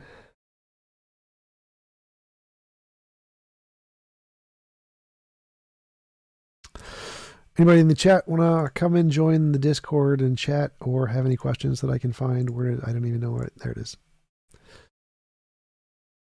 Was Ryan Lyon, friggin' rhymes. Was that the lake where you debated the guy outside of the seawall? Yes, I debated seawall. What's a seawall? I debated a flat earther on COVID around Lake Calhoun. I think it's called Bidet Madagascar or something. They changed it to be progressive. Clinton, 7 degrees warmer in your corner of Minnesota. That's funny. Clinton, if you're in Minnesota, let's get coffee. I have an open offer for anybody in Minnesota or nearby or who wants to fly here to get coffee whenever. So let me know. Send me an email on my work email. Set something up. Yo, TJump. Hey, how's it going? Good. Hey, minor thing. On your banner, like you're the one that's at the bottom when you stream. Yeah. There's kind of like one little part where there's like it's like the text overlaps itself. Yeah, It looks the how to join blurry. Do you call notice that? TJump. Yeah. Yeah, I just fixed that like 5 minutes ago. I just noticed Okay. that. Yeah, I just I had was two like of those. watching. I'm like, I've never noticed that before, but Yeah, okay, I had two of them uploaded. I don't know where the second one is. I hid one of them. I don't know what the second one is though. Yeah. Browser image cap. I'm in Minnesota too, so Oh, nice. maybe Let's we'll get have to get coffee together sometime. at some point. Open offer to Yeah. get coffee with anybody who wants to hang out. Okay, cool. Number. Oh, there it is. Call a number. Call a number. Delete that one. Remove. And now there should just be the one. Call a number. There we go. Now there should only be one. Only one. TJump. Yeah. Can you hear me? Yes. Oh, hey. What does the MB stand for? It means made by. Ah, made by Jim Bob. That's it. I knew. Made by Jim Bob. Yep. Hi. How How we are going? you? I wanted to ask you, based on, let's say, all behavior, beliefs, everything we do is an expression of evolution. From that perspective, we couldn't actually invalidate religious belief or affirm or invalidate atheism, because it would all have to be inclusive expression, and to argue against one would be basically just like, I don't know, like a temporary battle or something. But because if evolution is the end all telos, if it's the end all direction, then the philosophy and belief part wouldn't that be just a symptom? No. So like, even if all of our beliefs came about by evolution, evolution can still give us some correspondence to reality. Like I can't believe I exist and be wrong. So based on our evolutionary beliefs, even if it's purely evolutionary, I can still ground logic and reason and math, and I can use those to build other beliefs and then come to some understanding of the way reality is through evidence, if we have some way to differentiate imagination from reality, which is what science is. So we can still, even if all of our beliefs are grounded in evolution, come to beliefs about reality. Yeah, but the question is, even an incorrect belief or something that was illogical, wouldn't it necessarily just be another expression of evolution? No. So Like, it again, couldn't be evolution wrong. Evolution can give us a lot of beliefs, and they're all responses of evolution. But evolution can give us some beliefs that can't be wrong. I can't believe I exist and be wrong. So we can base some beliefs off of those and not others, and then we could say that these are real beliefs, correspondence to reality. So whether or not they come from evolution doesn't matter. Like, it's a genetic fallacy. If I program a computer or a laptop to say, or calculator to say 1 + 1 = 2, it doesn't matter who programmed that. It's irrelevant who programmed that. All that matters is whether or not the 1 + 1 = 2 corresponds to reality. The origin is irrelevant. It's a genetic fallacy. Right, but I guess the next stage would be arguing that we ought to follow any one given belief would be an expression of evolution, like the persuasive element of it. But no. we So couldn't again, actually know. evolution can't. There are some beliefs evolution can't give us false beliefs. Evolution cannot make me believe I exist and be wrong. Evolution cannot make me imagine a round square.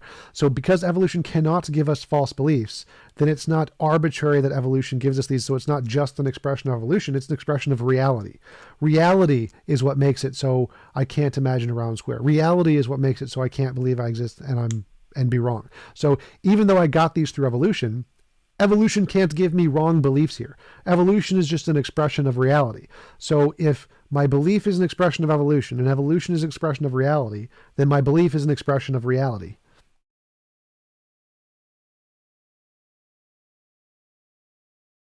Okay. Okay, cool. Thanks.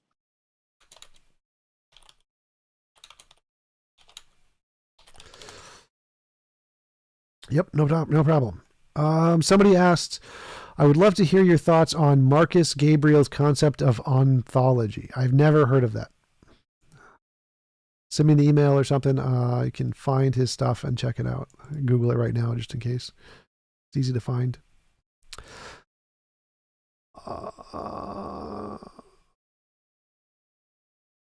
That's a download. I don't want to download. Realist ontology? I do not see anything easy to find on it. Against the world? Maybe New Realism, Marcus Gabriel. So I have found some videos on it I can check out. Favorites bar.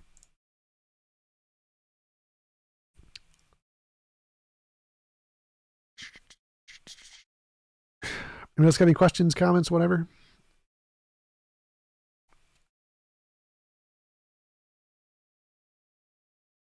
What kind of coffee do you like, TJump? I like coffee that has stone fruit in it. So there's a bunch of different coffees and they add hints of stone fruit. Those are usually the best. Also, San Francisco Bay coffee is really good. SF Bay coffee.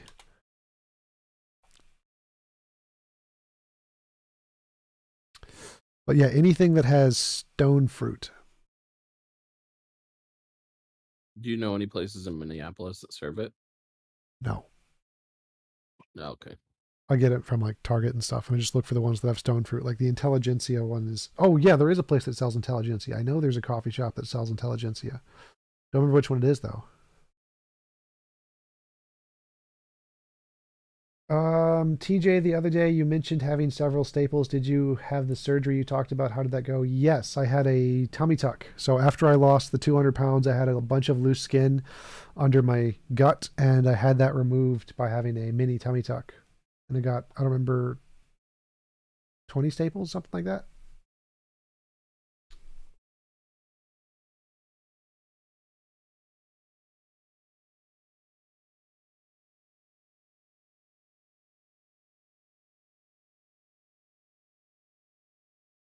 What are your thoughts on Jewish people? Jewish people are the second highest IQ. Or maybe, no. Jewish people are the highest IQ people in the world.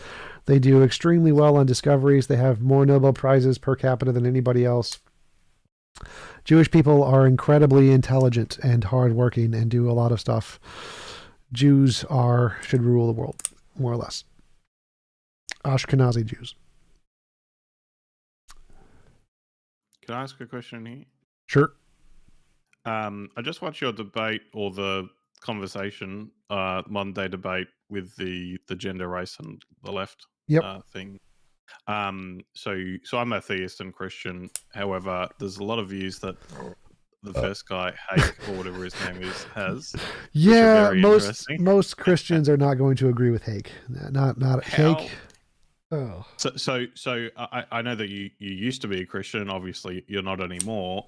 But what would your outsider, I guess, input in would be from the Christian community to kind of deal with influences like that? Because they are like him and like Jesse Lee Peterson. I think they're closely connected, right? Oh yeah, he's Jesse Lee Peterson's producer. They work in the same office. But right, yeah. I mean, I think it's just like atheism. Like there's always very stupid people with very stupid ideas in both groups, and all you can do is like criticize them and try to explain why they're wrong.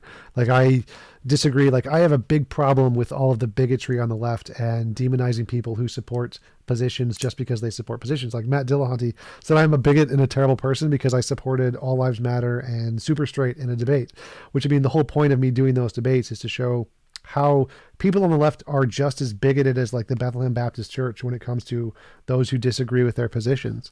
So I think that, yeah, we should definitely criticize the people in our own communities who are illogical.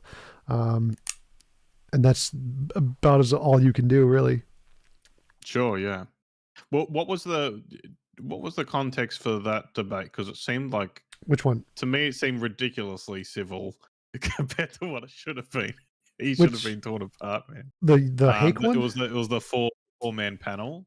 It was just it was just one of the modern day debate panels. I mean, since it's a live event, people are a lot nicer usually in live events, with very few exceptions. And Hake is a really nice guy. I went out to dinner with Hake on one of the nights, and he's super nice to talk to. Like really nice guy, really personable. So it's hard to be angry at Hake, even though what he says is completely ridiculous, because he's such a nice guy. Yeah, sure. No, that's fair enough.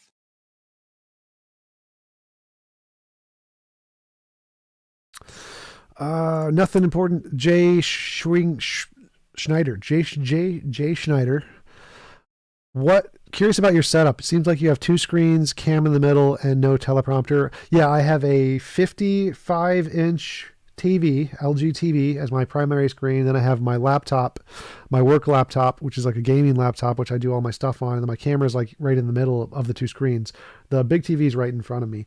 I have a couple lights, some edifier speakers. I have on my Discord, I have a complete list of all my setup and all the stuff I use on one of the sections. Actually, since I have my Discord up on my screen, I can probably show it. Nope. How to set up debates. TJump streaming setup. Here we go. TJump streaming setup. So this mouse is amazing. Phenomenal. These speakers are phenomenal. This guy lets you use a mouse and keyboard on a computer. This captures your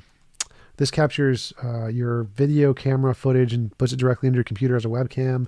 This boosts the signal of your microphone. This captures the signal of the microphone. Best mouse ever, other than the fact that the mouse wheel busts all the time. I use this as my mic. There's my TV, 50-inch. There's my laptop. There's my chair and my camera. All right.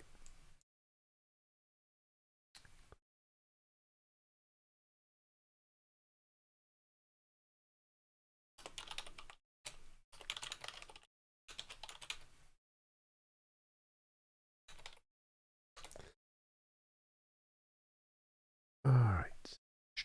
Hey, Tom. Hey. Hey, back to that the debate question the guy just asked. Do you find that it's a large difference in your experience from online debating to being in person? Like you just said, you can hang out with the hate guy and be totally cool with them, and it's like he's friendly, and you totally disagree with him. And we've just been so used to the like online chat debate, Skype debate, where we could kind of be pretty much ruthless to some extent. Did you find that being around all those different people, that you're actually surprisingly more capable of just being around them? Not really. Like, I don't see a difference because of my high function autism. I don't really see a difference. It depends on the person. Okay. Like, there were definitely at least 2 dumpster fire debates at the event. One was Dylan versus Infrared. That was hilarious. And the other, which, I mean, it's exactly the same as online dumpster fires. And the other one was me versus Alex Stein. That was exactly the same as me versus Alex Stein online. No difference at all. Exact same. So, I mean, it depends on the people you're with, but overall, I don't really notice that much of a difference. Got it.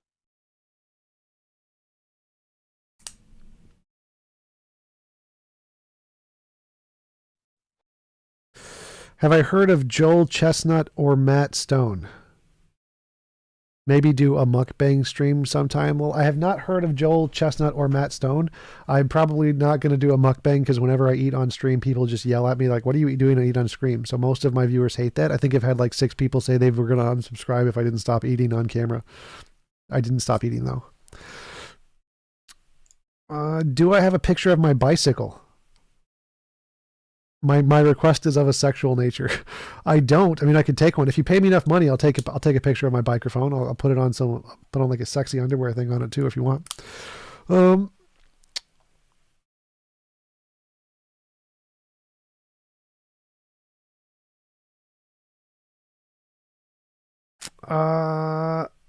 Never any worries about the whole eye contact thing? Yeah, no, I don't care about eye contact. Like, some big streamers don't have eye contact. I don't think it's that important. And you're working on a setup? Nice.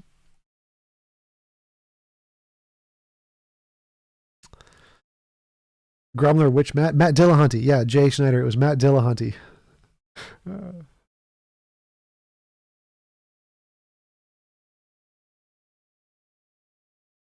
Yes, the live dumpster fire was hilarious. Dylan lifted his shirt up. That was hilarious. He like took his shirt half off. Absolutely funny. And then Infrared grabbed his phone and started to show the tweets between them, like the text. Like that was pretty funny too.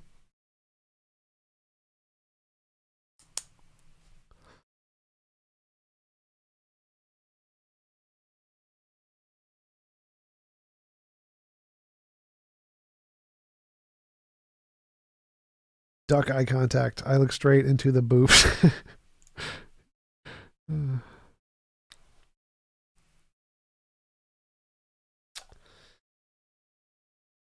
Anybody else got any questions, comments? Hang out in the chat. Join the Discord, discord.io/TJump. Yeah, Dylan and Infrared were supposed to do a boxing match. That was pretty funny. I'd like to see that.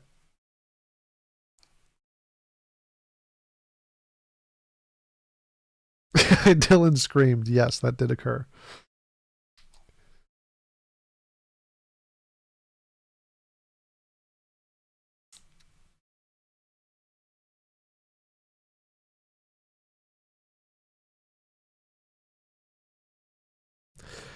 Hake defeat you debate. I don't know if Hake could be counted as defeating anyone. I think his view is so outlandish that it's not. I don't know if it counts as defeating anybody. But that reminds me, I need to email Hake because I was going to invite him on my show to do a God debate. Thoughts on pineapple on pizza? Pineapple on pizza is disgusting. I actually had a piece of pineapple on pizza at the event. It was Alex Stein. Alex Stein kindly gave me a piece of his white sauce, pineapple, and mushroom pizza, which was disgusting. Tante Iguana on neorealism. I don't know what neorealism is. Can you recommend some of your videos? I'm not sure what neorealism is. I don't know what that means.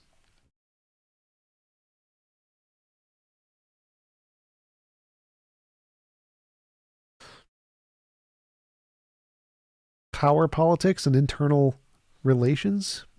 I don't know what that means. International relations.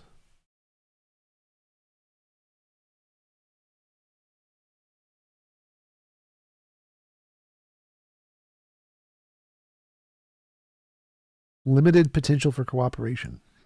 I probably disagree with that.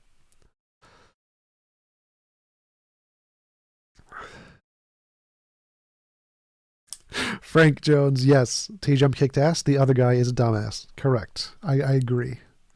Next debate con, tell James to go somewhere sunny and put you in the nicest 5-star hotel. Well, we went to Dallas, Texas, so it's about as warm there as it can get. It was 70 the day before the debate. James wouldn't pay for that though. Like James does not splurge on hotel and plane tickets. I got a 5-hour 2-plane layover. So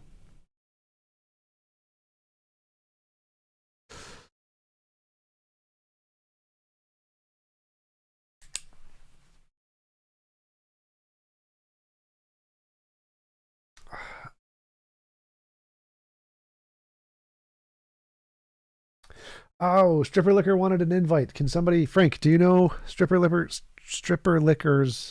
Discord name? I think it was like a J.H. something.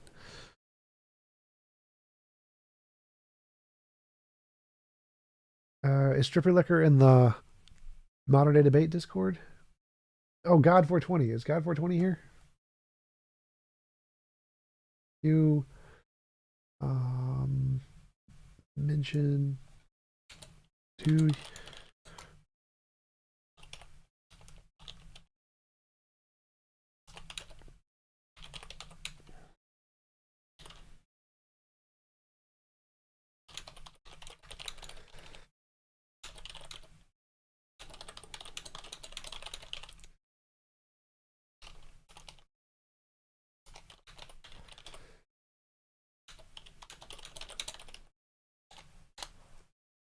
damn it, that's in the wrong place too. I put it on my friggin' god damn it. Delete message.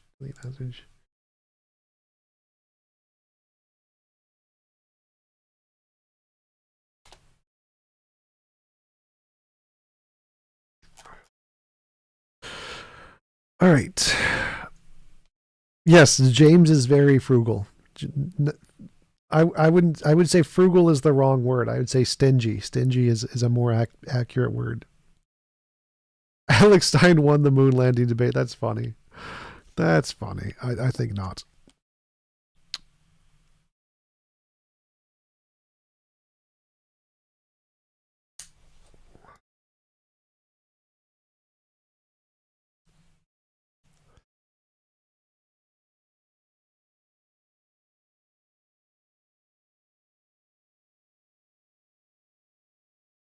That's okay, Dante. I'm fine. I don't know what.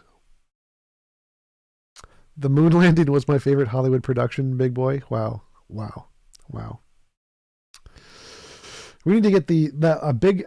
Alex Stein brought a big YouTuber guy, 1.5 million subs, who's a troller. His name was Cassidy Campbell, I think. Yeah. So Cassidy Campbell. Huge freaking YouTube channel, 1.57 million subs. He was there dressed as rapper guy, absolutely hilarious.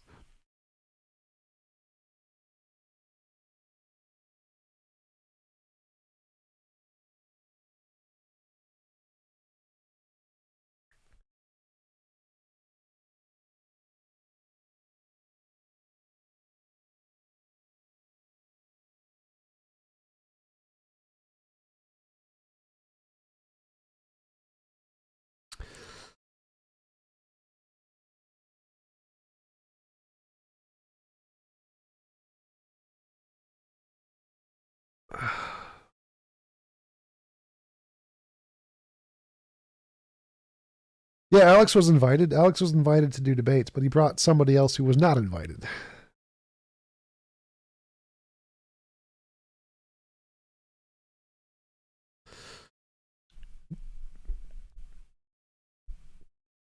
All right, guys. If anybody else, unless anybody else got any questions or something, I'm going to head out and get some food.